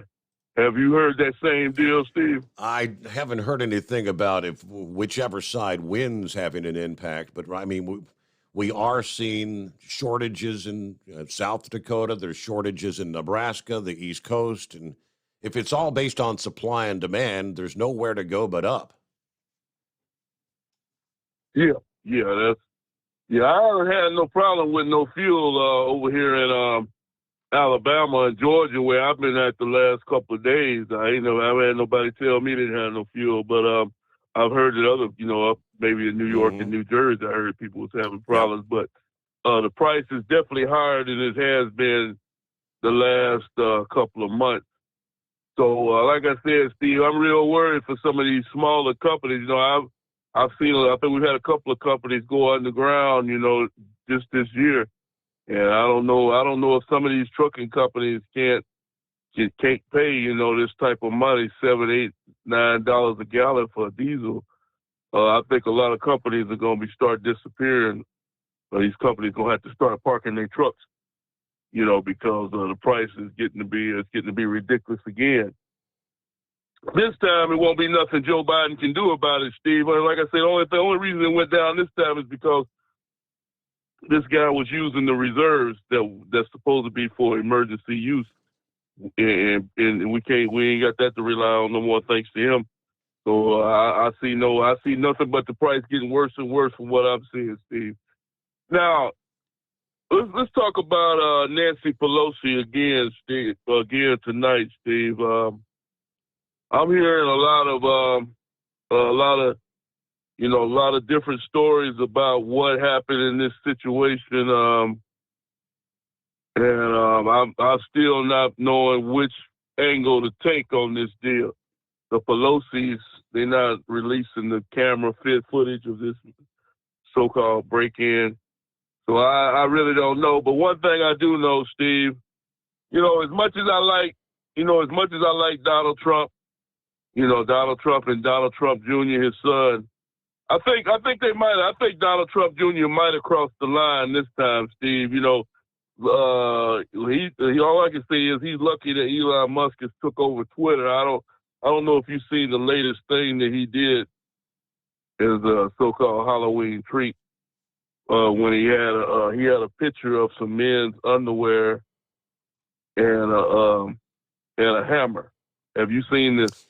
I saw the meme. Yeah, right. Yeah, that's not a good look right there, Steve. That's not a good look, for the Republicans and stuff. That, you don't make fun, of the incident, whether it happened like that or not. You can't do this type of deal, especially when you got your father who possibly might be running for president again. You just can't, you might be losing people, potential voters. You can't make these type of deals. You can't. This is not a game. It's not a joke. I don't know what happened with Pelosi. I don't think we'll ever know the whole truth, but you can't do something like unless you got the truth, unless you know for sure that's what happened. You really don't need to put that type of stuff out. Now here's the deal, Steve. With the Florida situation, I'm kind of concerned about this deal here. Because I'm hearing some things about Donald Trump and the governor of Florida. I thought these two guys was gonna try to come together in 2024 and try to get in the White House as a team, but apparently that might not be what's in the plan. So I don't know. I don't know if you've heard different or other people have heard different, but it doesn't seem to me like the governor of Florida and Trump are not going to go into the White House as a president and vice president team. If that's, it seems like Donald Trump. There seems to be some kind of animosity between these two guys because they just had something go down. From what I understand, Trump is supposed to be in Florida I think next week or something, and the governor of Florida is not going to be at this same meeting. So I don't understand that because him and Trump need to be working together at this point, Steve. I think that if they try to run together as a team, that they could be unstoppable in 2024. I hope that they can come to an agreement on something because Donald Trump can finish off his last 4 years. DeSantis could be the vice president, and then when he can step in the job after Trump do his 4 years, and we'll have complete control of this deal. Hopefully that they don't get into a power struggle. Now let me say this. This is what I've been waiting to say all day long, Steve, and it still involves Donald Trump again.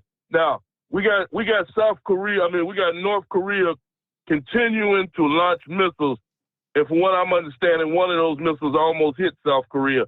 They launched over 10 to 15 missiles just last night. Now, I've told you this over many times on your show. You and I both know, and guess what? Joe Biden still ain't saying nothing. Over 20 hours don't went by, Steve. Joe Biden has not said anything about this situation. You and I both know that if Trump was in the White House, North Korea would not be launching these missiles. And like I said before, this guy's put in a dangerous situation, and it could lead to a potential war because South Korea is getting fed up with North Korea. They've launched the missile back. Joe Biden needs to step in and issue a stern warning to North Korea that these missile shootings need to come to a stop. And if they don't, then we might have to take get involved in it. But I want to see what you had to say about that, about these continuous missile launches by North Korea. And I thank you for taking my call tonight. All right, Eagle. Have a good morning. Thanks for checking in. Kim Jong-un, little rocket man, as Trump called him.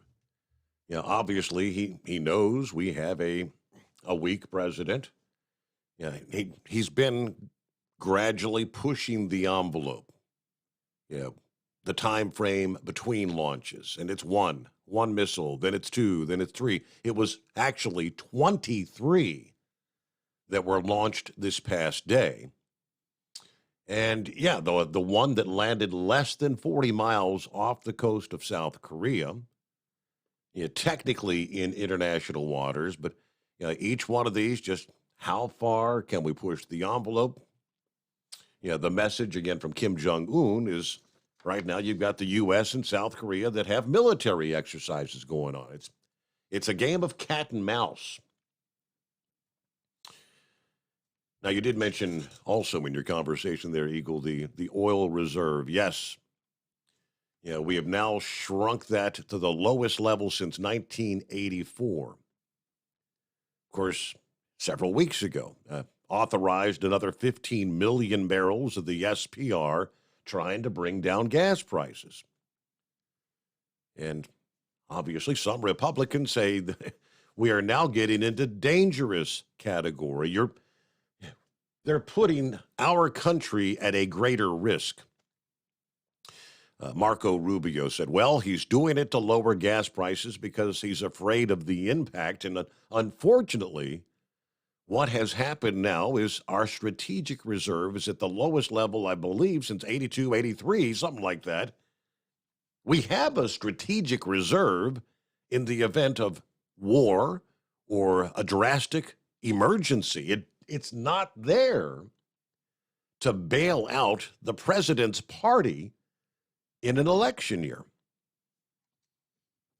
Now, since Biden took office, the reserve has fallen from 638 million barrels, now down to 400 million, and it's expected to go lower. President and CEO of the Independent Petroleum Association recently called Biden's moves purely political. I mean, the SPR is meant to protect consumers against emergency supply disruptions, not politicians during an election year. Now, this not only reduces our capacity to protect ourselves in the event of a true emergency in the future, but it also increases now our reliance on the politically volatile countries that are currently providing most of our oil.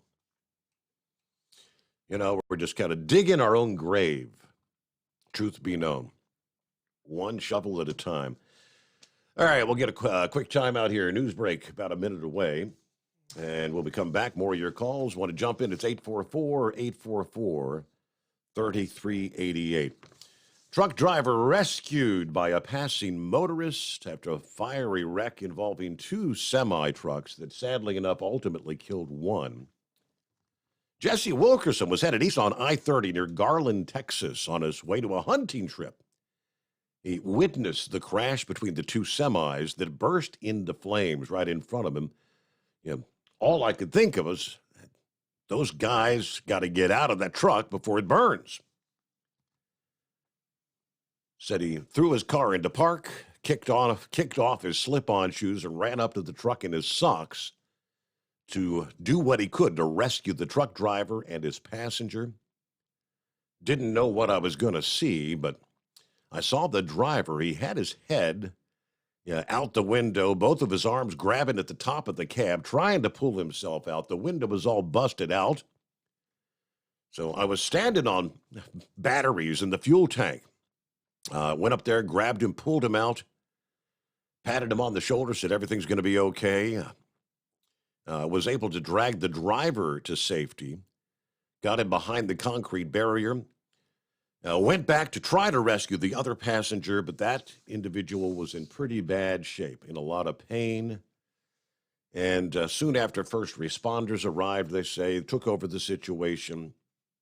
He said, I did all I could do. I don't consider myself a hero. You know, technically someone did still lose their lives, but tip of the hat to someone willing to stop and offer a hand. And a news break on the Steve Sommers Overnight Drive. PureFlow Air Dog, your leader in fuel air separation system technology.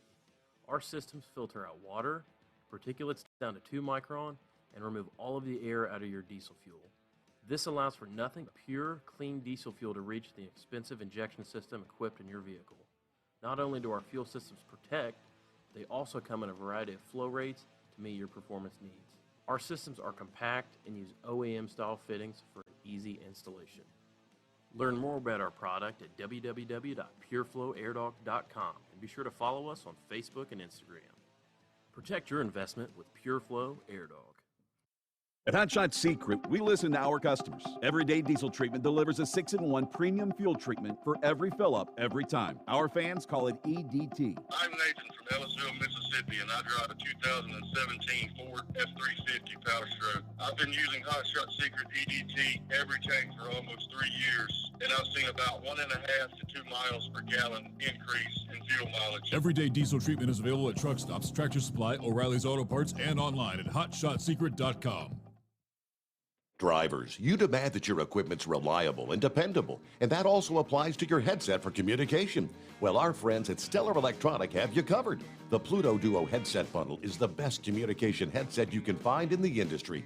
No matter the challenging environment you're driving in, the Pluto headset will make you sound crystal clear all the time thanks to their 99% noise cancellation. And the Duo's not only a stereo converter for the headset, but also a power bank so you can charge as you go. Learn more at StellarElectronic.com or visit them on Facebook. Hey there, listening friends. I want to remind you, don't forget you can get 10% off your entire order at HotShotSecret.com by simply using the coupon code Overnight Drive. Keep the bugs off your glass and the smokies off your ass. This is the Overnight Drive with Steve Sommers. USA Radio News. I'm Tony Maruso reporting. A Florida judge was due to formally sentence Nicholas Cruz, the man who killed 17 students and staff with a semi-automatic rifle at a school in Parkland, to life in prison on Wednesday. A jury voted last month to spare Cruz 24 the death penalty, instead choosing life in prison without possibility of parole for one of the deadliest mass shootings in U.S. history. Cruz pled guilty last year to premeditated murder, then faced the 3-month penalty trial earlier this year. Loved ones of the 17 people murdered by Parkland school shooter Nicholas Cruz got their chance after almost 5 years to verbally trash Cruz face-to-face Wednesday in the second day of a hearing that will end with Cruz formally sentenced to life without parole. Alyssa Al-Hadev was one of the 17 killed in the shooting, and her mother, Lori Al-Hadev, addressed Cruz, reminding him of the life he stole from them. You robbed Alyssa a lifetime of memories. Alyssa will never graduate from high school. Alyssa will never go to college. And Alyssa will never play soccer. She will never get married, and she will never have a baby. CVS is paying out a lot of money over opioids. CVS Health said Wednesday that it agreed to pay $5.2 billion to settle lawsuits over how its pharmacies handled prescriptions for addictive opioids. CVS is the first drugstore company to reach a nationwide settlement in a series of lawsuits brought on by a group of states and Native American tribes. Now, if accepted by the courts, the company would pay $4.9 billion to states and other municipalities and $130 million to tribes over the next 10 years, beginning in 2023. From the West Coast, USA Radio News Bureau, I'm Lance Pry. This is USA Radio News. You know, if you feel like you're stuck with a healthcare plan that isn't affordable, or you simply just don't like how it works, well, right now, during open enrollment is a perfect time to switch to MediShare. The typical family saves $500 a month when they join MediShare, and what's more, they like it. MediShare has double the customer satisfaction rate compared to the industry. That's double. And MediShare is the most trusted name in healthcare sharing. It's been around for 30 years. It's shared more than $4 billion in healthcare bills. And here's why now is the perfect time to make the switch. If you join MediShare Complete by January 1st, they will waive your new member fees and you'll save an additional 10% off your first year. That's right. No fee to join, 10% off every month for all of next year. But again, it's a limited time offer. So yeah, you're not stuck. You've got a great option. Call now. 833-34-BIBLE. That's 833-34-BIBLE. 833-34-BIBLE. The mayor of a small town in Oregon has been arrested for attempted murder following a road rage incident on Halloween that led him to firing multiple gunshots at a family of 4.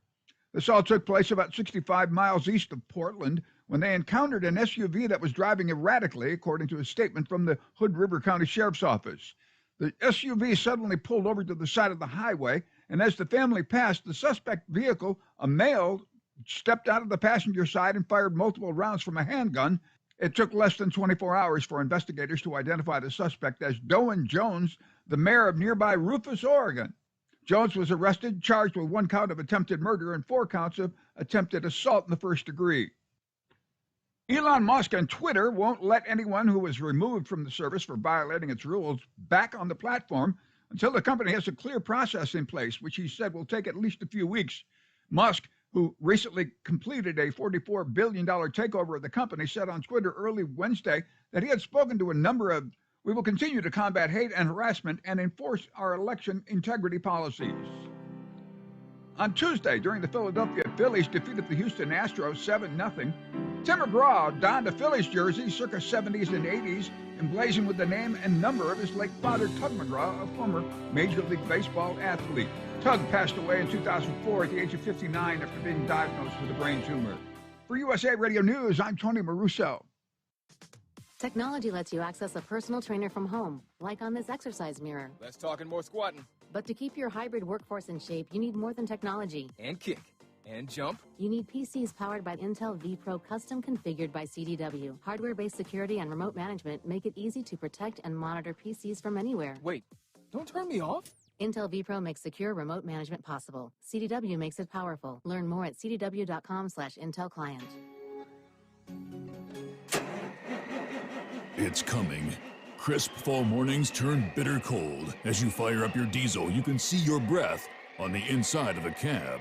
Imagine looking deep into your engine. Freezing temperatures impact your diesel's fluids, especially fuel. On a 23-degree morning, the paraffin wax in your untreated fuel starts to morph from fluid to large crystals. These crystals clump together and form a gel. At minus 10 degrees, your fuel hits the point where it no longer pours like a liquid. It's so dense that the flow through the fuel filter will slow, causing hard starts or no starts. Get prepared now for the cold that is coming. Hot Shot Secret Diesel Winter Anti-Gel is a premium fuel additive that lowers your fuel's pour point to minus 65 degrees. If it's that cold out, you shouldn't be on the road. You ought to be at home in front of the fireplace. Hot Shot Secret Diesel Winter Anti-Gel Premium Fuel Additive. Available now online at hotshotsecret.com. Hot Shot Secret.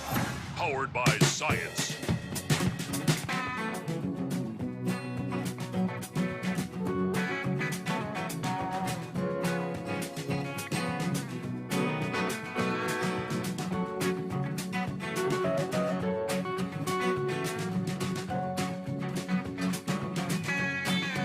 All right, what are we looking at? Final hour off and rolling here on a Thursday morning, third day of November.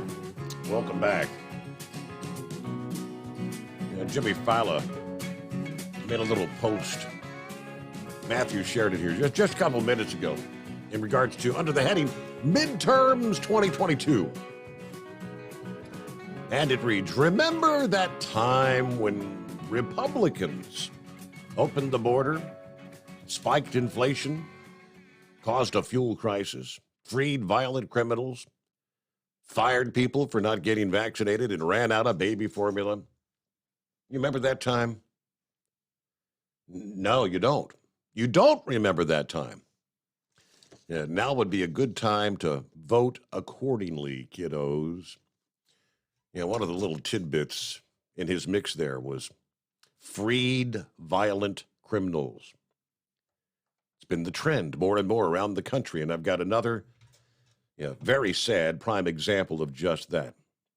And don't forget, coming the first of the year, the state of Illinois, not just Chicago, the entire state is going to this new policy of, pretty much get out of jail free, no bail for certain crimes, as they try to say. But with all the examples, and none better than New York, where Governor Kathy Hochul, her Western New York hometown, no less, a mother of three, executed right in front of her children less than 24 hours after her estranged husband was sprung from jail, on no bail, over a caught-on-camera beatdown that she had posted on her Facebook page in a desperate plea for help, which has now sparked fresh outrage on New York's no-cash bail laws, which, remember, in the debate about a week ago, that subject came up, and Kathy Hochul kind of doubled down with her opponent saying, why are you so concerned with this? What's the big deal about the no-cash bail? Now, this is the reason why people should be concerned. Adam Benfield, 45 years old. Guy who has a prior conviction for kidnapping another ex-girlfriend at gunpoint is now charged with shooting dead his 30-year-old wife, Kiera Benefield. The victim was taking her young children, ages 6 months to 9 years old, to school on the morning of October 5 when he ambushed her, gunned her down. Well, he was free to carry out that alleged murder after being released from custody the day prior, despite the horrific attack on his wife inside her home. He was hit with misdemeanor charges. He was served an order of protection, which means not supposed to be near her, which police say, he promptly violated to carry out the murder of his wife. Now, the now dead wife, she had shared you'd have to describe it as sickening video. The footage of her then husband punching, kicking, slapping her. She posted the video on Facebook, a cry for help, less than a week before she was ultimately then murdered.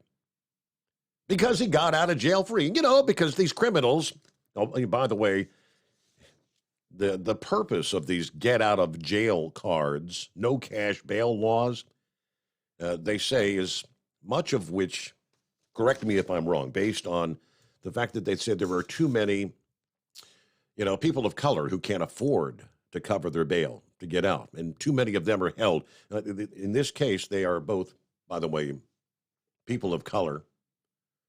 But he got out of jail free and promptly, less than 24 hours, went on to, after savagely beating up his wife, which just garnered the misdemeanor charges, murdered his wife. Wonder how the voters of New York, what they'll have to say about that here in a few days. Will they put Kathy Hochul back in charge or say enough is enough here in New York? Good morning to Kentucky Ken. What's happening? Trucking down the road, running down the highway. Hey, not too much. I'm going to Colorado next week, a place called Castle Rock. Mm-hmm. I've never been out there. I know Eskimo Mom put on my Facebook feed that I needed to take chains regardless. And I always, if I remember correctly from my training, I thought it was west of Denver, but I'm not sure. But I wanted to know, just get some feedback from some of the callers real quick, if what it's like out there in Colorado and specifically around the Castle Rock area. I'm going to roll out early Sunday, and I got to go to Oklahoma City and then Castle Rock. Our division doesn't get many loads out that way, and I've never been out there. I'm really looking forward to getting out there because they say it's a very beautiful state, but I'm not sure. I haven't got on my maps and all that stuff yet, but just was going to get a little bit of feedback. But other than that, just enjoying a morning running down to E-Town.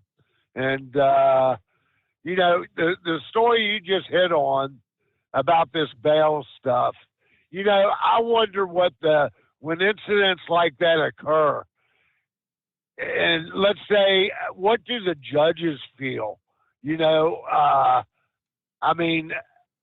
That would drive me insane if I was a judge and elected to let out somebody for no bail or a minimal bail, and they end up killing somebody.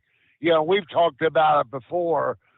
These people, the criminal element, are just going to get back out and commit more crime. It's not like they're getting out to go back to work. So I just wonder what the judges, when they set these low bonds and stuff, and this stuff occurs, I wouldn't be able to sleep at night. Would you? I absolutely not. No, but the video that she posted, it's from I guess for the surveillance camera, like the Ring camera that she had in the home, and he comes in and it just starts beating hell out of her. She falls back on the couch and he's punching her and kicking her, and I guess that didn't kill her, but I guess that leads to is it just misdemeanor charges for assault and battery, and ultimately he gets out on a no cash bail for that.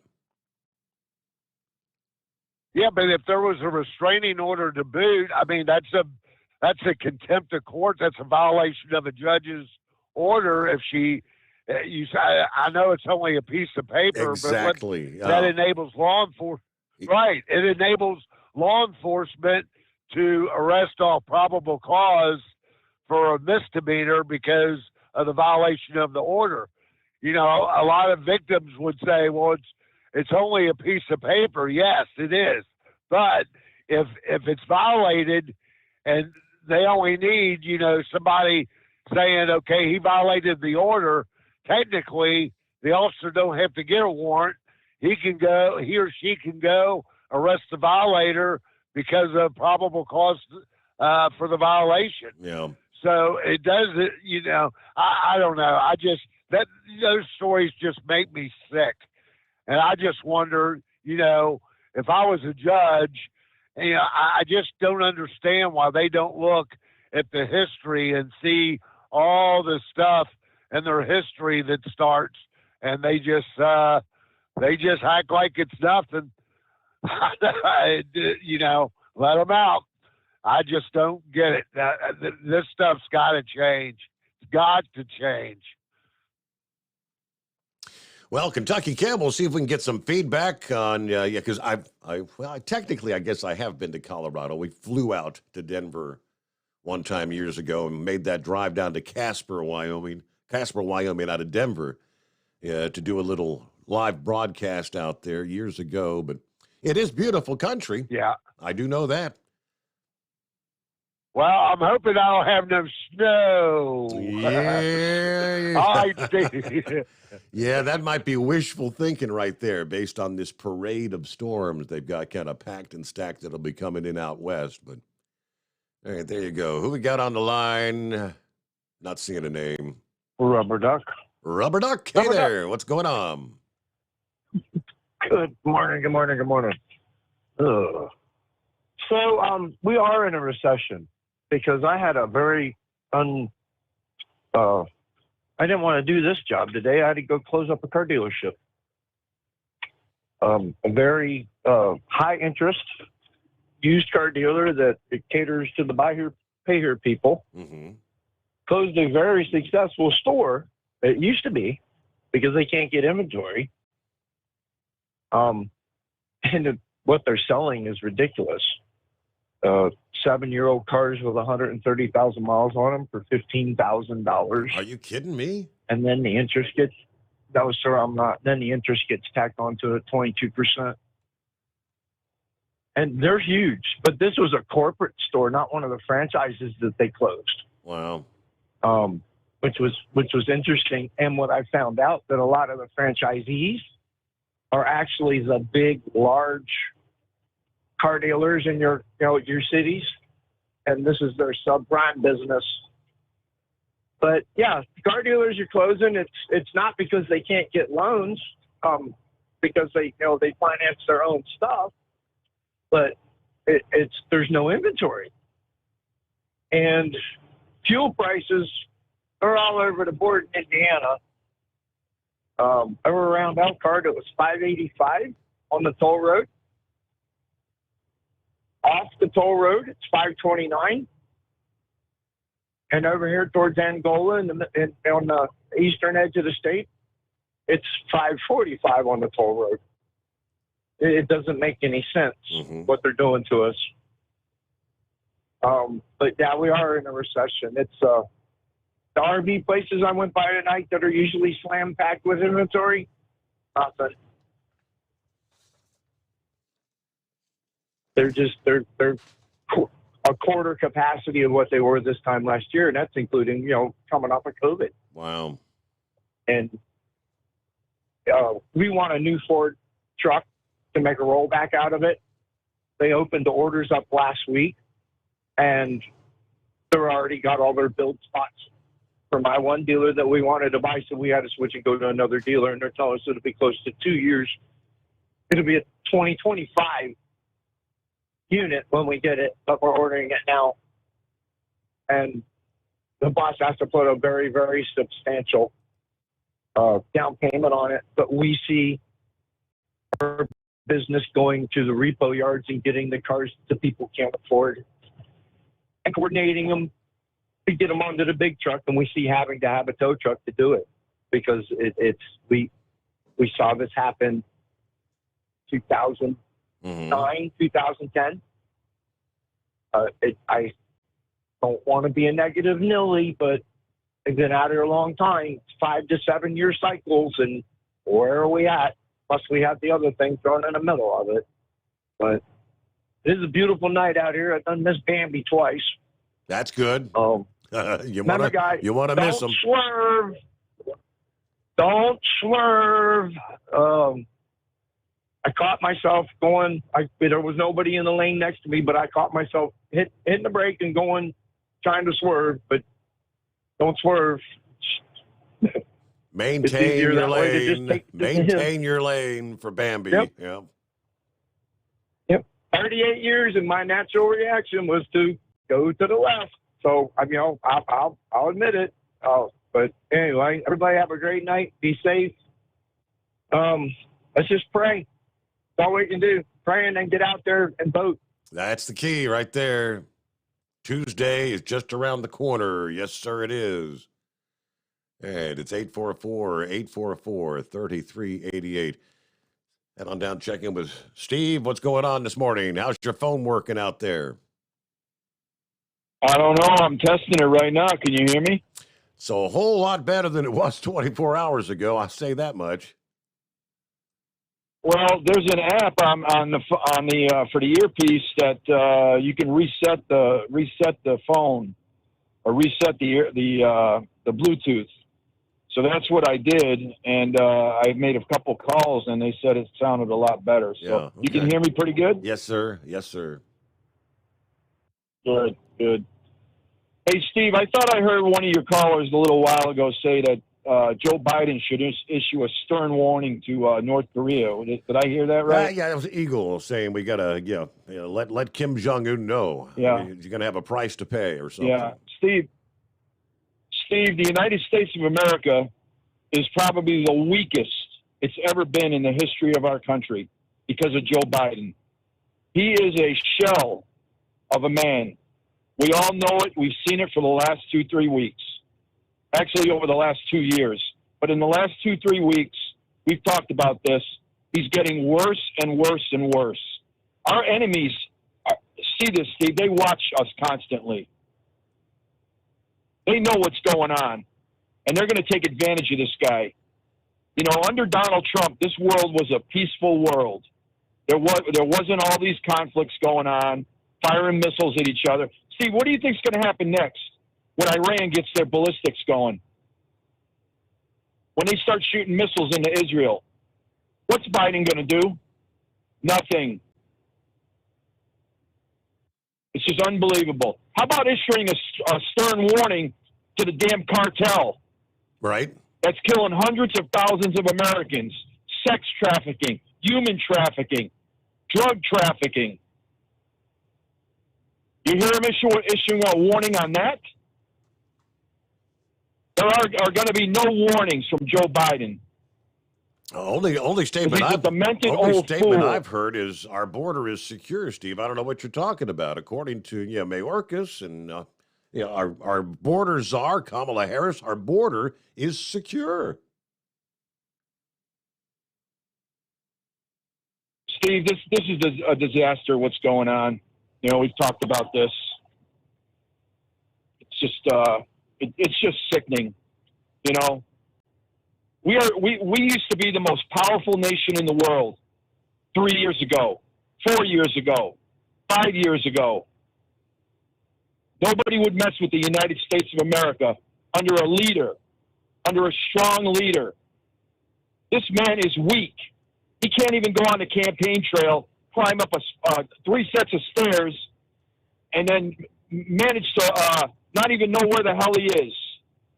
In the meantime, he's got Obama and Hillary Clinton doing his dirty work around the country. The only stern warnings they're issuing is to people like us, that we're extremists, we're terrorists. If we don't vote with them, we're no good. You know, it goes on and on and on, the rhetoric. They're the ones that are inciting violence, not us. All we want is to be left alone. And that's what a true leader does. He loves the country. He loves the people. Joe Biden hates half this country. He's not doing anything to protect us. He's just putting us at risk, putting the whole world at risk, Steve. It's just sickening. But I'm done with the rant. Did you, Steve, did you happen to see that article about the, you remember those memos Biden sent out to all the different departments about trying to get people to register to vote? federal agencies. Yeah. We remember that? Yeah, we touched on that. Absolutely. Did you see the memos that they uncovered with the Department of Labor?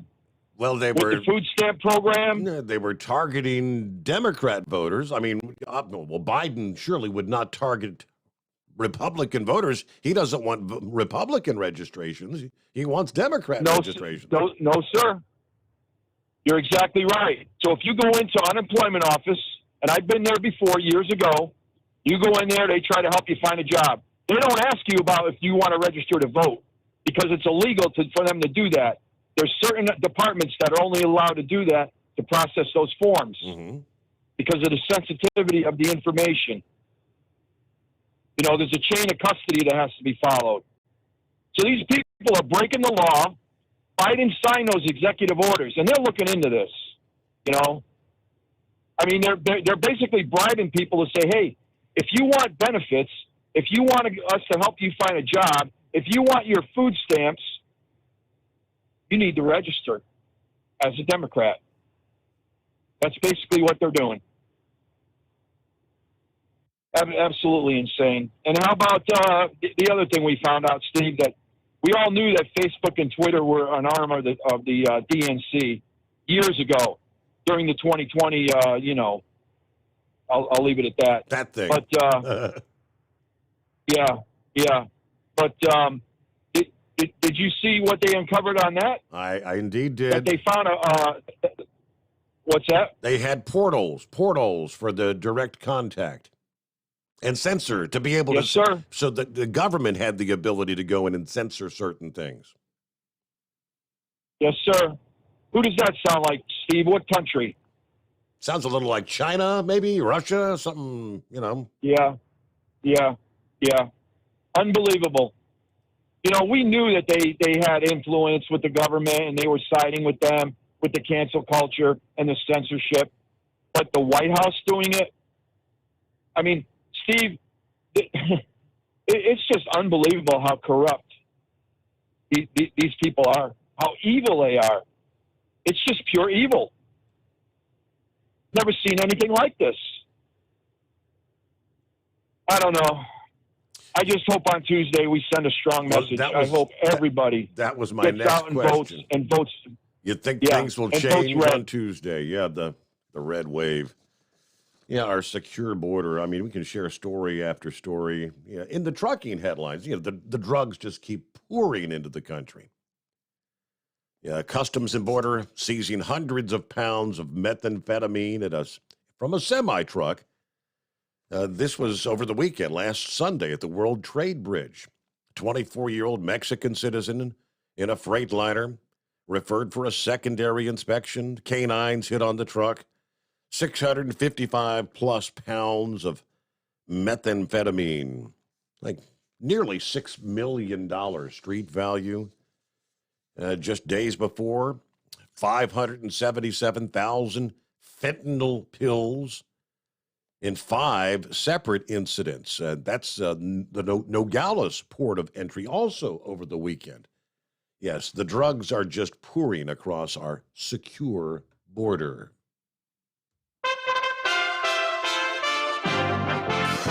USA Radio News. I'm Tony Marusa reporting. President Joe Biden's threat to impose a windfall profits tax on oil companies is unlikely to pass in the U.S. Congress, even if Democrats defy forecasts and manage to maintain their razor-thin majority in midterm elections on November the 8th. Congress passed big retroactive tax breaks for big oil when former President Donald Trump was in office as fuel demand dropped during COVID lockdowns. U.S. stocks climbed on Wednesday, reversing earlier declines after the Federal Reserve raised interest rates by 75 basis points, but signaled that smaller rate hikes may be on the horizon. A hike by the Fed, the fourth straight increase from the central bank of that magnitude, as it attempts to bring down stubbornly high inflation. And Russia said on Wednesday it would resume its participation in a deal freeing up grain exports from war-torn Ukraine, reversing a move that world leaders had said threatened to exacerbate global hunger. This is USA Radio News.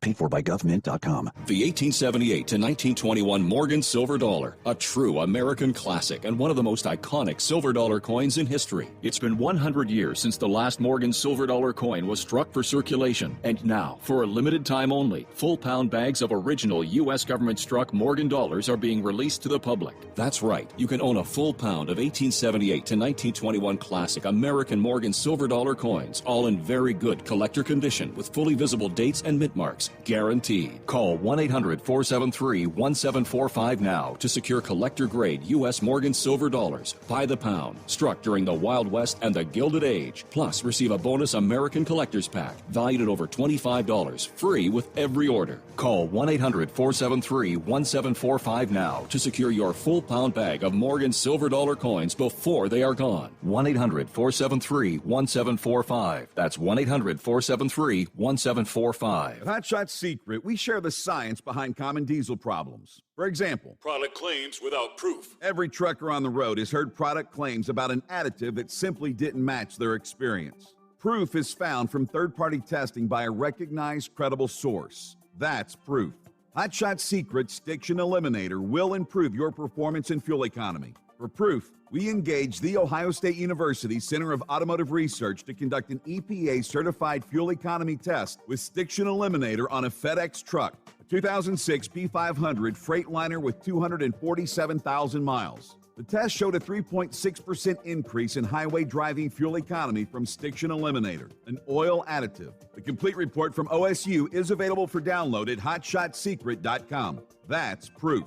Hot Shot Secret Stiction Eliminator, available at truck stops, Tractor Supply, O'Reilly's Auto Parts, and online at hotshotsecret.com. Hot Shot Secret, powered by science. For anything diesel, take it to Scheid Diesel.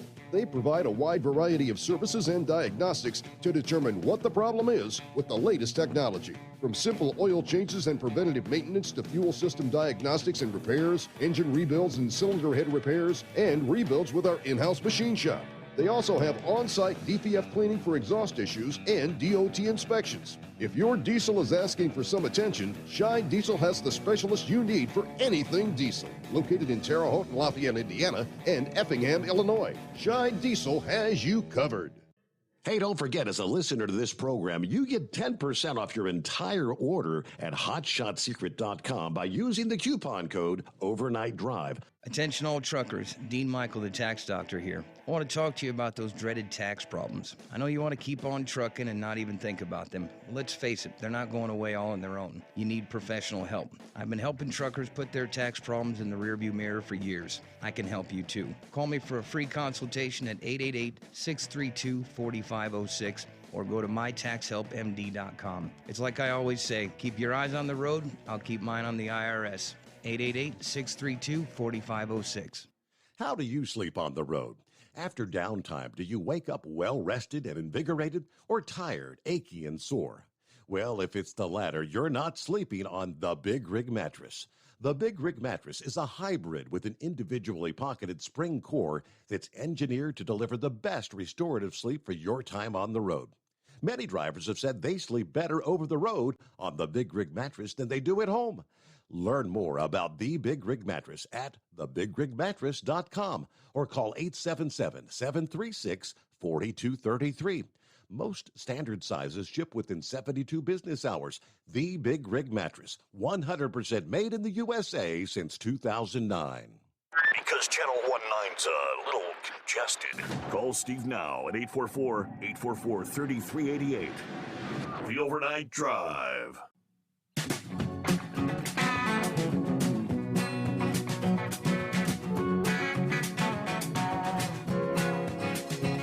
Okay, back at it here. Well, just like lots of moms and dads around the country dealing with sick kids, we're dealing with the sick grandkids. Mentioned young Rowan's been home from school all week. So my daughter's heading out to work yesterday morning. I said, "Did you make an appointment for Rowan?" Yeah. She scheduled an appointment on the My Chart, the online thing. She said 3:30 this afternoon. Okay, all right. My wife takes him up there 3:30, and it's like, oh no, this appointment's for next Wednesday. Are you kidding me? Yeah, that booked up? They couldn't see him, so she had to bring him home, and now we've scheduled an appointment. I get to take him up at 8:30 this morning. We're going to do I don't know, what they call it, little clinic kind of thing, whatever Walgreens has. I assume they have the ability to test for, we think it's either strep or maybe the actual flu, which they say the flu is going around early this year. So yeah, I'm thinking, I saw Lauren had posted this past evening that little Avery, the other grandson's not feeling well, got a fever, feeling like you know what.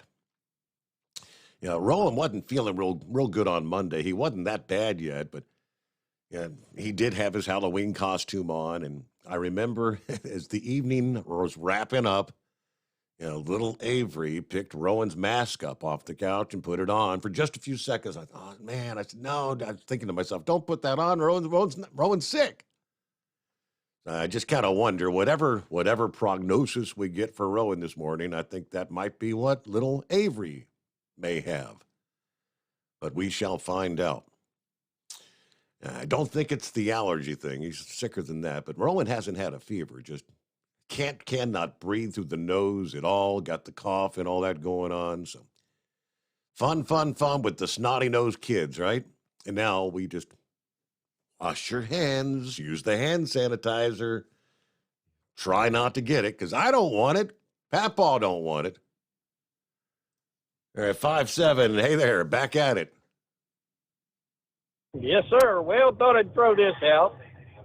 Matter of fact, when I heard it, I thought about your daughter, and I almost posted it onto your fan page, but it was Laura Ingram, and she was playing post after post of news media, politicians, and bureaucrats all calling for, well, we need to move on from you-know-what, and and all the things, because we were working blindly, so we need to have an amnesty.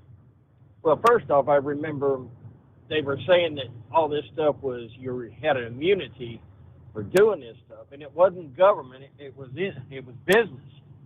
But I remember going through it with you and listening to you stressing over your daughter having to face, do I stay at this job or do I leave it? Because they're saying I have to take you-know-what. Right. And she never did. She never did, and she never lost the job, and I don't really understand how that happened. I'm kind of at a loss on that. Fantastic. Because she was a good worker. Somebody there knew, they put their neck out to keep her. And I think that's happened a lot because they needed work. They needed workers. Pardon me. She was a good employee. I'm not a communist. We don't call Americans workers. That's communists. We're employees. But would you have been ready to, give amnesty to these companies? Now, I don't want to see everybody in courts now, but I told you back in that day, whenever the corporations were playing this game, I said, you know what? If there's a change politically, that amnesty might be, or that immunity might be dropped. And clearly it would be able to, if you put it through the courts for the constitutional viability. Pardon my language, I'm doing the best I can here. I drive a truck. But there's just a ton of lawyers out there saying, I'm tired of driving this Pinto. I want a Mercedes. And right here, you guys, all right, all you employers that played this game, there might be somebody knocking on your door and saying, all right, and all I want to see them to do is rehire these people and give them their back pay. No questions asked. And, and pay the lawyer's fee. But, you know what?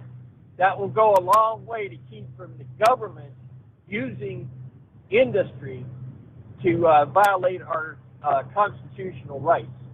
So, and thank God in this trucking industry, all the mills we go into, no place where we were required to do any of that stuff. So, because we're away from everybody, we're on a computer. I could go all day and not talk to another human being. So, for the most part.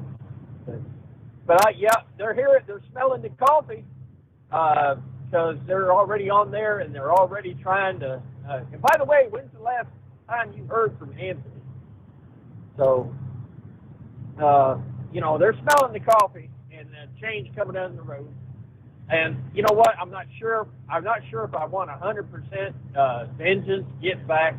I want justice, but I definitely want them to kick Mitch McConnell out of there and get somebody in there that will fight for the American people and for the American people's jobs. So I just thought I'd throw that there. So I'm glad to hear about your daughter because I remember the stress that you were going through because having your daughter come to you and ask that. Yeah. No father should be in that position. And that was, hey, they go into court, sue for emotional distress and make all kinds of money. Right. There you go. Like I said, I don't know how it worked out. I never followed up. I mean, it's the same company. It is a government contractor, but I'm not going to try to stir things up. Just let the dead dogs lie, right? Let them alone. There you go. And I'm glad it worked out for you and your daughter, buddy. All right, that's what I get for sitting here thinking half the night. So we're going to sit. Copy the mail. There you go. Yeah. Meanwhile, on the other side of the world, China is still doing this zero COVID policy. I mean, just absolute insanity. Apparently, there were thousands of guests at the Disneyland there in Shanghai. And all of a sudden, all right, nobody's leaving. We detected a individual case of COVID that was traced back to the theme park. Nobody leaves until you're checked for COVID. I mean, that's this week.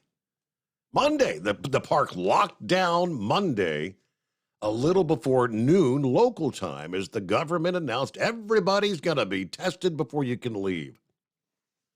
Videos compiled by the BBC show masked guests waiting in crowds, huddled in small groups along the walls, just waiting and waiting to be tested. I think everybody was out by like 10:30 in the evening, and they did not find any additional positive cases for patrons there at the Disneyland park. But can you imagine a single case prompting Shanghai Disneyland to shut down? Yeah, same thing happened about a year ago. There were nearly 34,000 people locked inside, told they can't leave until you're tested. So yeah, China continues these lockdowns and mass quarantines, what they call their zero COVID policy, as most of the rest of the world is embracing the tools and dropped all these stupid protocols.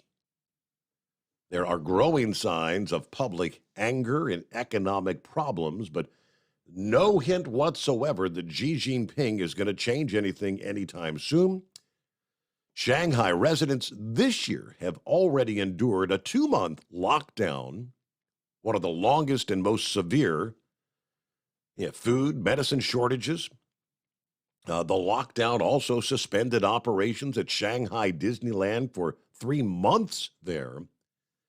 China is even now in the process of building a new permanent quarantine center on River Island in Shanghai that, according to the Associated Press, this is a clear sign that these zero policies, zero COVID, isn't going away anytime soon. It's here to stay.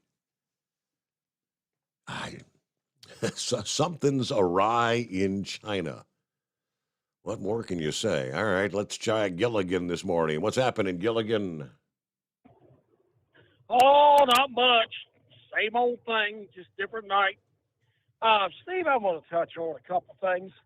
The caller last night was talking about his CPAP machine and how he's been waiting for almost almost It's a year and a half, 14 2 months. years. 14 months he was up to now, yeah.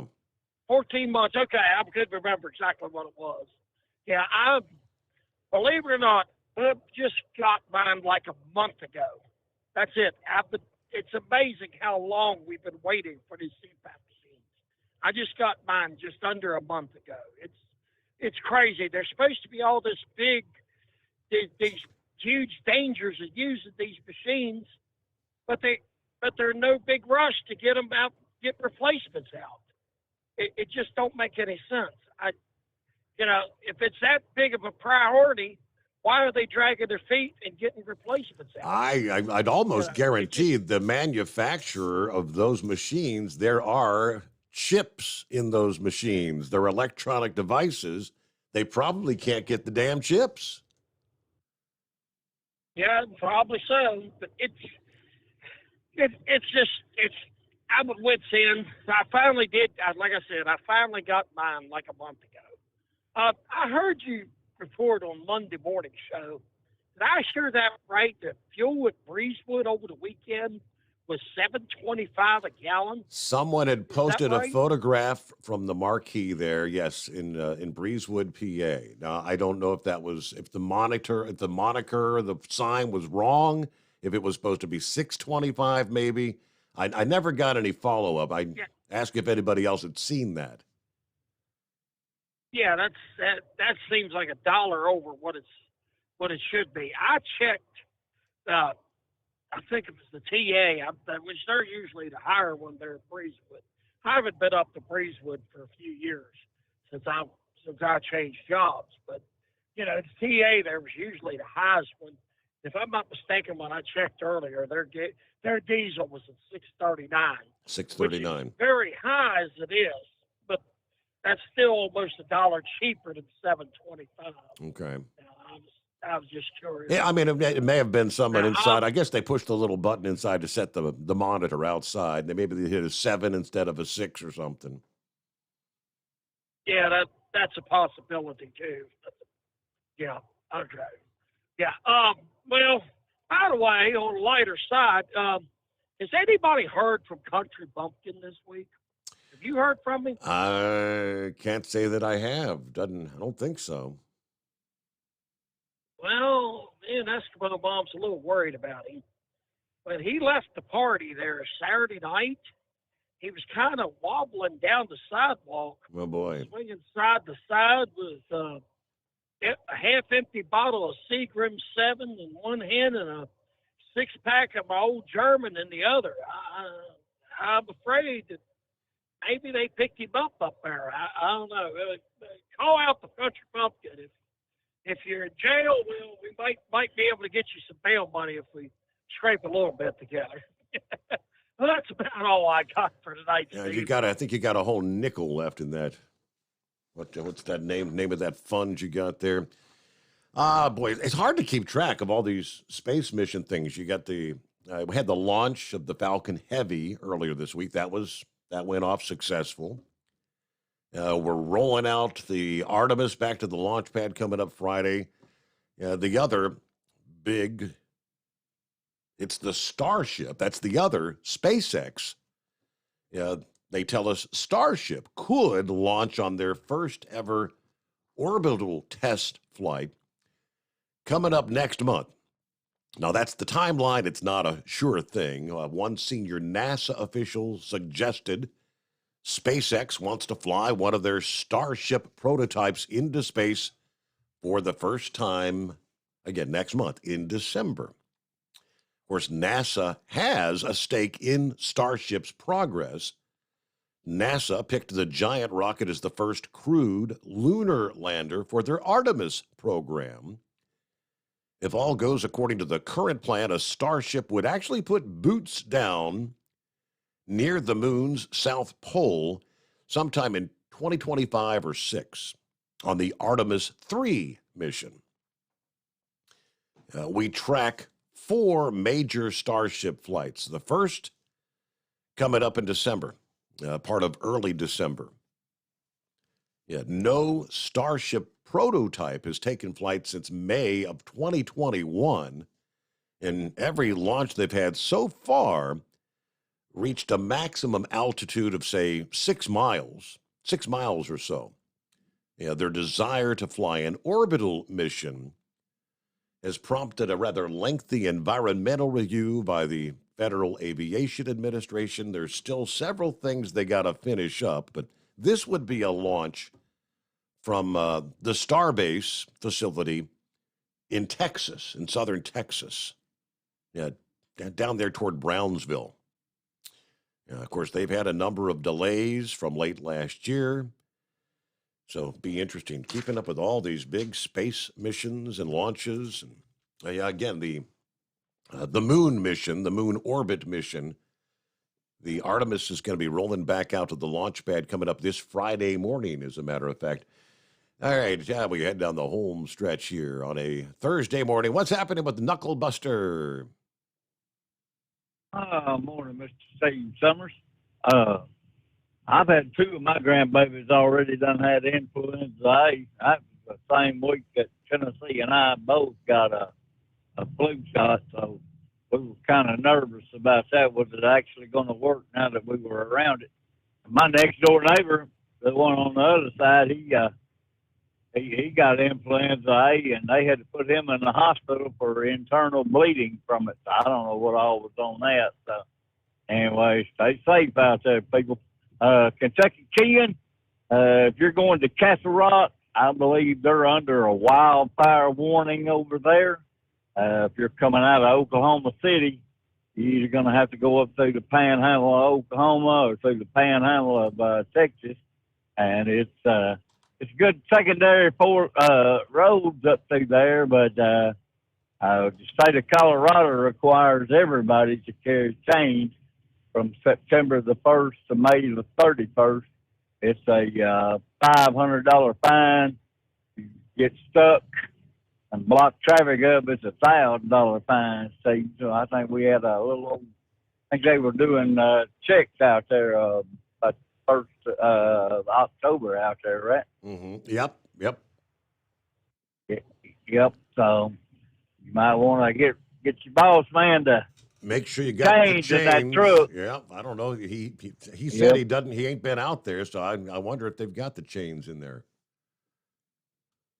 Yeah, it's good running where he's going out there. I don't know what the temperature is out there, but anyway, you might want to check on that wildfire warning out there around Castle Rock. I don't know whether it includes it or not, but anyway, that's all my bull on it for this morning. I laid up in this bed tonight like I had good sense, so I'm trucking hard trying to get in there before the sun comes up. Have a great morning, Mr. Steve Summers. All right, safe travels. Thanks for checking in. Have a good morning. Hey, something Knucklebuster actually brought up yesterday morning. He brought up the Arkansas Trucking Association. Found that story from the Truckers News this past day. Guess this is on the ballot coming up here. Legalizing not medicinal marijuana, but recreational marijuana in the state of Arkansas. The Arkansas Trucking Association says no, they don't like the idea. They said recreational marijuana in the natural state would result in fewer capable truck drivers and unsafe roadways. The Arkansas Supreme Court cleared the way for voters to consider whether people 21 and over could use recreational marijuana. Early voting on the issue has already begun in Arkansas. Of course, next Tuesday is Election Day. If it's passed, it would be legal. It would still be illegal for drivers of any vehicle to operate under the influence, but we have examples in numerous states to where they don't care that rule exists. And then, of course, as far as the trucking community is concerned, when you're doing the P test, obviously the marijuana for a recreational user, it stays. I mean, if you smoke a joint on the weekend or whatever, and you try to take a drug test, even maybe a week later, you're probably going to fail it. Now, Arkansas had approved medicinal marijuana back in 2016, But the Arkansas Trucking Association said we have significant concerns about the safety of the roadways, urging voters to cast a no on their ballot for this measure. Arkansas, Maryland, Missouri, North and South Dakota all have measures on the ballots coming up next week for voters to consider legalizing recreational marijuana. They could join the 19 states and the District of Columbia that thus far have already approved recreational marijuana. Now, it's been 10 years since Colorado and Washington approved it. They were some of the first. The big populous states like California, New York, other states like Maine and Vermont, some in the Deep South have not legalized marijuana for recreational use for the most part, but many have indeed enacted medicinal cannabis programs. But their statement is, as more states move to decriminalize marijuana and other Schedule I drugs, this study would update the American Transportation Research Institute's 2019 report by examining safety on the roads and workforce impacts. They do say we're looking at the safety impact on the roadways. There are high numbers of drivers who've done a pre-employment screen, and they show up in the Drug and Alcohol Clearinghouse, but they do not initiate their return to duty process or leave the industry altogether. They do say the Institutes for Highway Safety said they have seen crash rates spike in states where they have legalized recreational marijuana use. Retail sales in California, Colorado, Nevada, Oregon, Washington. So that'll be another item to watch coming up next Tuesday, right? All right, we head down our final moments here. What else we got here? Real quick, of course, let me remind you, for over 60 years, Sta-Bil has been the go-to additive when storing your lawn equipment, boats, collector cars, of course, generators. Oftentimes sit around for months, maybe even years, without being fired up. Anything that's going to be sitting around with gas in it for an extended period of time, Sta-Bil Storage keeps your gas fresh for up to 2 years and combats corrosion issues in the fuel system at the same time.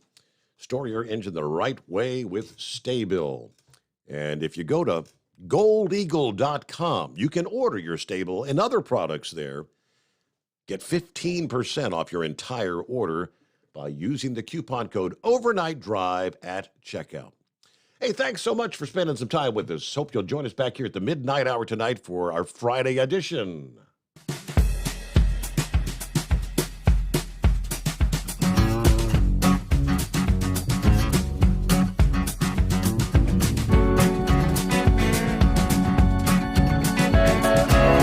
Never guess the places that I've been.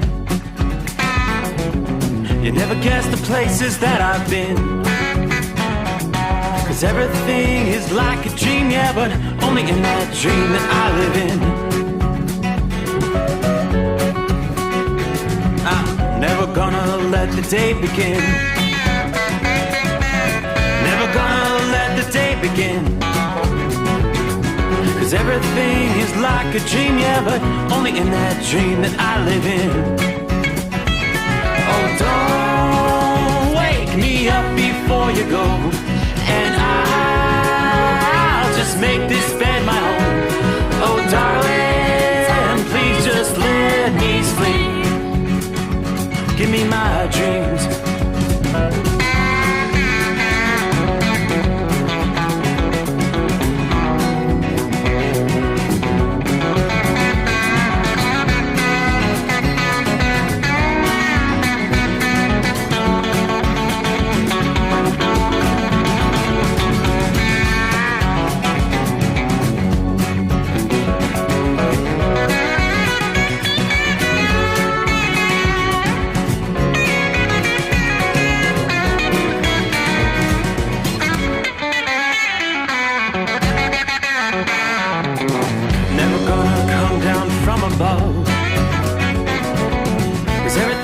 Better from above. Nothing's ever as it seems, yeah, except in that world that I dream of.